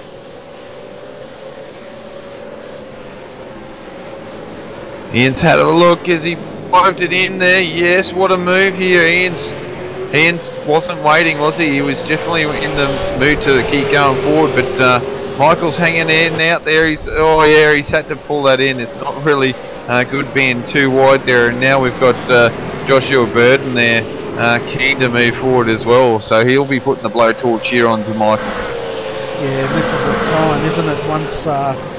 Once Michael's looking a little bit vulnerable, you have to attack quickly, because if you don't, they get used to having you behind them, and they get used to where you're going to try to pass, and you end up just sort of holding station. Yeah, that's right. So Ian's through, and he's going to make his way towards Paul here and see if he can take this lead away and push that ERA car up towards to get a decent sized gap and put hurt to these guys, you could say. Yeah, well, that's it. They need to get up to Paul. They need to put the pressure on him because he's on old tyres, and if they can push that car, those tyres over the edge, it's going to be extremely costly to STC Black. But I tell you what, look who's in 5th position. Our good old mate Scotty Stevens here. He's got his hands full though. He's got John Latham from Team TTL right behind him. Now look at that car. It's all repaired, but I don't know about you, Bernie, but you might have graphics on there. All I got is a white car, and I'll tell you what, that white looks really dirty on my screen. Yeah, we've only got white on the broadcast as well, and it definitely looks dirty. The reason may be is they haven't updated the team paints on trading paints, but now John Latham's on the outside, Scott on the inside. John's going to do this. Yeah, solid, strong move there by John, wasn't it? He wasn't taking any prisoners there as Scott goes back one, and now he's got Luke Harvey behind him in the other ERA car there as well. So this car's starting to move forward again after it's been repaired. Yeah, that's right, and he's putting the hammer down. He's just looking at where he can make this move. I wouldn't be surprised if he throws it up the inside into this hairpin. Let's see if he does. Just not quite close enough yet, but he's definitely sizing Scott up. Yeah, he's just going to see where Scott goes and get a read of his driving here and try and figure out how he's going to do this. Always John locks it up going into the last corner there, and it closes Scott back up to him. So just a small mistake there, and it amazes how much you lose that gap that you build up. Yeah, it doesn't take much, does it? While that battle's unfolding, looking back up the front, he's getting a bit of a gap now, 0.7 of a second at the line, and he's hanging on. So those tyres may not be as bad as what we thought they might have been. Ian's in second, but look at all the dirt coming onto the track up here. Yeah, it's must be that dynamic track they've worked on here, isn't it? We noticed that in some of the other races. If you keep running over, they're moving the dirt. So good little thing there. It shows a big change in there. But look, I can't see Ian being stuck behind there. He has closed the gap up a bit here to Bo. So he's going to be hounding him here in the next lap or so. Oh yeah, for sure. He's got the tyres. He's got the car, and I guess he's got the gumption and the hunger to lead this race. Oh yeah, for sure. You know, Ian's doesn't take any prisoners, does he?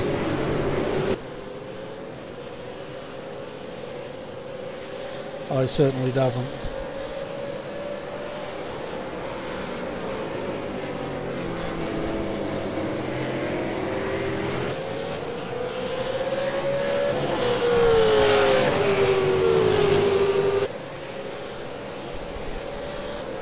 Just trying to have a look at the telemetry while I was busy having a look at the comments on our forum. Paul Gorrell has brought that car in for his service, so this is going to be very costly for this team because they didn't stop under yellow. They have to stop you know, while all the cars are doing 130 kilometres an hour through the corners. Yeah, so it's going to drop him back, and depending on how long he's in the pit lane, can be a quite costly stop for them. So you're right there, but you never know. With the other safety car, could help them back later on. So it's going to be interesting as Ian Ford's throwing that Holden around the chicane and trying to break the link with Michael Schreier at the moment. Yeah, well, SDC Black's back out now, and they were in for 44.8 seconds. It's dropped them all the way down to 17ths. Yeah, so a little bit of work, but you know, that car's quick, so he'll make headway there. And we're just 2 laps over the halfway mark now, folks. So 78 laps down, and 73 laps to the finish. 72. Yeah, about 72 laps to go, so definitely over halfway. So winding down, see how well they go, but man, is Ian Ford quicker? 129 flat just about, and had a 4-second break there on Michael. So that draft is just keeping Michael in, but geez, once he gets out there a little bit further, Bernie, I can see Ian skip away here. Yeah, he's definitely starting to, isn't he? You can see that gap now is out to 0.8 of a second, but they've both, him and Michael, have dropped Josh Burton. That gap's down. Well, he's out 2.3 seconds from the lead, and they've also got John Latham 5.3 seconds down from the lead.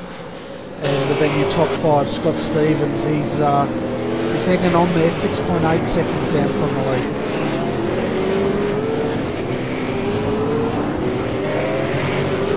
Yeah, and he's got Luke Harvey attacking him, but I don't think Luke's doing a lot of attacking here. He's just settled in and finding it hard to get around Scott, so I can't see this changing much unless Scott's a mistake. Yeah, well, Scott's quite comfortable now where he is, and that's going to make Luke's job a lot harder to get past him. Looking at their lap times, Scott was 1/10 of a second faster than Luke. Doesn't sound like much, but that's quite a bit of track gain there. Yeah, it's one of those things. It's, you know, it ebbs and flows. So we'll see how it goes. But yeah, it does. 0.1 is a gain in no uncertain terms. Yeah, and the 20 with Scott Clark has just come back out of the pits, but there's a good battle going on down here at the moment between Jonathan Ben and Sean Chappell.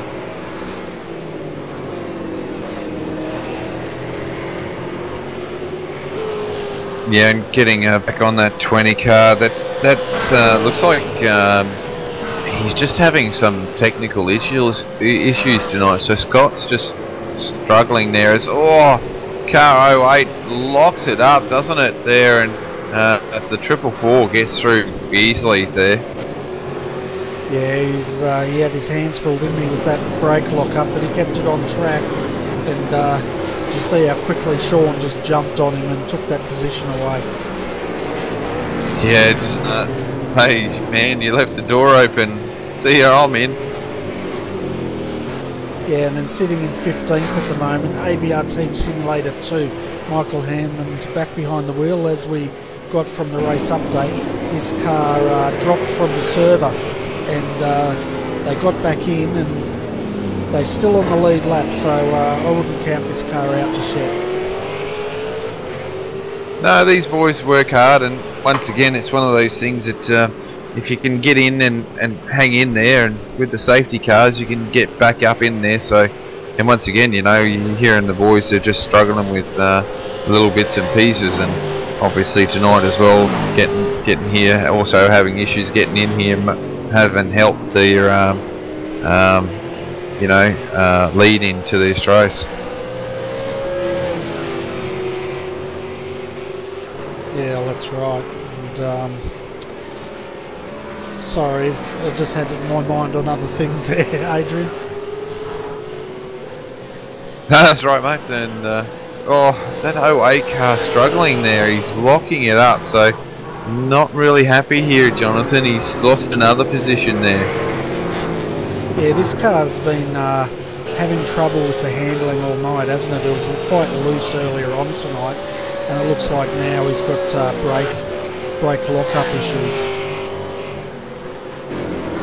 Yeah, just struggling a little bit, so yeah, definitely locking that brake up a lot, so might have to just try and readjust his brake bias there, get some more rear brake in that to try and get that thing wooed up as the fuel burns. We've got to put more brake to the rear. Yeah, that's right. They have to adjust it, don't they? As you said, as the fuel burns off. The other thing I think he's doing is he's getting on the gas a bit too aggressively there, which is making that car step out a bit. Yeah, I mean it's still pretty easy to light these things up, isn't it? It's not like they're the best things since sliced bread to drive. They still are get touchy. There's a lot of horsepower getting dumped to those rear wheels. So oh yeah, I can see there getting out of the corner. It's not really stable at the moment, is it? It can't get the power out of those corners. No, it's just jumping loose as soon as he puts the power down. And you're dead right, these cars, they look great on track, but if you ever get to drive one, I'll tell you what, they're probably the most difficult car on the iRacing service to drive. Yeah, they certainly are, but I'll tell you what though, mate, they've definitely improved it since the last update, and it's made it a better car to drive, and you know, it's awesome to jump in there, and geez, they sound freaking fantastic too. Well, they certainly do, and I tell you what, John Latham now, he's right on the bumper of Josh Burden here, and we've had a lose up front. I'm just trying to see who that was. I think it might have been one of the Redback cars. Yeah, it is, Bernie. It's one of the Redback cars. So, yeah, John Latham here is hounding the back of Joshua's car. So, just struggling here at the moment tonight, Joshua Burden. Yeah, he's definitely got his hands full now, though, hasn't he? As John's trying to get that car back. We saw that car, you know, way back in the field earlier tonight after qualifying in pole position and leading for the first 25 laps, but finally he's got that car back up here and he wants to close that gap to Ian Ford and Michael Schreier. Oh, it's Josh at loose coming out of there. So he's definitely trying to push his car forward too, and just struggling with the grip and that as well. Yeah, you can just see it stepping out, can't you? And you know, to someone like John, if he can see that car stepping out like that, that's just going to make him even hungrier, isn't it? Oh yeah, it certainly will, Bernie. You just see your car's wounded, isn't it, and losing blood there, so he'll be keen to try and find a way around, but Josh is so hard to get around too, isn't he? Oh, he certainly is.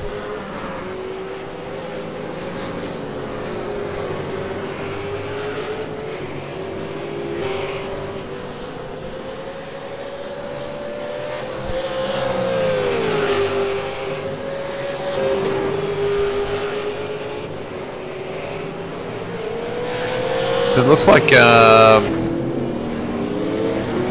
Scott has lost a position there to Luke Harvey, so he's gone down one, and that's taken a while. So you know, hanging in there in 6th, so good work there for Scott. Yeah, he's doing a great job there as John Latham took that move, but now Josh has come back on the inside and he's taken this position back. Too wide down the front straight here. Who's going to blink first? John should have the run on the inside. Josh is going deep. Oh, look at that. John's made the move. Let's see if it sticks this time. Yeah, there's no love lost there, was there? The banging panels as they were getting into turn 1 as well. So rubbing is racing, obviously, but no one speared off. So that was great racing there as John's pushing away here. And look, he's going to skip away here at the moment. I think Josh is just struggling for rear grip. Yeah, he's... as John just lights up the rear end there. But I tell you what, Josh didn't appear to be struggling with rear grip when he put that car back up on the inside through that final hairpin. No, the car looks pretty hooked up, doesn't it? It's been driving pretty good. At the moment, Joshua Burton's just got in the draft here at the moment. So Donnington's not too bad. You can get a break, but then you get these long straightaways and you can close back in under drafting. But if your car's a little bit loose, and you know, it can cost you. But Josh is just going to gather his thoughts here, and I'm sure he'll be trying to attack him again.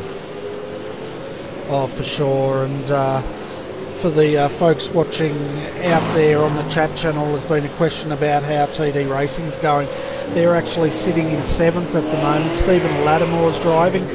Ben Twydale has jumped out, so doing a good job in the top 10. They're 27.3 seconds down from the lead.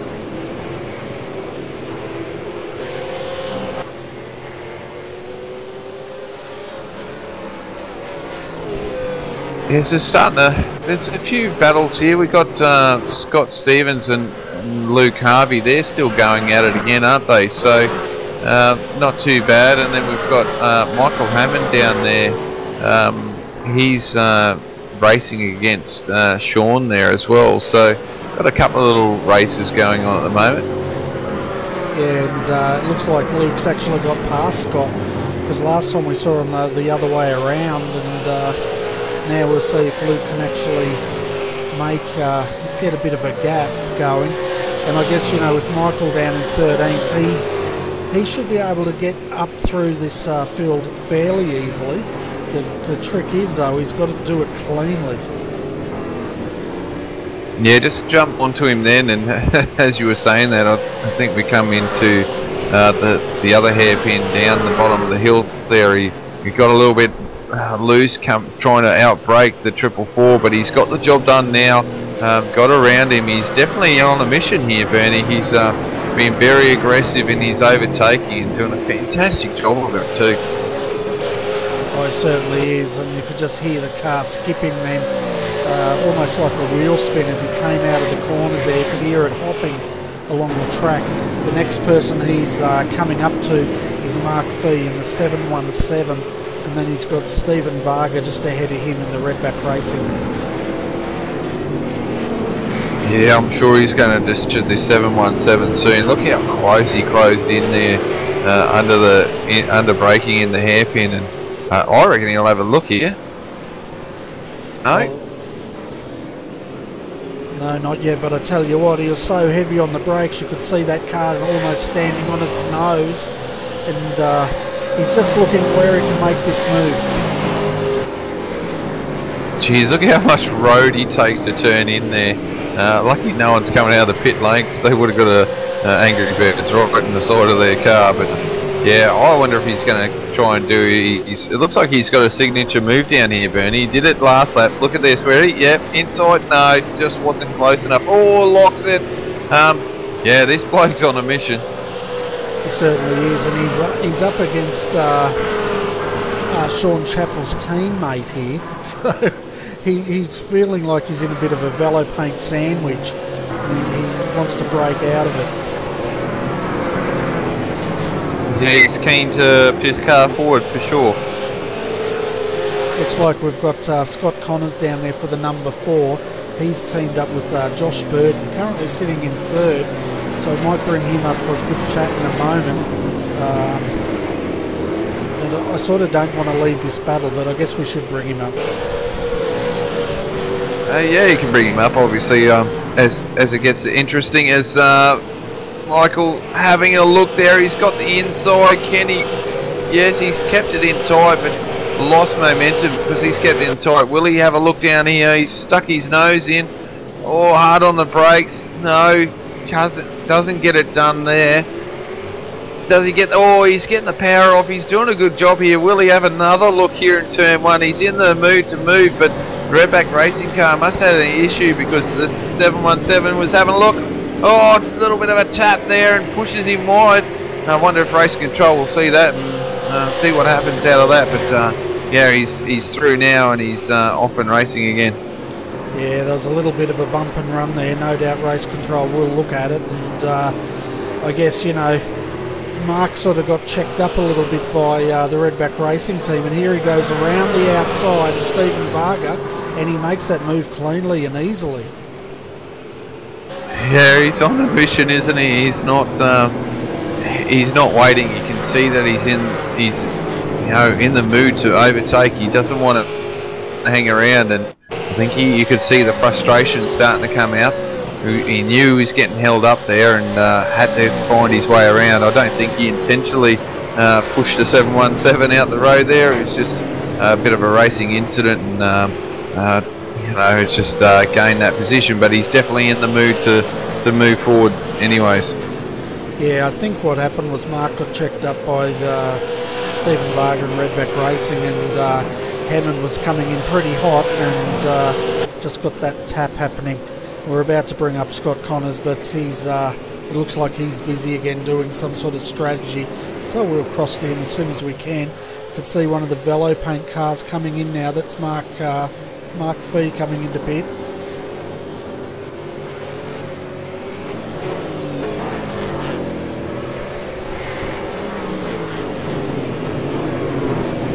So once again, it's quieting down. There's not too much happening out there other than some, you know, Michael's trying to push away here. Yeah, that's probably the most entertaining part of the race at the moment. Looking at the top 5, they're spread out quite a bit. But we'll give them to you anyway. Evolution Racing Australia number 1, Ian Ford, is leading this. The gap is 10.8 seconds back to Team TTL, and John Latham driving that car. Third, we have the number 4 FSR GT Omega Racing, Josh Burden in that car. Fourth is Luke Harvey for Evolution Racing Australia, and he's actually taken 2 seconds out of Josh Burden on that last lap, so he's on a bit of a mission. And then we've got in 5th Scott Stevens. So Scott's having a really good run out here, keeping it in the top 5. And then for the folks out there that are interested in TD racing, well, they're in the pits at the moment. It's a normal pit stop. Ben Twydale is jumping back in that car. They were running up 7th, but of course, while the pit strategies go through, or they shuffle, they'll drop down through the field.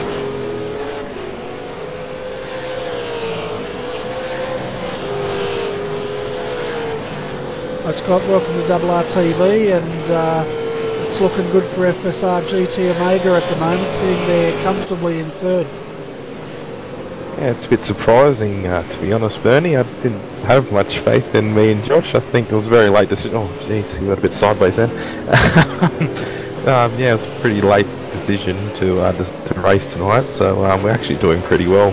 We're an hour and a half to go, so if you just stay where we are now, it'll be quite good. Yeah, no, you're doing really well, and the paint job, yep, very, very interesting. Yeah, you have to thank Kurt Stenberg for that one, for letting us run that tonight, just to change it up a bit, and well, it looks like we could be promoted to P2 now with the TTL car getting a 30-second stop and hold. Okay, that's interesting. That's John Latham, is it? Yeah, it might be. I have no idea what it's for. Oh, that'll be the incident cap. When you hit 40 incident points, you get a penalty. Yep. So, yeah, and these guys, they were pretty close to the incident limit, so I'd say that's definitely what that is. So that means while we're talking to you, you're going to take the lead. Oh, I thought we were going to take P2, but... No, say Ian Ford's coming to pit, so that leaves you out. Yeah, Jake Blackhall's jumping into Ian Ford's car, so it's just you and John Latham out there. Oh, well, there you go. That's pretty cool then. Yes. Keep up. Yeah. So we just had race control confirm that that 30-second hold is for exceeding 40 incident points. Yep. So Scott, how's this race unfolding for you? Of course, it's unfolding well now that you've got the lead, but how's that car been handling, and how's it treating the tyres? It's actually not too bad. It did take me a good 30 or 40 laps to actually get in a rhythm, but it actually felt really good. It's actually probably worse in the first phase of the stint, and then actually comes good towards the end of the stint, which is a bit surprising. But the tyres actually are holding on really well. So Josh, I think, was suffering a bit of understeer, so I think he's just made a few bar changes, so that might be the causing the car to step out a bit more than what it was with me. But yeah, it's actually pretty good tonight. Fantastic. And we've noticed there's a lot of dirt appearing on the track, which is great. It looks great with all the dust being thrown up. But does that actually affect the cars when you go through that, or is it all just purely cosmetic for our viewers to enjoy? No, I believe it does. You lose a little bit of grip if you run through it a little bit. It's not as much as you do if you run over a big bunch of marbles, but you can still feel a little loss of grip if you run over the dirt, or even just run off the track a little bit into the grass or the dirt. Okay, so that's probably the new track enhancements. You know how they say they're working on the dirt and it's coming through, and because that dust definitely looks good. Just before we continue with the interview, folks, 717, they will also have to come through to the pits for exceeding the 40 incident points, so we'd probably expect to see quite a few cars starting to reach that limit. How are you guys going as far as your incident points, Scott? Not to me, not very good. Yeah, I think I'll be very surprised if Josh in the next hour and 26 minutes doesn't go over it, but yeah, we don't really have much until we're over it, so... Yeah, so are you going to get back in the car, or are you just going to let Josh now sweat it out for the 58 laps? I'm not 100% sure, but I think about 80% sure that Josh will be in the car. I'll be very surprised if I get called back in, but yeah, no, I think Josh will just bring it home. Props to him, because I couldn't do that long. I was ready to jump out when I did my 50 odd laps. Yeah, so you've got to cross the fair share threshold? Yeah, I haven't checked that yet, so I'll double check that, and then that will probably decide if I get back in the car or not, but I think I'm good at the moment.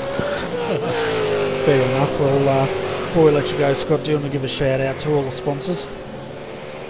Yeah, no worries. First off, thanks to Kurt Stenberg for letting us drive his wonderful liveries painted up, and big thanks to GT Omega Racing, Dayco, TPR Engineering, Dynamics in Racing, Ulex Construction, GTI Springs, and Australian Post for their express postal service. Fantastic, and we're making sure when we have your car on the camera that we're not zooming in too far or too closely, so we don't read some of the writing on that car. It's nothing offensive, Bernie. It's nothing offensive. Oh no. It's good read though. Read. Yeah, the thing on the across the windscreen, I actually thought it said something else, but yeah, not too offensive. And thanks. Also, thank you guys for putting in and talking for over 4 hours. Good luck with that bit, because that's a long slog. But yeah, thanks to you guys putting your time and effort and bringing the pictures to everyone. It's good to see. Yeah, no worries, mate. We'll go back and enjoy the coverage or whatever you're going to do, and best of luck with the rest of the race. You're leading at the moment, and we'll see how the rest of the race unfolds. Yeah, it'll be interesting, Phil. Thanks, guys. So that was Scott Connors, FSR GT Omega Racing. It was quite interesting, Adrian, that he was saying he doesn't plan to get back in that car.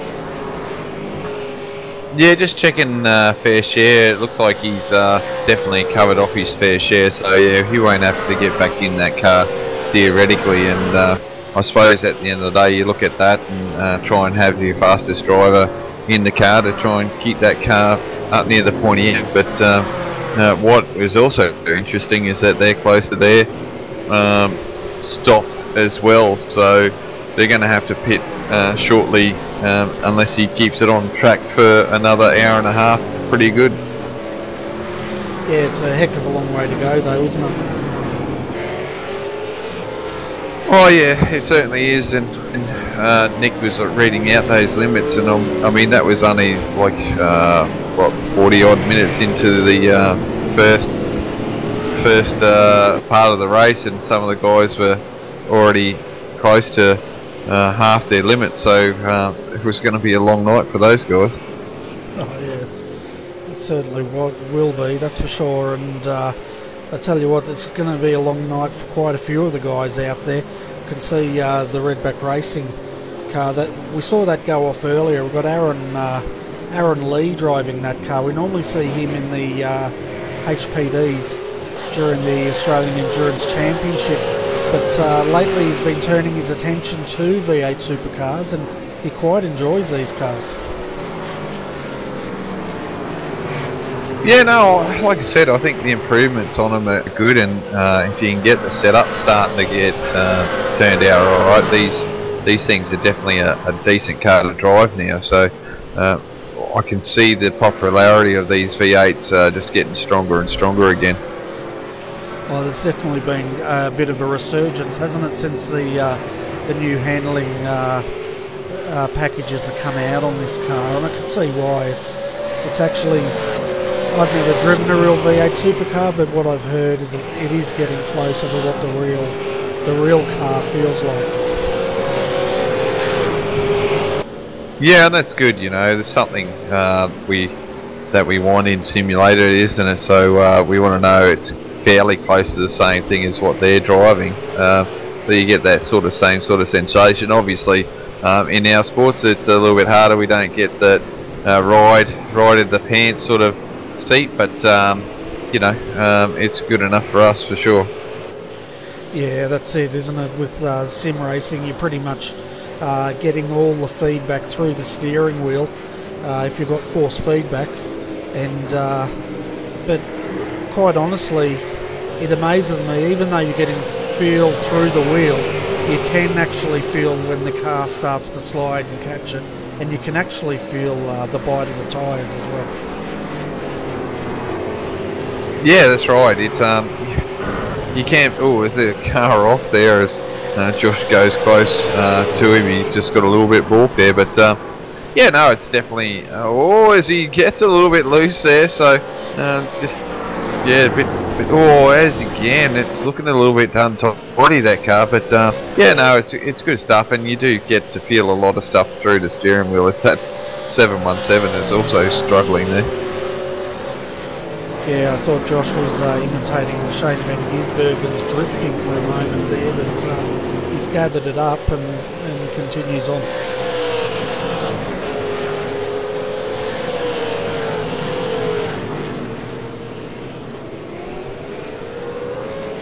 So at the moment I'm just having a look down the order here, folks, and it looks like we have had a retirement, and that was the 047 ABR Team Simulated 4 has retired from this race, unfortunately. The first of the retirements, well, the third actually.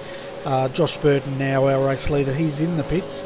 We'll see how that goes. Scott Stevens also in the pits, and that means, yeah, we'll have to wait and see how this shakes out. But at the moment, KRF Motorsport SDRT, they take the lead and that's a 777. No, it's just good for those boys to be up there in the lead and doing a great job. And Scott Connors has jumped back in that car, would you believe, Bernie? So Scott's going to do another bit of a drive here. Maybe Josh just wants a break for a little bit, so or something might be happening to that car where he needs to get it sorted. Oh, that Mr. Connors, he's a shifty character, you know. I reckon he was just foxing us, and he didn't really want to let anyone know what their strategy was, but he's a bit sly, that's Mr. Connors. Fair enough too. You don't want to let out too many of your secrets, do you? Oh man, we're the media. If you can't trust the media, who can you trust? Well, it's not like we're going to tell anyone. Well, exactly. We can keep a secret. Yeah, that's right. I'm just going to talk to you, and you're talking to me, so there's no one else listening. Well, you're probably right there. Oh dear. Oh, it must be getting late. Yeah. A few people wanted a bit of an update on Performance Motorsports. Wayne Taylor's currently in that car. They're sitting in 20th. And I tell you what, that was close. He nearly collected one of the ERA cars. This car's actually 2 laps down at the moment. And you can see now the ERA car going through. So struggling a bit out there for Performance Motorsports, but if we get another safety car, they should get one of those laps back.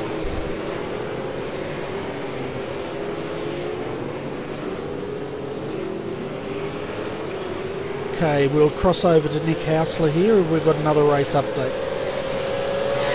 Yeah, just well, with no complaints coming in so far, but yeah, just obviously we had a couple of those incidents.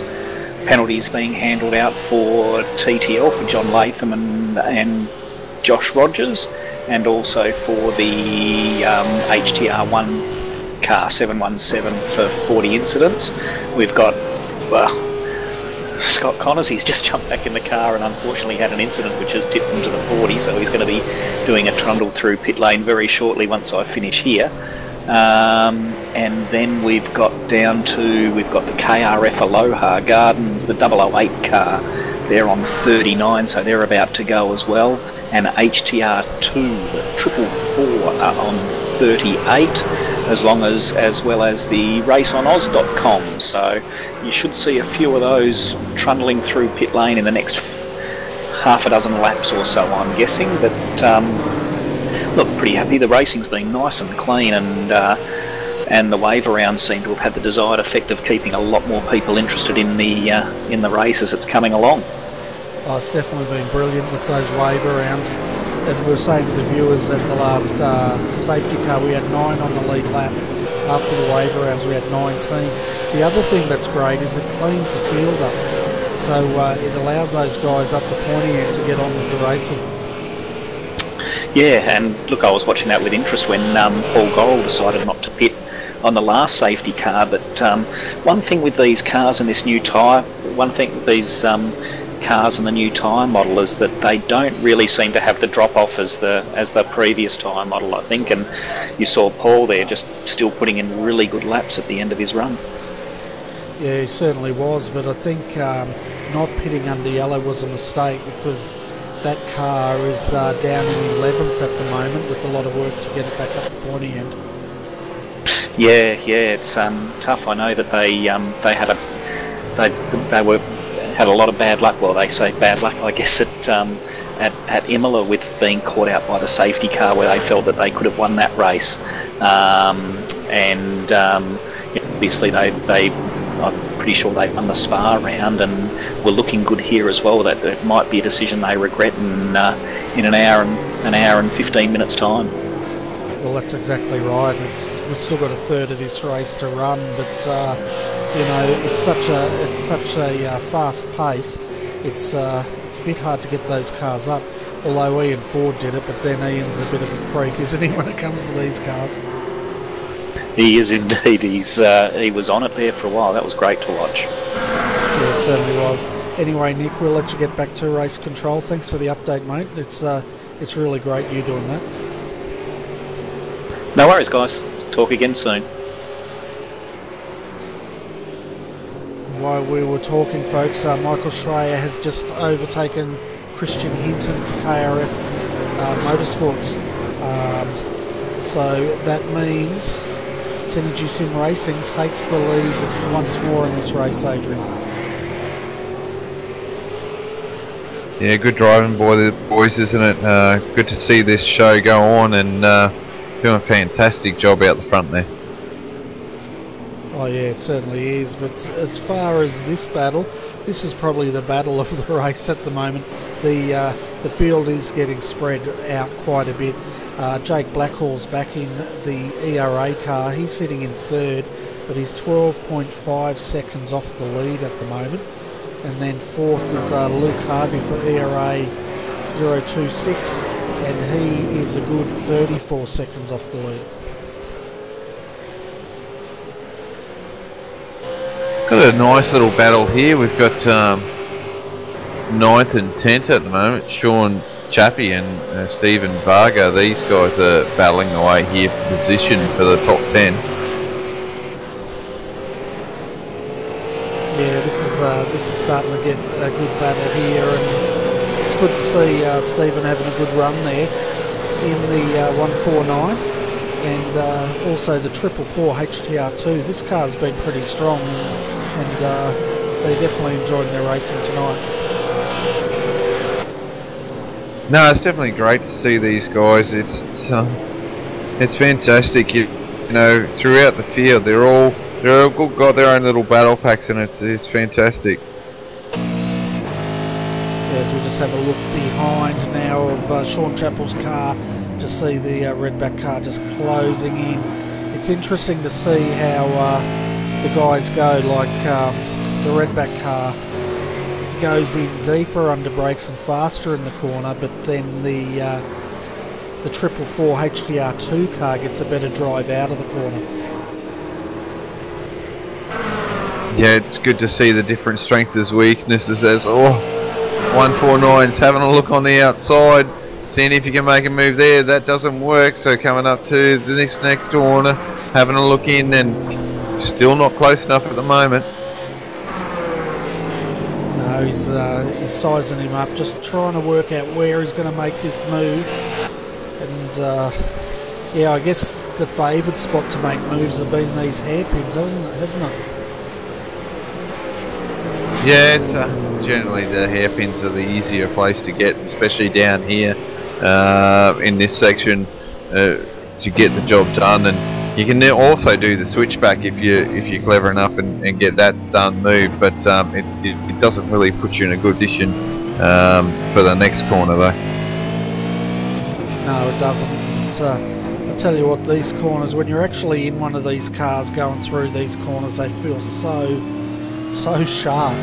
It's almost like trying to turn the car on a 5-cent piece, but when we see it, oh geez, that was close. And I tell you what, we're just riding on with Stephen Varga there.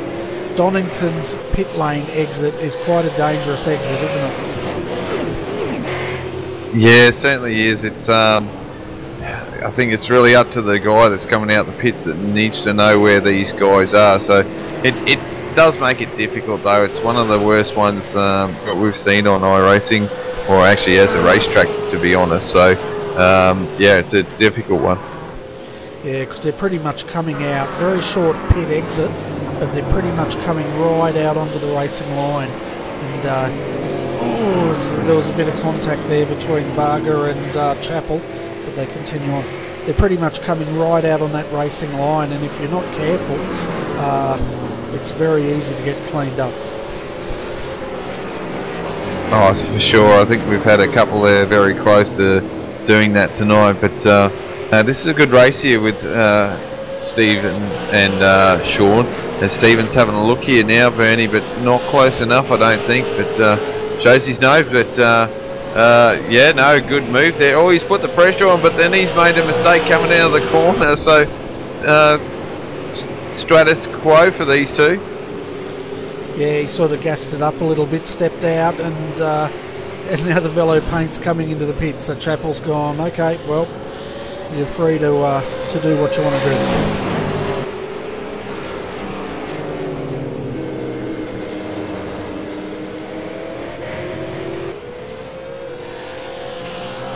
That was quite typical racing, wasn't it? That Chappell was battling so hard for that position, knowing full well that he was about to bring that car into the pits. Yeah, just don't want to give those positions away, do you? You don't really want to give the guys a free ticket to the next position. You want to make them work for it. So, yeah, no, but it's good racing though. It's good to see the boys are playing hard but fair too. So it's definitely awesome watching these boys race. Oh yeah, they're definitely turning it on. The V8 Supercars are probably one of the more favourite coverages we do on RRTV. Not sure if I'm in favour of the early Friday night starts, but once we get into it, it's always enjoyable. Yeah, definitely grace to watch as we've got the leader here, Michael Strayer, closing in on a few lap cars here, just trying to make his way through. So this is where it makes it hard for the leader, but the boys do generally a good job here to get out of the road, don't they? So they know the leaders come and they do the best they can to give them some room and don't slow up their own time. They do a good job of it, that's for sure. Oh, they certainly do, and you can just see him, he's just coming up on the TD Racing. That's a 7:36. That car is the last car on the lead lap. They're currently sitting in 9th, and he's bringing that car. No, he's not. Thought he was going to pit it, but he's just getting out of the way of the leader. And that's how they do it. They just but they braked a little bit earlier there, let the leader through, and you're back racing again. You haven't lost a great deal of time, so you're off there racing again. Yeah, exactly right. And right behind him is Paul Gorrell. This car's now a lap down the SDC Black, because of course they've just been lapped, but don't count them out. Once, if we get another safety car with 46 laps to go, they will get their lap back. The question is though, when that safety car comes out, they generally have 3. I can't see why they wouldn't bring the 3rd one out, because the racing's been pretty clean. Yeah, I'm sure they'll bring one out. It could be in 5 minutes, it could be in a minute, it could be in 45 minutes. Oh man, Michael Strayer's all loose. He's looped it. So is he going to lose positions here? No, he's got a bit of gap there, so he's lucky. Man, Bernie, that was quite lucky where he looped it. Had a few cars coming through there and just turned it around, so just got all unsettled on him. Yeah, we caught that live and we cut to it as soon as we could, but let's have a look at it in super slow-mo and just see what happened here. He's actually lost it under brakes, would you believe?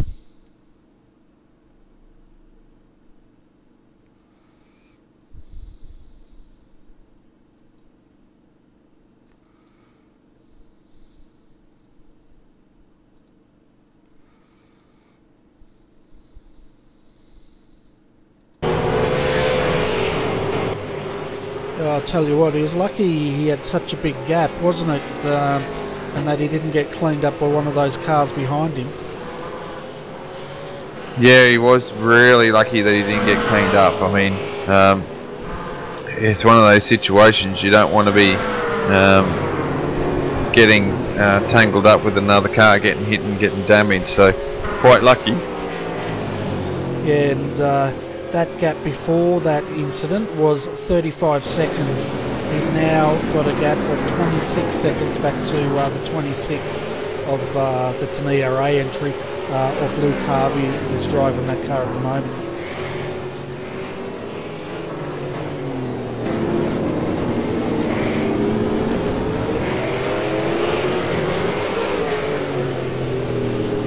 So folks, we've got 45 laps of this race to go. We're almost into sprint race territory here, considering the last round they had a sprint race of 50 laps at Watkins Glen. So I wouldn't be surprised, Adrian, once this safety car comes out, I reckon the temperature of this race is going to switch from endurance mode straight into sprint mode.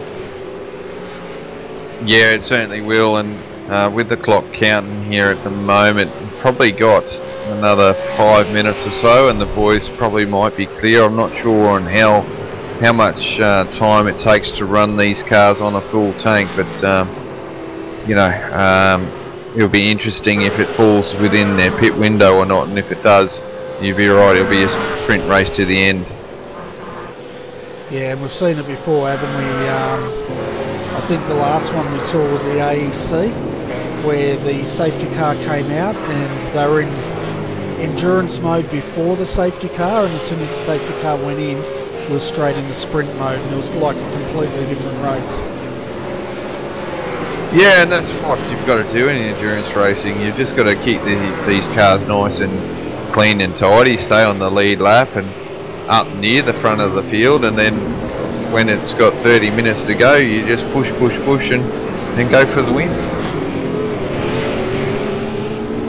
Yeah, well, that's exactly it. It's that ticket, the last ticket home. But I'll tell you what, when Michael had that spin, that actually allowed Paul Gorrell, who's now sitting in 8th, SDC Black and Ben Twydale for TD Racing, it allowed them to get their lap back. So they're actually still on the lead lap.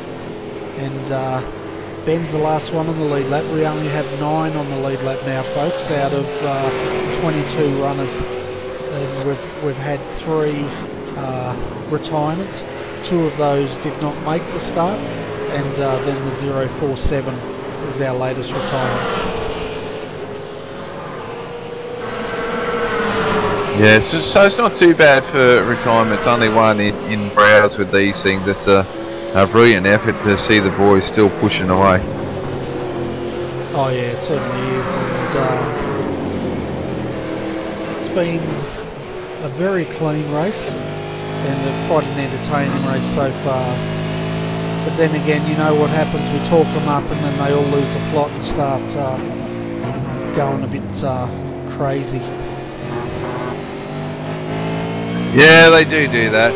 Look, that gets exciting for you and I and the viewers. Yeah, exactly.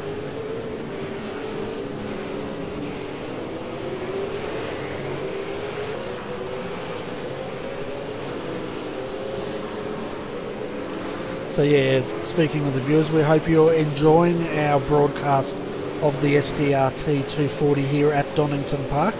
And if you've got any questions, just put them up on the forum. Keep them clean though, and we'll be more than happy to try to answer them.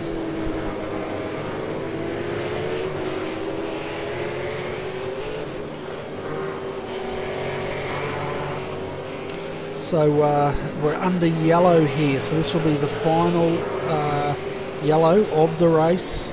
So it's going to be interesting now, Adrian.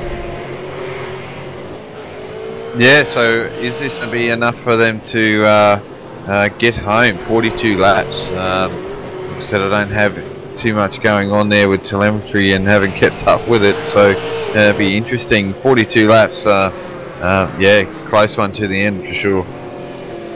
Yeah, well, I reckon after the safety car, we'll probably be down to around about 39, possibly 38 laps. I don't know how long the safety car's out for.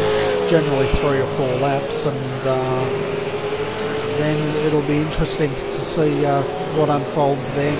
We should expect, with these wave throughs, we'll have 17 cars back on the lead lap, and then we'll have another 4 cars a lap down, and the last car, the number 20, Redback Racing, they will be 4 laps down, but they did have some hardware issues out there earlier on tonight.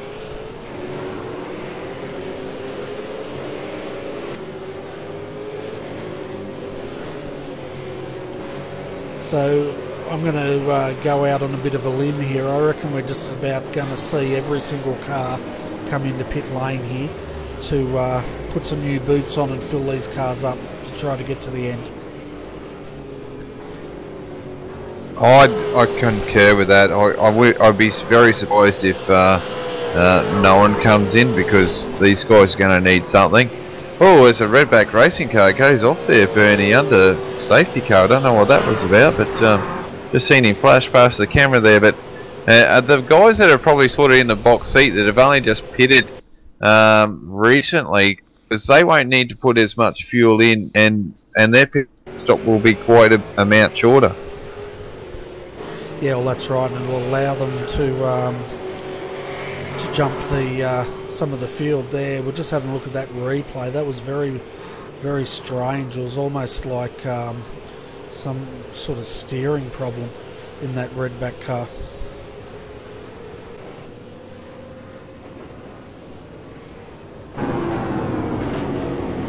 Back to live pictures now, folks, so let's wait and see what's going to happen here. It's going to be interesting, that's for sure. Yeah, they're definitely for sure. I mean, just waiting for the boys to come around. It's a long lap under safety car, so it's quite a long lap, but gives a chance for everyone to catch up for sure. Yeah, well, that's right. So the field will close in. Then we're going to have waiver rounds, and I guess after the waiver rounds, that's when the pits open. But I could be wrong. But I'm assuming that's how it works. Yeah, pretty close to that, I think, Bernie.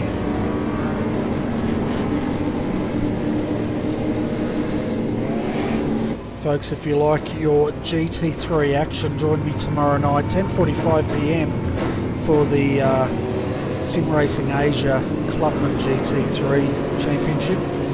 They always put on a great show, and the driving has improved a lot since the first rounds.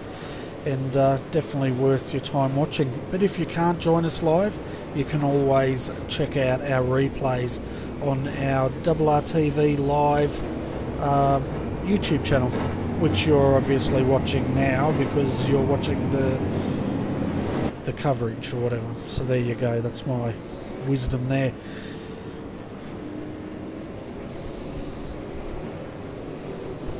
Yeah, get involved in that, and obviously go back to see some of the other great racing that Bernie has covered off with the Skip Barbers as the leaders in now, Bernie, and looks like a lot of them will be piling in here, and it'll be a busy little pit lane.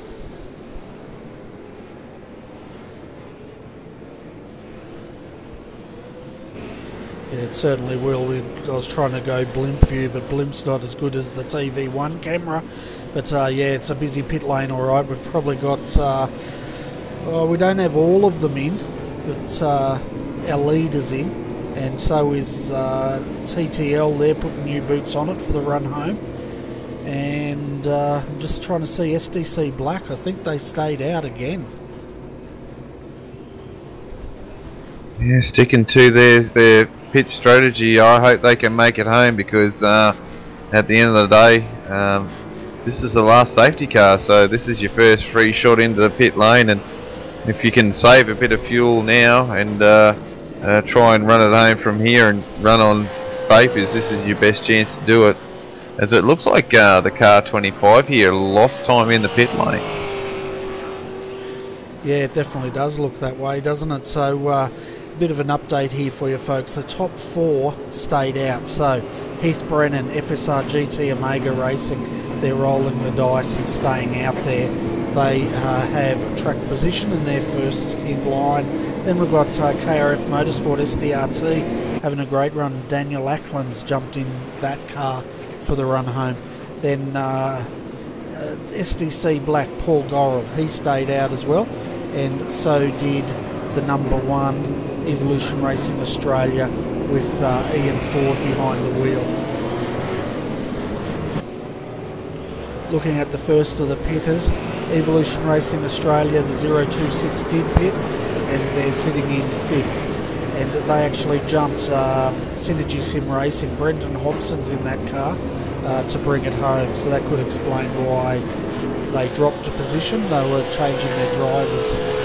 In the seventh, we have Team TTL, Josh Rogers back in the car to bring that home. Keep an eye on that car, it's got pace. And and 8th is TD Racing 736 with Ben Twydale driving that car to the finish. 9th we have David Baxter, Redback Racing Team. We saw this car in a big incident earlier tonight, blow an engine. They've managed to get that car back on the lead lap, currently in the top 10. And then rounding out your top 10 is Laser Racing with Gary Cousins driving that car. Tell you what, Gary's put in a lot of laps around here tonight, Adrian. Yeah, he certainly has, hasn't he? So Gary is definitely keen on driving this, and probably just got a fill-in driver to make sure that they do their fair share. Yeah, that's right. And we've seen it before where some of these drivers don't actually have a co-driver and they know they're going to be disqualified, but they do it because they just want to go racing.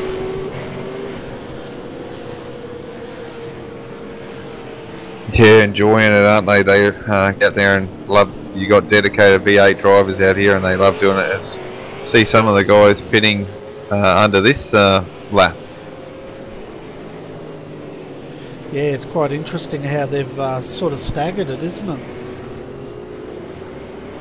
Yeah, it's a change, and it looks like that 047 car's back out on the track there, Bernie.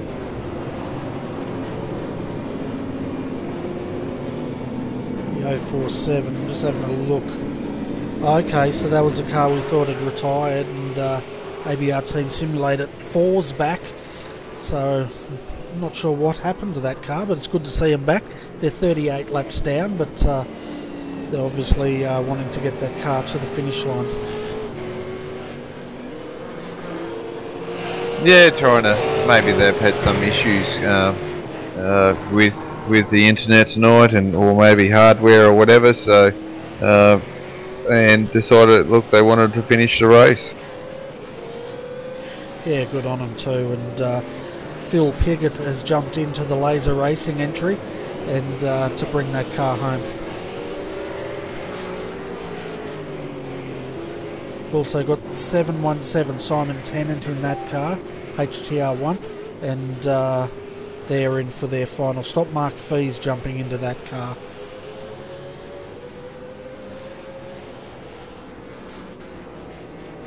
Right, so the interesting thing is, where does everyone go? Ian Ford's in third, Daniel Ackland in the 777 is second, Heath Brennan, 82 car, Bernie's in the lead at the moment, Luke Harvey in fourth, Rogers, Joshua Rogers is in sixth at the moment, so quite interesting. This is going to get tight at the end. Yeah, it certainly is. An SDC Black did come in, and they're sitting in 10th at the moment. Bo Cubis has jumped back behind the wheel of that car to bring it home.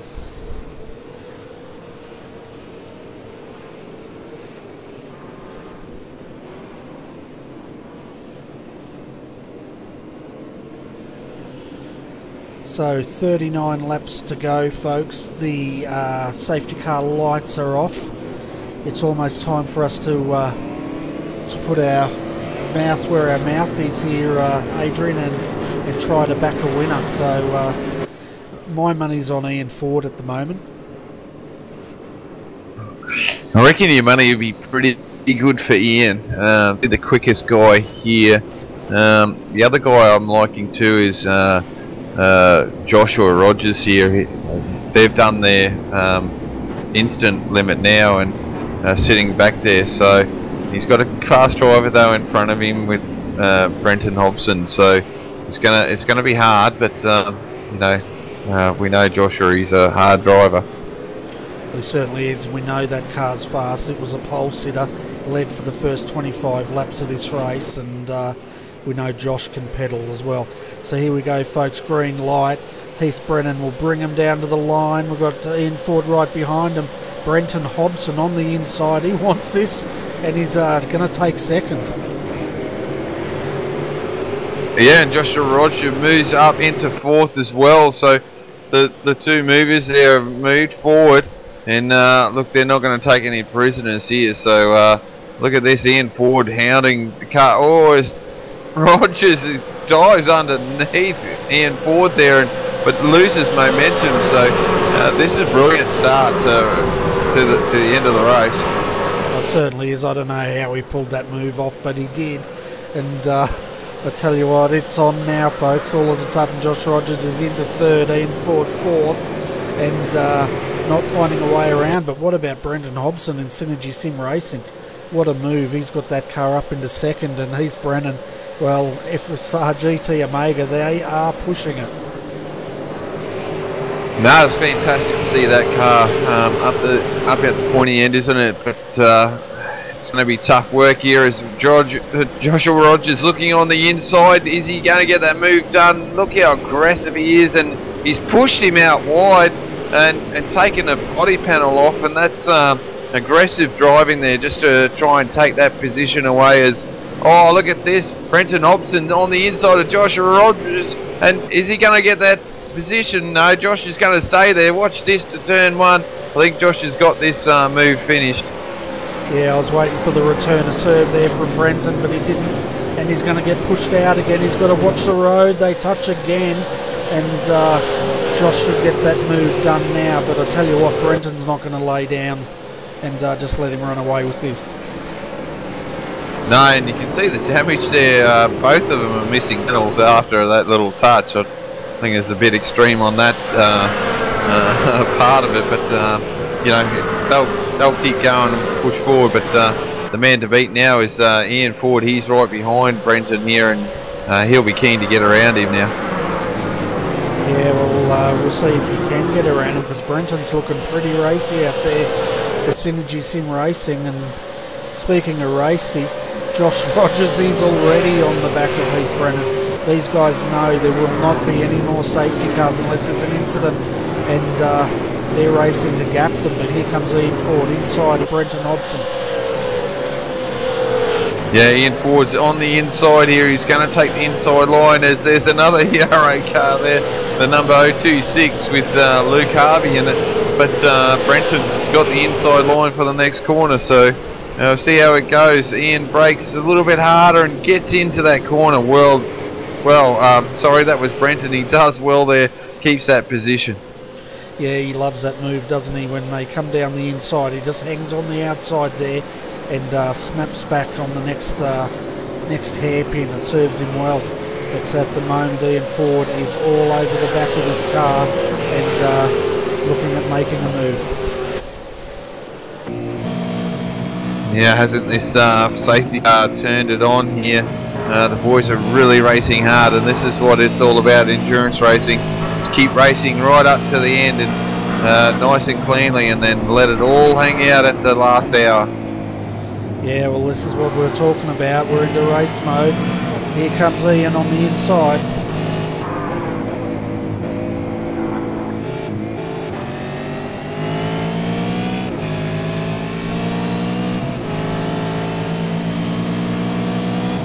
Jeez, look at these two side by side coming up the chicanes. Ian's got the preferred line and got it. He's got the job done.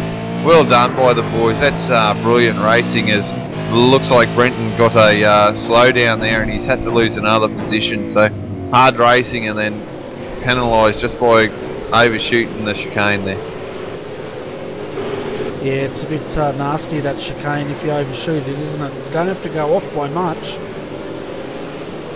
Yeah, we missed a move there by Joshua Rogers. Joshua is in the lead, and now Heath is in second. Now Ian Ford's hunting down Heath, so it's going to be between your pick and my pick now, Bernie, too. So I can't see Ian being stuck behind Heath for too much longer.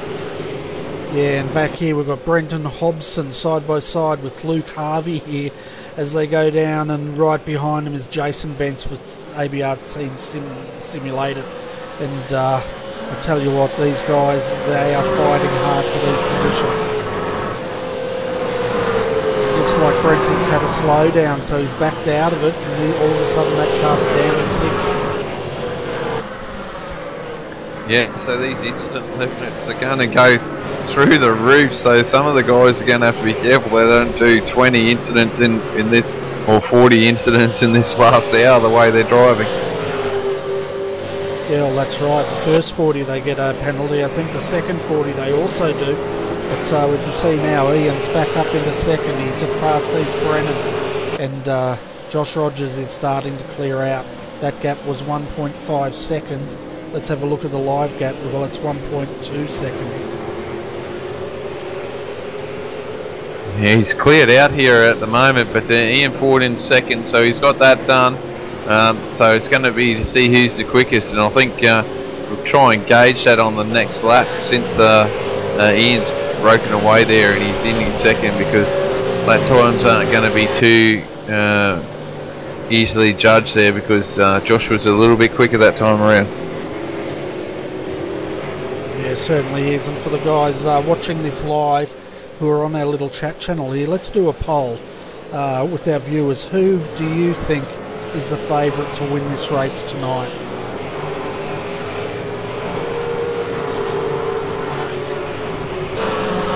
We'll see if anyone actually participates. Should be interesting. Yeah, it should be.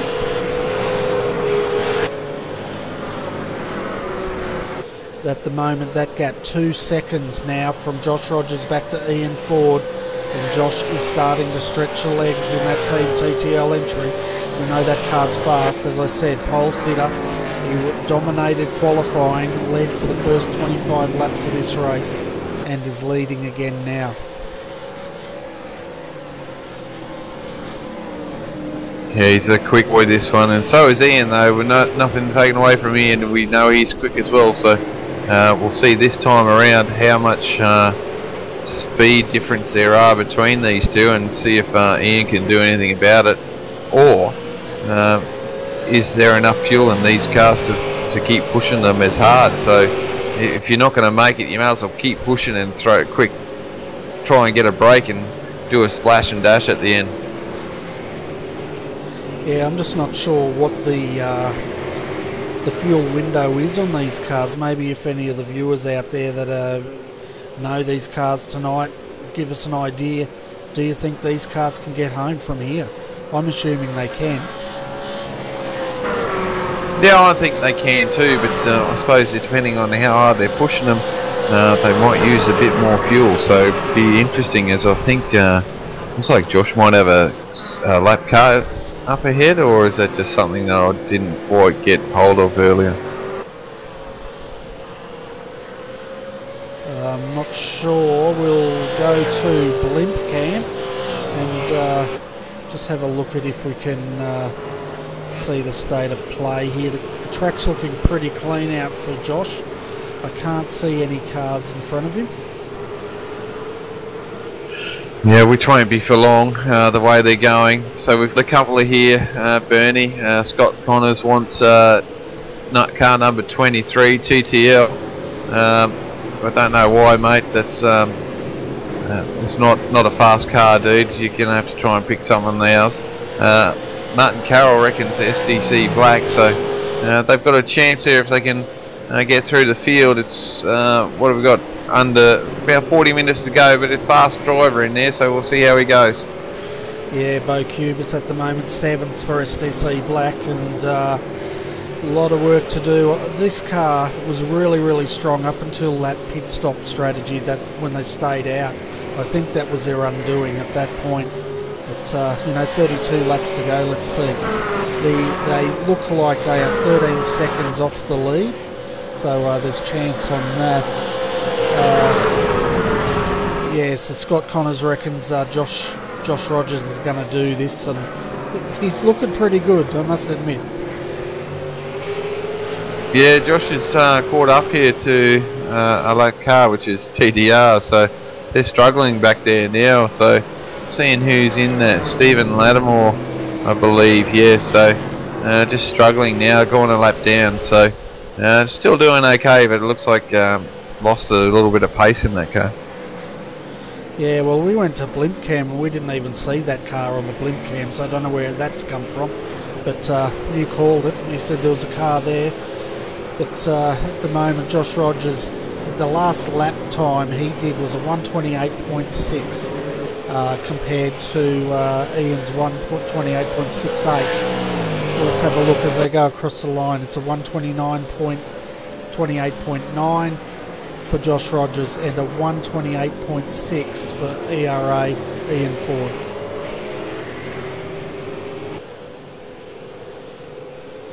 Yeah, so it's just sitting on the just sitting on the edge here, isn't it? I think it's going to quieten down for a little bit, but I reckon it's going to heat up again soon. Yeah, it could do. I reckon if they all get bunched up again, it's going to be on, but at the moment they're starting to spread out. There is a bit of a battle here. Luke Harvey is on the back of Heath Brennan, and that's FSR GT Amiga versus ERA, the number 026. So Luke is trying to get the third step here of the podium for ERA. Trying to put the pressure on, isn't he? And I mean, this gap between second to third is starting to spread out, isn't it? You can just see the pace of the boys up the front. They're in their 128, so and the boys he's here at the moment. He's almost touching the 130, so definitely a lot quicker, the front two runners. Oh, they're definitely a lot quicker. The pace out there at this stage of the race is just absolutely awesome with the front two runners. Then Heath's doing what, 129. So he's in the 129s, and that's for the top 5, and then the top 2 are in the 128s.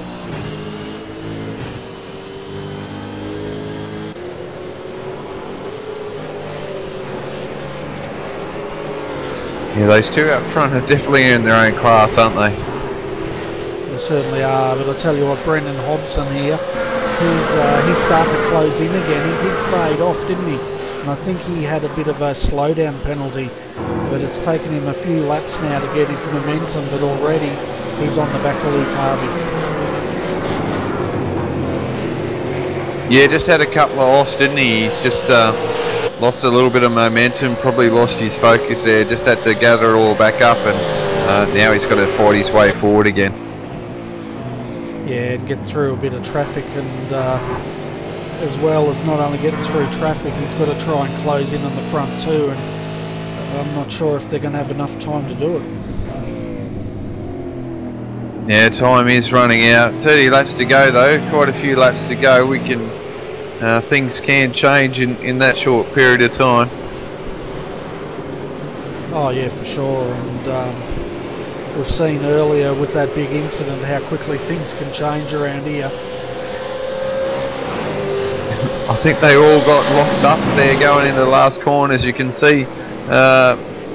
He's blocking there as, oh look at this, they're trying to go around turn 1. He's the chicane here at the moment, and yeah, these two behind him are definitely quicker, but he's doing a great job there, just putting that car in the right position. The boys are finding it hard to get around him. It certainly is. You could just see how Brenton's put the foot down, the car stepped out, he was willing it to get traction, but it was probably just a little bit much to ask for. Yeah, just get break loose, it just wasn't quite settled, and break loose is... Oh, is there a tap? That's a tap, look at that drift, well done. How's that? Luke Harvey, well done, but what that's done is brought in the 012, so Jason Vance is being given a free kick here as he's having a look on the 026. Oh, giving him a nudge again. Can he hang on to it? Oh, look at that driving. That's fantastic by the boys. Oh, that's fantastic driving by Luke Harvey there. 2 big slides there, and what car control is still fighting. Geez, those poor old tyres will be screaming blue murder at the moment because they've been given a good old whack of heat in there as he's under attack again. There's a little bit of contact. Man, these boys are on it. Yeah, and I tell you what, poor Luke's getting boxed left and right here, but to his credit, he's hanging in there. God knows how he hung on to that car through that chicane. No, that was just mad driving skills there. Did really well. The bloke that was cheering though was Heath Brennan. He's out of there. He's down the road there now. So a bit of work for the boys to try and catch back up to him. I tell you what, if he could see what's going on to poor Luke back here, he'd be running in fear at this stage, just trying to keep that gap, because there's no way he wants to be put through that sort of ringer. Yeah, that was definitely a hard battle there for Luke. Not once but twice getting a little bit of tap and unsettling that car. That's how easy it is to unsettle these cars. So, but what a fantastic display of car control by Luke. Oh, it certainly was. I thought he was a goner the first time, but then the second time I thought he was a real goner, but somehow he managed to hang on to that car. Just fantastic sort of driving there. So yeah, it was a bit like a tag team of wrestling, wasn't it? Brenton had a go, then he stepped back and let Jason have a crack at him, and then Brenton jumped in to try to finish him off.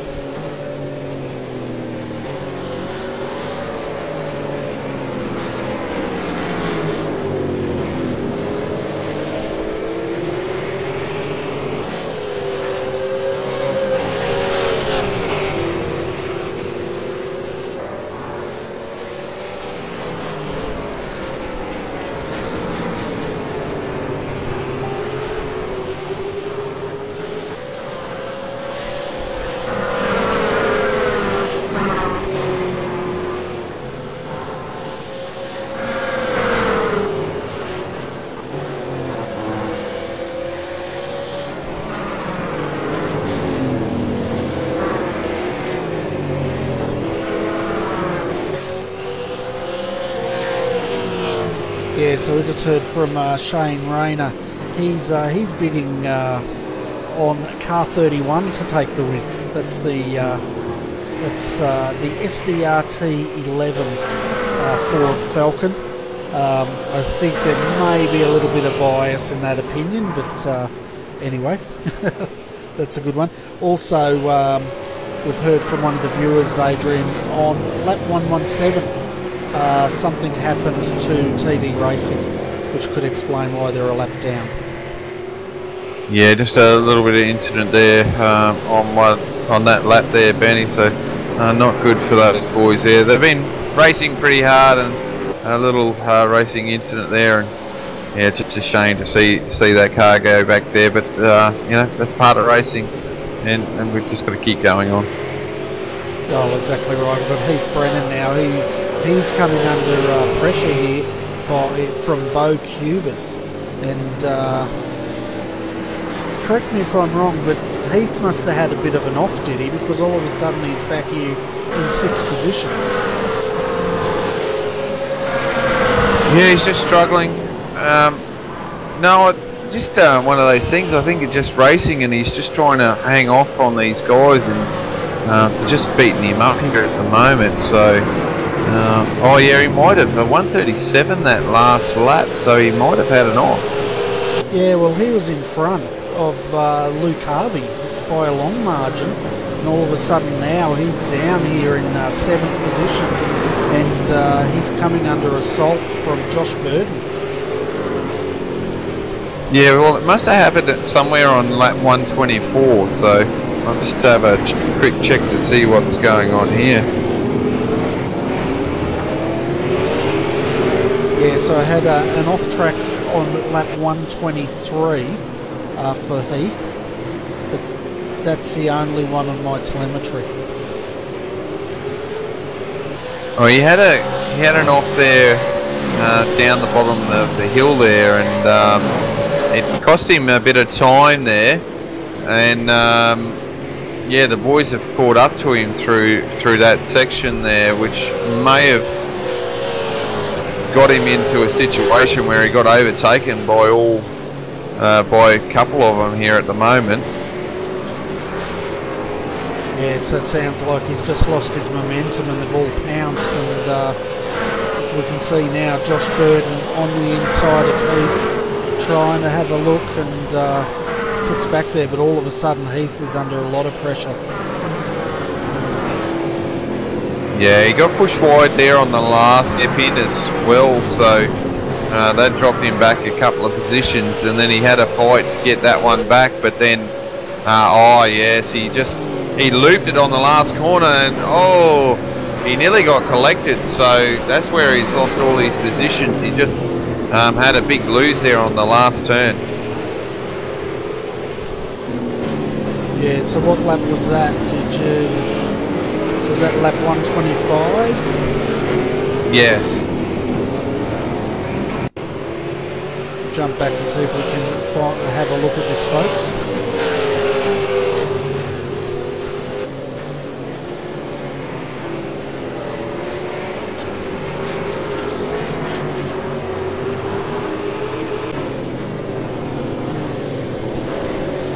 Yeah, I'd say he didn't have an off track because I can't find it on my telemetry, but at the moment, folks, 24 laps to go. We have Team TTL leading at the moment.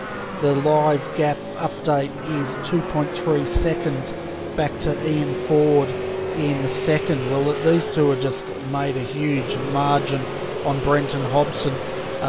He's in third, 18.8 seconds down from the lead. So the best he can hope for at the moment is either the front two crash, or there's a safety car, or he'll be settling for third position at this stage. Luke Harvey sits in fourth position for Evolution Racing Australia. Then we have Jason Bentz, ABR Team Simulated, number 2 team, in fifth position. Sixth is SDC Black with Bo Cubis. He's starting to close in. And seventh, Josh Bird, FSR GT Omega Racing. Then we have Heath Brennan in 8th position, FSR GT Omega Racing, number 82. And then we have David Baxter in 9th position, as he's having a good run here. They're going 3 wide here. We'll see if he can get around the outside of Heath Brennan, which he can't. He's going for the switchback and he's made that move. No, he's been spun by a car a lap down, would you believe? Yeah, not good racing there, and unfortunately, but geez, Heath is struggling here at the moment in this car. Yeah, he's starting to, the car's showing signs of being tired, and the other car struggling is the ERA number 92. They're sitting in 10th, Greg Sharp. No bonnet on that car, but then again, we've seen no bonnet does not necessarily mean a slow car. Yeah, that's right. So it should be good to keep going, but yeah, it's one of those dealios.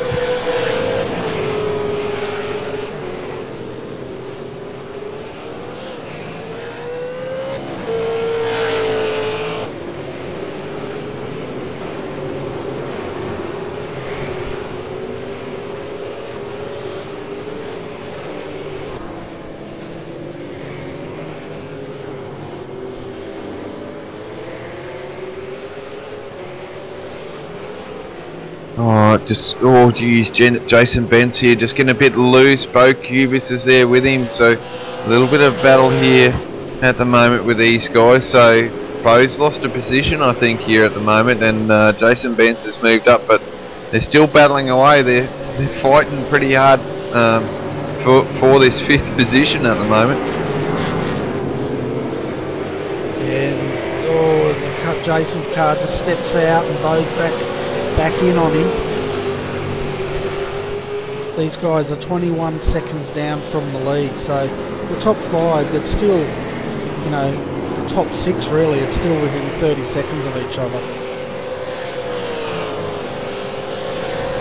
Yeah, it's good racing, but how's the 2 at front? Only 2.4 seconds separating. So, as Bo Cubis gets into Luke Harvey there, so, and then we've got Jason Bentz moving in on this. So these boys are really fighting hard back here, and yeah, they're not playing nice really back here, are they? No, they're not, and I feel for poor Luke Harvey. That's the as he goes side by side in. That's probably the 3rd time he saved a car that's got all crossed up by some assistance of other drivers. But I tell you what, one thing about Luke, I will give him a lot of credit for, not only his car control, but his self-control, because he has not, as at any time, returned serve on these guys. Yeah, he's been battered pillar to post, hasn't he?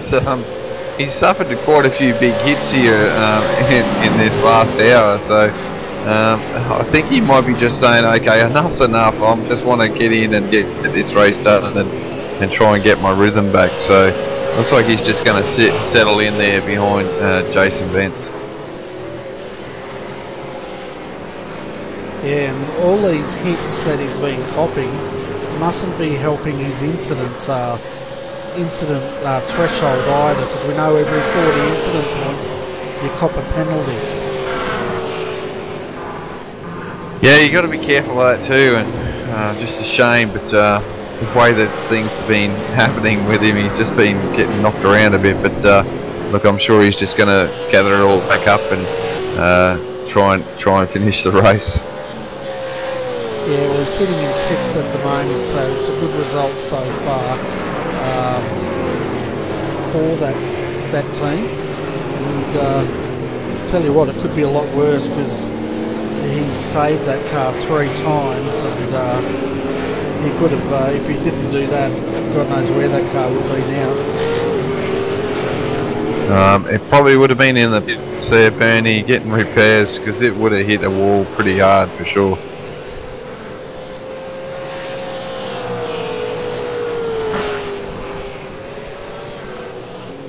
So the last car on the lead lap, we know Stephen Lattimore, he's the first car on the lap down. The last car on the lead lap is Laser Racing, Phil Piggott.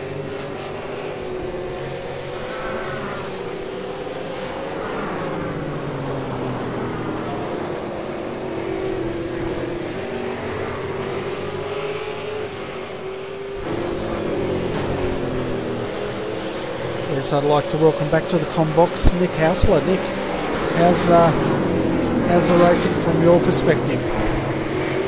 Oh, I'm just sitting back and relaxing a bit more now. Any further racing incidents I'm not going to review until after the race, just to make sure we can look at them properly. The last thing we want is to give someone a penalty with 5 or 10 minutes to go that potentially can really ruin their race. I'd much rather look at something like that post-race and make sure we get it right. Oh, definitely. It's a good idea. Let these boys race to the end. What do you think of Luke Harvey's car control? Have you seen some of those crazy slides he's been hanging on to? Yeah, there was definitely some good full-on racing there, I think, and a little bit of contact, and still a fair amount of respect shown, I think, and the guys did well, and that's one thing from a race control perspective, is that we don't want to eliminate that or make drivers scared to try and make moves. We know mistakes are going to happen, and if someone gives someone a bit of a tap on the rear and they get them out of shape, we're not going to be penalising that sort of stuff, because that'll just have everyone driving around in a sterile environment. Yeah, and to the guys' credit, when they have given them a serve, they normally back out of it and let them keep that position anyway. But at one point, Jason and Brenton, they were like a tag team on poor Luke. Yeah, they were ganging up on him a bit, weren't they? You'd almost think they were talking to each other and saying, okay, you go left, I'll go right. Yeah, exactly right. We're down to 19 laps here, and Adrian and I are wondering if these guys can actually get home from here, considering the restart was at 39 laps. Do you know what the fuel burn is on these cars, or the total distance we can expect? I think everyone that pitted at that last safety car will now be fine. We've only got 18 minutes to go, so we're only going to get in. We're not going to get the full race distance in. We're only going to get another 12 or so laps in there, 12, 13 laps. So I think they'll be fine.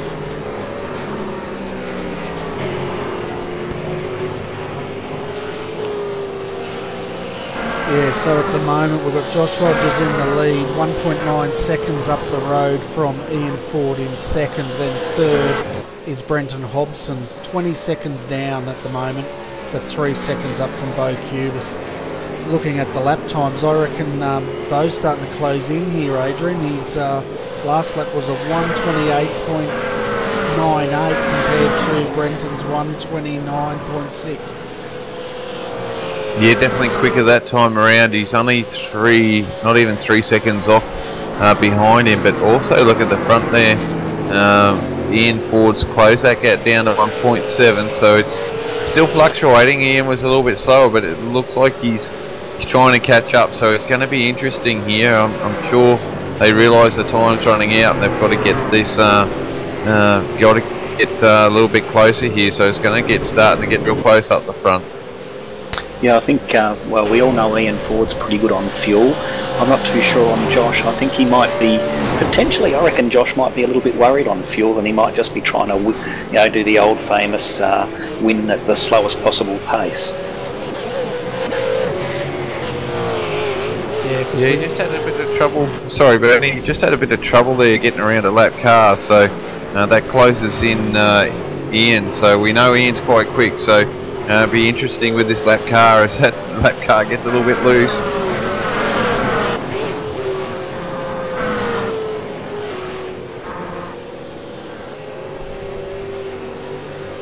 But I'll tell you what, it's been what a race it's been, hasn't it? It's been fantastic, I think.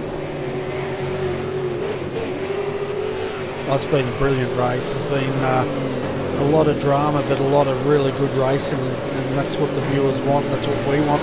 As Ian now gets past that lapped car, the gap is 1.7 seconds now.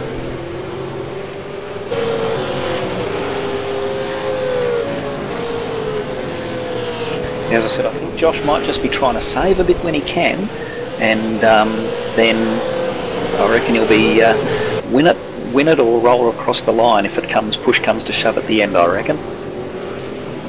Yeah, so I've asked Adrian his opinion on who's going to win this race. I've given my opinion, some of the viewers have given theirs. What's yours, Nick? Who are you picking to take this one? Well, as I said, if it comes down to pure pace, I think Josh has definitely got it. But he's just in the back of his mind. Because I don't think he's driving as fast as he can. He's up to a second off the pace that I reckon he can run at, which to me just indicates that he might be a little bit worried about his fuel. Yeah, well, we know that car's capable of pretty hot laps. It was the pole sitter. They did lead for 25 laps of the race at the start until they ran into some bad luck, so I guess you could be right there. Yeah, just got some radio chatter on the Jason Bentz Mike Hammond entry. They think they might have to come in for a splash and dash. Yeah, and they're currently sitting in 5th, and they've got a lot of pressure from Luke Harvey here, so Luke may get the last laugh after all. Yeah, and also they pitted a lap after the leaders on the safety car. They didn't come in as soon as the pits opened. They went round again and came in after that. And whilst it was only under safety car, they did have a little bit more fuel than the rest of them. So that's going to that's a little bit worrying in a way. It's great for us, worrying for the teams, because some of these guys, just about all of the front guys, might have to come in for a final splash and dash. It's going to be interesting. As I said, well, I think if it comes down to that, then I think looking at what Hobson and Schreier did early on before that last safety car, I think they did 37 odd laps. Off the top of my head, they did a lot of laps, so that I think they're fine. I know Bo Cubis is probably one of the best at fuel saving, and Ian Ford's fairly handy at it as well, so I don't think those three are going to have to stop. Yeah, which means if Josh has to stop, they're pretty much handing this race over to Ian. If Ian has to stop, then I guess it's going to be really close, because that'll bring Bo and Brenton into the mix. Yeah, as I said, I think Josh will just go try and keep that gap where it's at, and then if he has to drop right back over, he's not going to let Ian past him unless he's out of fuel. Yeah.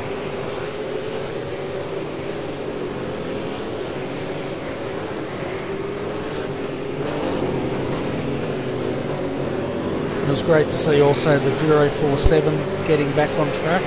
They were missing for quite a while there, but Brodie's back in that car.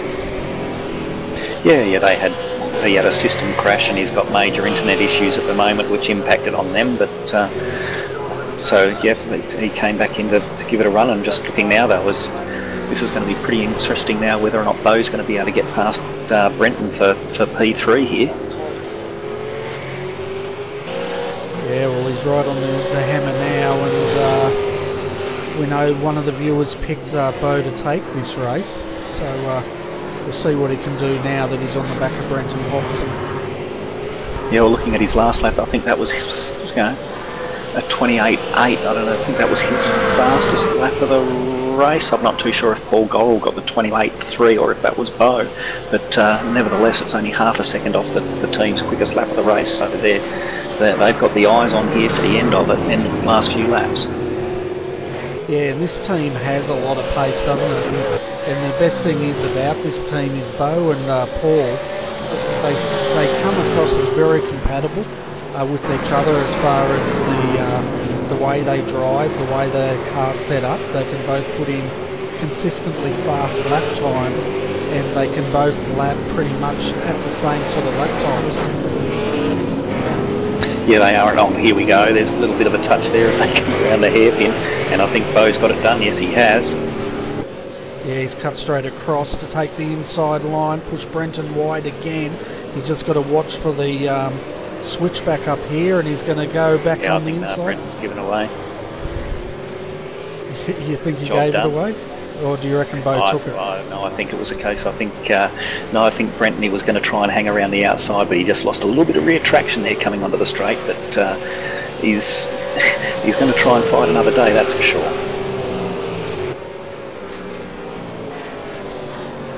Yeah, which makes me wonder if he's got fuel issues as well. Yeah, but yeah, back on what you were saying about Bo and Paul teaming up together. I know that.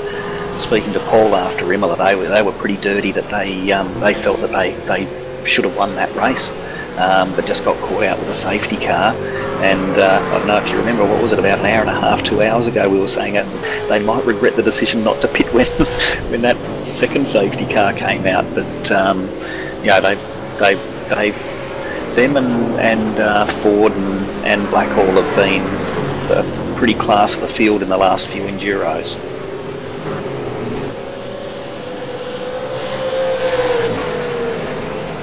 Yeah, well, SDC Blackwood definitely a class act here, as we see Brendan Hobson now taking the inside of, I think that was Piggott in the 058. That car's lapped down, so he gets out of their way. Yeah, something must have happened to them, because they were, I think at the last safety car restart, they were in 10th place, I think, or 10th or 11th place, so they've dropped down for some reason to be where they are now too.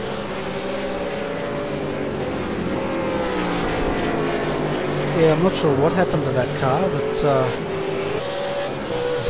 guess something's happened to put them where they are. What do you think of all this dirt and dust that's being thrown up on the track? Oh, it just adds another element, doesn't it? It's fantastic. I think it's. I think at this stage that my experience is it doesn't affect the grip too much, but then. I'm not the best kind of driver to make comment on what's good and what's not in these cars, but it makes for good viewing, I think. Oh, it certainly does, and it's quite interesting because the V8s seem to throw a hell of a lot more dust on the track than the GT cars do. I'm not sure if that's because the V8s are more using the very edges of the track and getting more dust, or what, but that's what I've noticed. It's probably something to do with the Scott Stevens influence, is it, with his brown tyres? Something to do with that, I'm guessing. Yeah, probably, who knows. But Scott had a good run earlier. He's back in the car, sitting in 12th at the moment, and 1 lap down. Yeah, so they're another car that something's obviously happened to them, because they were very strong. They were having a very strong race. They were in the top 6 or 7 for pretty much the whole first set of the race, I thought. Yeah, they were pretty strong, that's for sure. They got a bit of damage on that front left hand of the car, but I'm not sure how much it's going to affect them.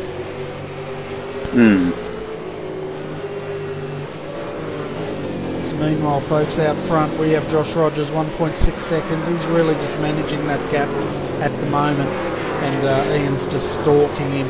Then we have Bo Cubis in 3rd and 20 seconds down. Now if the front two have to pit, I'll tell you what, Bo's going to be in the box seat for this race. And then we have Brenton Hobson 4th, 23 seconds down. Jason Bentz rounds out your top 5, 32 seconds down.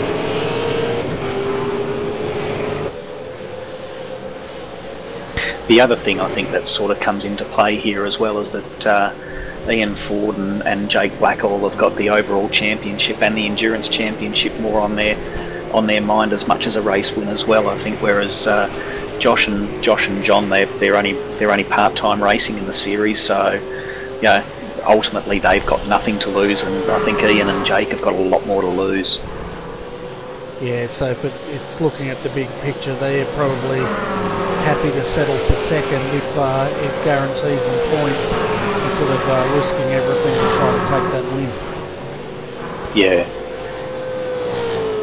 Well, I'll tell you what, the driver that has impressed me since this new build has come out is Luke Harvey. He's been doing a tremendous job in these V8s since they've updated the car, and he's sitting there in 6th place at the moment. Yeah, well, we definitely saw his car control, didn't we, Adrian?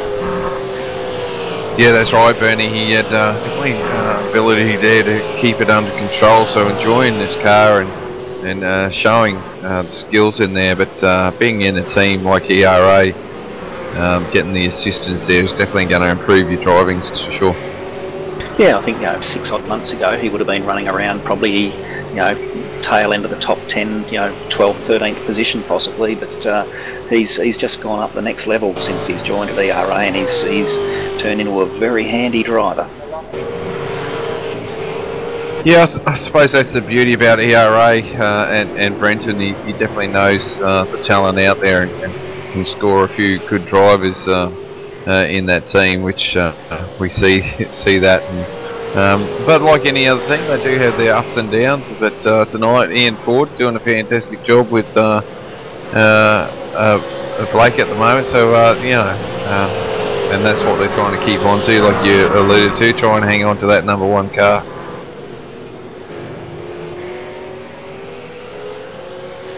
As we can see, Josh is getting held up here, I think. Yeah, it's one of the KRF cars he got held up by, and now he's got 2 Redback cars ahead of him. Let's hope they get out of his way.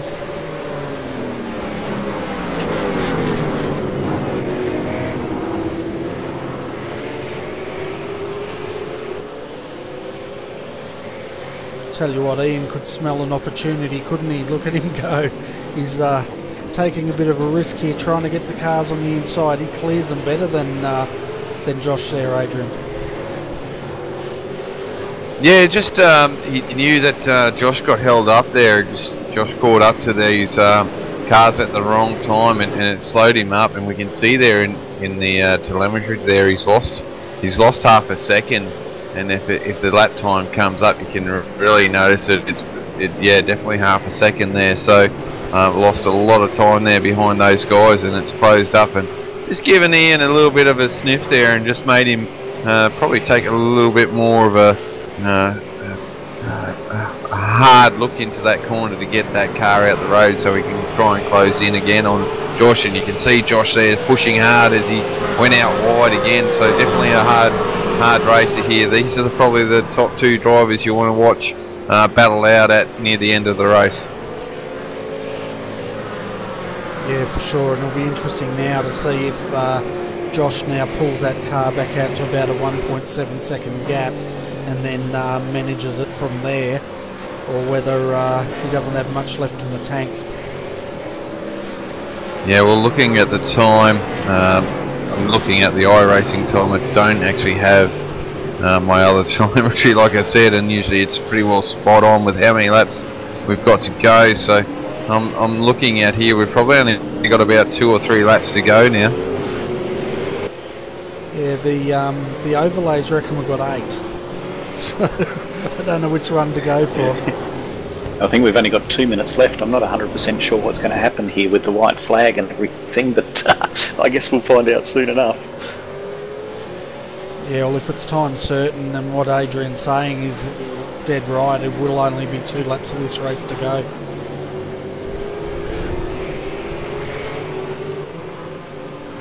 So we're on out the edge of our seats here because not sure, but if it's definitely a time certain race, we've only got a couple of laps to go.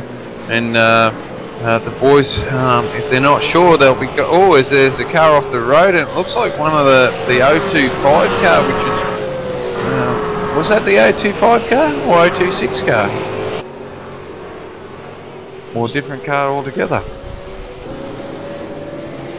No, it wasn't the 026. He's just coming around the top bend. I'll have a look further to see if I can work out. I reckon it was the 02 car, Bernie.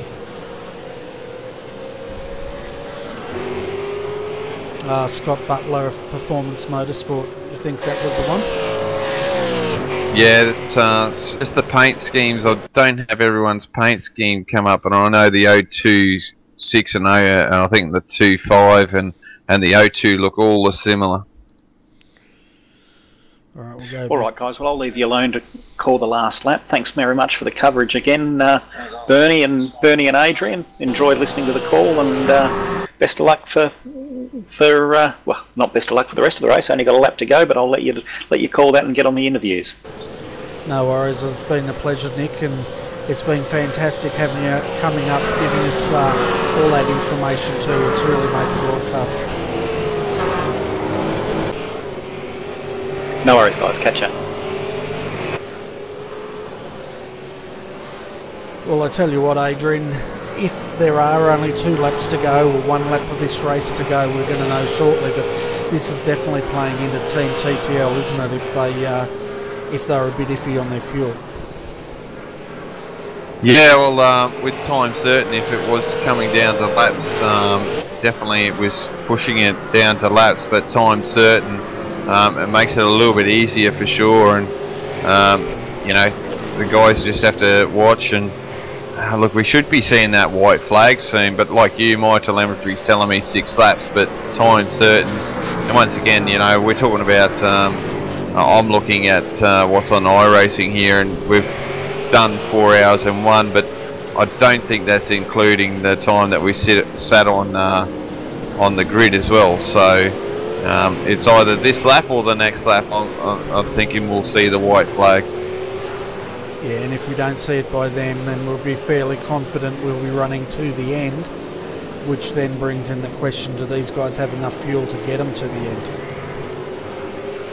Yeah, that's right. So it's all up in the air. We'll just see what it does. Who knows? I've never had it go on this close and have a time certain race or a lap certain. So it's going to be close, and we'll see how it pans out. Oh, for sure. It's 5 laps to go, or 1 and a bit laps to go. Let's find out. But I tell you what, Bo Cubas is having a fantastic drive here. He's closing that gap. 18 seconds he's down to now. His last lap was a 129.092, and he took a good 2/10 out of the front runners. Yeah, not enough time, Bernie. The little white flag's out, so definitely the last lap. So gone time certain, as it sort of knew it would be going to if it was time certain, which is roughly where it works out, because you've got to add the time that you sit on the grid for. So good run here from Josh Rogers tonight, and Scott as well. But look at Ian, he's tried to push in there, try to get a little bit closer to try and have a stab here on the last corner as well. But well done to these boys. Hard race, but nice races. Oh, look at Ian. You don't want to mess it up now, boy. You're near the end, but well done, Josh. Yeah, good drive there by Team TTL, followed by Evolution Racing Australia 1. Could have lost it all in the last corner. It would have done. It would have been tragic. Here comes SDC Black, Bo Cubis, Paul Gorrell driving this car home in third, and that's your podium, folks. Yeah, as Brenton's coming around the last corner in fourth, so well done to those boys. Good finish there. 0-1-2 with Jason Benson, ABR Team Simulator 2 coming home in fifth, so well done to those guys. And not far behind, Luke Harvey. Yeah, and then we've got Josh Burden. He's a fair ways down. He'll come home in seventh in that beautifully painted car. And Greg Sharp should come home in eighth for Evolution Racing Australia. Yep, and Daniel Ackland here in 777. Yeah, he'll come home in ninth, and to round out the top 10 tonight, he has already finished, which would be Philip Piggott there for Laser Racing. So not bad, considering they weren't up near the front there all night long. To get a top 10, that's just goes to show, just keep sticking at it, and well done to those boys. Yeah, and Greg Sharp nearly got cleaned up by the Race on Oz entry who's doing donuts on the straight, and yeah, but that's like it's the end of the race and the incidents won't count. But well done to the boys. I think that was brilliant racing again. Just shows you with the endurance. They race reasonably hard at the start, which is great, and you see them putting the laps down, but they're nice and clean. And then on that last safety car, man, didn't they put the numbers in and showed us what racing's about. Poor old Luke though did get a few touch-ups there, but that car control he had there was fantastic, and brilliant racing, and just brilliant stuff to watch. Oh, it certainly was. That was unbelievable car control there, and yeah, he's definitely coming on leaps and bounds, that driver. And anyway, folks, let's take you through from 11. The top 10. Let's see where the rest of the field finished in this race. So, coming home in 11th, Laser Racing, followed by TD Racing 736. Then we had in 13th, HTR1, followed by SDRT 11, home in 14th. 15th, FSR GT Omega, the number 82 entry, followed by ABR Team Simulated 1. HTR2 comes home in 17th, then RaceOnOz.com 18th. 19th, KRF Aloha Gardens Motorsport SDRT, followed by Performance Motorsports, and 3 laps down in 20th. 21st, Redback Racing Team 18, followed by Redback Racing Team 031. In 23rd and 39 laps down, ABR Team Simulated 4. They were missing for a while there with hardware failure, but he's managed to sort that out. The two teams that did not make the start tonight was SDC Motorsport Enduro and Team Dogbone.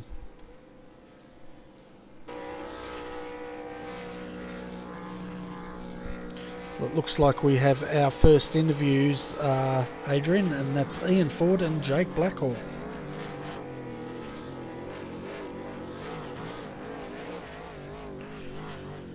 Hi Ian and Jake, congratulations on coming home second in tonight's race, and was it a surprise for you when that white flag came out?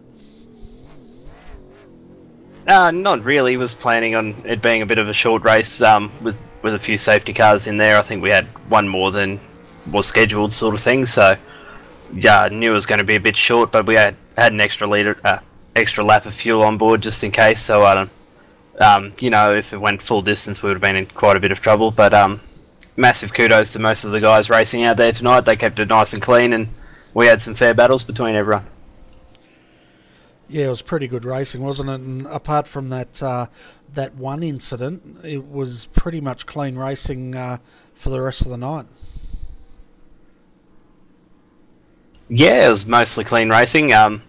Poor Brenton Hobson got bashed up on that last restart pretty well, and that's just the sort of racing that you expect from some of the guys on the track. But other than that, it was fantastic. I saw that there was some good races throughout the field during Jake's stint as well, when he was slowly racing his way through there. I was watching some of the battles between some of the HTR guys and, God, whoever they were racing against. But yeah, it looked like a ball of fun, and massive turnout, considering that the iRacing website sort of had a hissy fit beforehand. So hopefully the next Enduro's, massive turnout and we do it all again.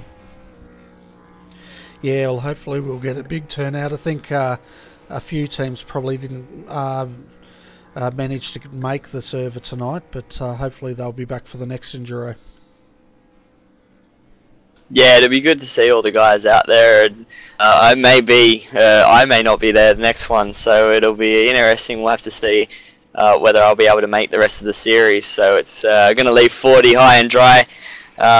We'll see who we can put up next to him to try and keep the number one on the Enduro door, but I think I won't be able to keep the number one on the solo door, so we'll have to see how the rest of the season goes and whether I can make it.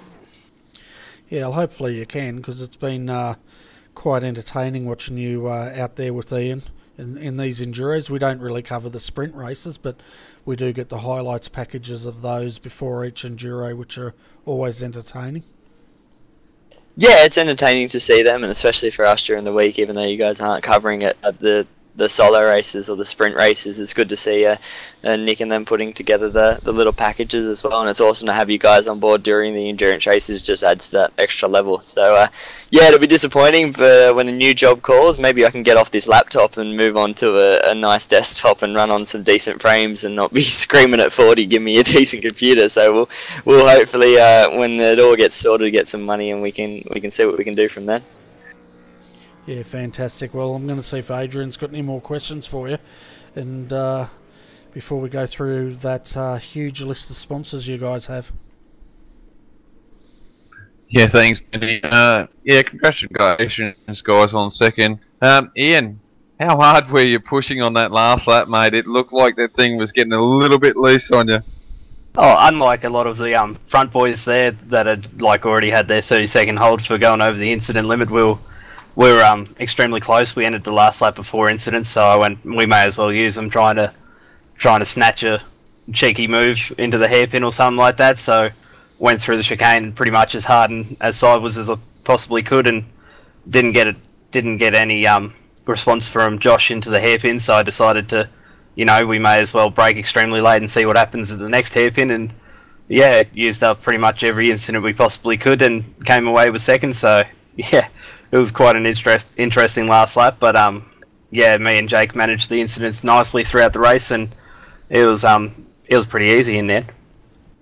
Yeah, and also the little faux pas there on the last corner too, mate. That we did get a hold of that one as well. That one was going, yeah, hang on to it, 40. You haven't finished yet, mate. You could lose this if you're not careful.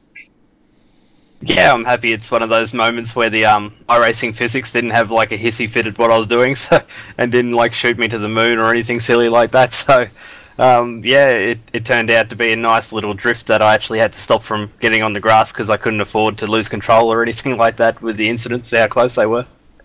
Yeah, it would have been a best race penalty. I think Nick put it up there through Team Channel and also mentioned it on here. But look, no, well done. It was great to see you bring that car back from adversity, right back from the beginning there. First safety car was called from an incident. Lucky you didn't get too much damage, but it was awesome to see that car come back through. And I think I've paired yourself as Jamie Wincup and Jake as Paul Dumbrell, so you got a pairing there, and I think that's the Triple Eight Racing guys right there, guys. Yeah, massive kudos to all the guys in our team that we had a massive weekend last weekend, and then came into this week you know, a bit flat, and we put a lot of effort into this here, and also into the BES series for the weekend. And for once, we actually had a car that, you know, it may not have been extremely fast, like, you know, we didn't set any record laps like Bo and Josh did out the front there in the opening stint of the race, but we had a consistent car. It could punch out the same lap times on new tyres, old tyres. So yeah, it's just one of those things. Massive hats off to the guys over there that did all the work. Nah, awesome racing. It was good to see you fight back, and I must admit it's a pretty good series where you can see you guys are rubbing and carrying on, and they're not actually taking each other out and get the racing done, which is pretty decent racing, and awesome to watch you guys pull those sort of driving skills off. Yeah, thanks for that. One though, you got to go back and watch the watch Luke. Poor bloke was getting boxed between the ears and still hang on to the car. So if you can watch that back a bit, it was pretty phenomenal car control from Luke tonight. But anyways, before we let you go, guys, we'll wait here for 5 minutes while you rattle off your sponsors. The sponsor list continues. Yeah, I'll start the stopwatch for us. Yeah, so I'd like to thank obviously Logitech on the car tonight, MPMS Racing Simulators MS Limited Edition, Maverick Welding, GTI for the springs, do an awesome job. I think I said Maverick Welding, I'm not 100% sure. Joel Rule Timing and Sim Racing Teams, and also KRD. Fantastic. Well, also, wouldn't you... Also, sorry, Bernie. Also, massive kudos to you guys for doing the broadcast every time we have an endurance race. It's top quality. Can't wait to go back and watch it again.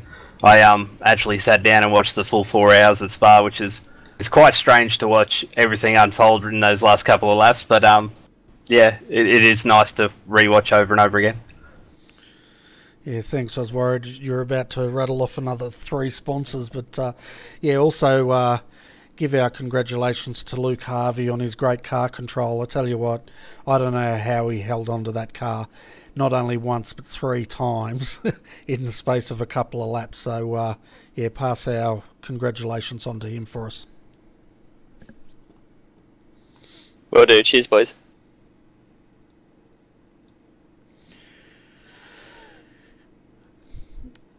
Okay, Adrian, we've got Paul Gorrell down there, and he was teamed up with Bo Cuba. So these guys came home 3rd for SDC Black. So I might bring him up. And did you want to have an interview with him?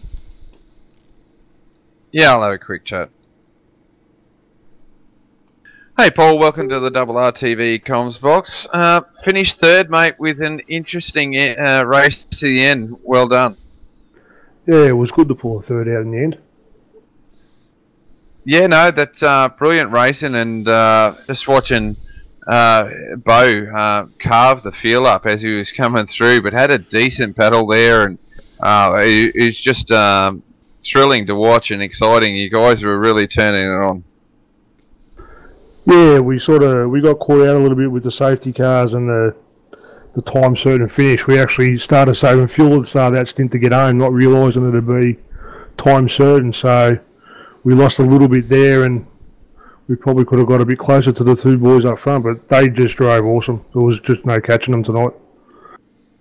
Yeah, we did see that with Bo. He was putting the lap times down, and unfortunately the laps ran out. So had it been realised that you didn't have to save fuel, you probably would have been up there a little bit closer, probably hassling Ian there at the end. Yeah, it would have been really interesting there in the last couple of laps.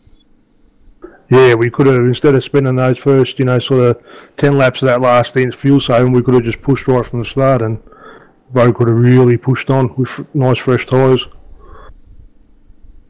Yeah, no, it's you guys have been looking really strong in the Enduros. We've been watching you, and you just have a brilliant lot of pace. I know Spa, you had a little bit of issue there, but I suppose it's sort of gratifying to know that you've got the pace there, and to get home 3rd, you can almost say, yeah, this is where we should be. Yeah, it's been good. I think we both sort of enjoy the same sort of things in the sets and can drive them together, so it sort of works well for both of us, and you know, we're just hoping to at some point hopefully get to the top of the podium. Yeah, no, you've done a fantastic job, and I tell you what, the calibre of races in this series is quite high. So to come a third in this endurance series is definitely something that you should give yourself a pat on the back, because it's a hard work, isn't it? Yeah, it's 4 hours of this car can really push you at times, but it's good to be after 4 hours to be up there. Yeah, for sure. You know, they've made a lot of improvements to this car, but it's some of the times, can't it? So no, it's fantastic to see, and Bernie did mention on the broadcast there that you guys are really well suited in the way that you've raced. So and your lap times are pretty close. So going back to what you said, it's definitely proven that Bernie was correct, which makes it change for once. Yeah, not often the old fellow is correct. Yeah, notice he's not chiming in yet, because normally he would have had a go. But at least I got a backing there, so he can't really say anything. But look, I'm going to hand you over to him, and he'll probably refute all those claims. But Paul, once again, you know, fantastic job by you and Bo. Be happy to watch us get out there and have a crack again soon. But keep it up. You've definitely got the pace there, and good luck for the rest of the series. Thanks, bud. Boo, hiss. Anyway, Paul, a couple of things here for statistics, and I know you like your statistics. You guys led the second most amount of laps tonight with 28, and you also got the fastest lap of a 1:28.315. So congratulations on both of those numbers. Yeah, thanks, bud. We knew that we had some pace in the car, and you know, Bo sort of showed that towards the end there, where he managed to carve his way back from, I think we were 10th or something at the restart. So yeah, definitely some pace there. Yeah, and how were you guys for fuel? If this had gone the full, that extra 4 laps, could you have made it home from there? Yeah, well, we hadn't realised it was going to be time certain finish, so the first, say, 10 laps of that stint, we saved to get us home to the point that after those 10 laps, Bo could push. So if it had gone those extra laps, we wouldn't have had to stop. We would have been fine. Yeah, because we know Ian said if it had gone the full distance, they were worried about fuel, and I'd say Josh was in a similar position. So we were sort of looking at it saying, well, if it isn't time certain, you guys are in the box seat to take that win. But unfortunately, it finished 4 laps too soon. Yeah, we were sort of looking at it thinking, well, if they splash and dash, we'd jump them while they were in the pits. And to be honest, we were a little bit gutted when it went time certain on us. Yeah, I reckon you would have been, because I could see Bo trying to close that gap. And 19 seconds, if they had to do a splash and dash, you guys would have definitely jumped them. And I reckon you would have really taken that win. But anyway, it wasn't to be. But you still had a fantastic drive, and you're on the podium, so well done. Yeah, thanks for that, bud. It was a good night after all. Yeah, and I guess, you know, for a geriatric, you're doing all right. That's the pot calling the kettle black, old man. All right, well, it might be time for you to go, because it is 11:54 p.m, which is about what? Prime Possum normally sends you to bed about 7:30, so it's probably time for you to go and get some shut-eye. Yeah, I reckon it might be, bud. All right, anyway, pass our congrats over to Bo when you see him, and yeah, well done, mate. All right, cheers, bud, and thanks for the top job on the broadcast too. Yeah, no worries. It's only me and Adrian up here. We just get to crap on for 4 hours, and everyone listens, so that's fun. Crabbing on's your favourite pastime. Okay, now get out of the comm box. Goodbye. See you, boys. Okay, Adrian, I tell you what, that was degrading fast. And anyway, let's bring Josh Rogers up, our race winner for Team TTL.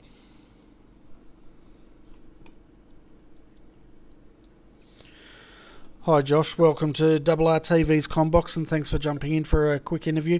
Well done. Firstly, on your win tonight. Fantastic. I tell you what, it was a bit of an up and down night for you guys. Yeah, you're not wrong. Fortunately, John can't be here at the moment, but just like to start as he wanted to apologise to Ian for his little mishap early in the race. But yeah, look, tell you what, it was up and down. I think we had a 30-second stop and hold somewhere in the middle there, and a little bit of mishaps back in the pack, trying to come back through. After which, our first pit stop was a really weird bug. Started towing us, and that was only 5 seconds or so, but every time we jumped out, jumped back in, it kept towing us, so I think we lost like 20 seconds in that. But look, it was a real fun race. The SDRT series never ceases to amaze me with the amount of fun and exciting racing you can have, especially with the cautions as well. It really mixes things up. Yeah, it certainly does. And yeah, we saw that pit stop. It was a very slow stop, 67 seconds, but we sort of at the time we called it because we could see John in the car, him out, you in, then him back in, and we thought it must have been some sort of an iRacing glitch there with your pit stop. Yeah, it's a little bit unfortunate, but hopefully it's something that they're already aware of and can be fixed. Soon. I mean, it's something that's never happened to me before. At least I've never seen it. So yeah. Yeah, I'm sure they'll be aware of it and looking at it. But I tell you what, how were you going for fuel with as those laps counted down?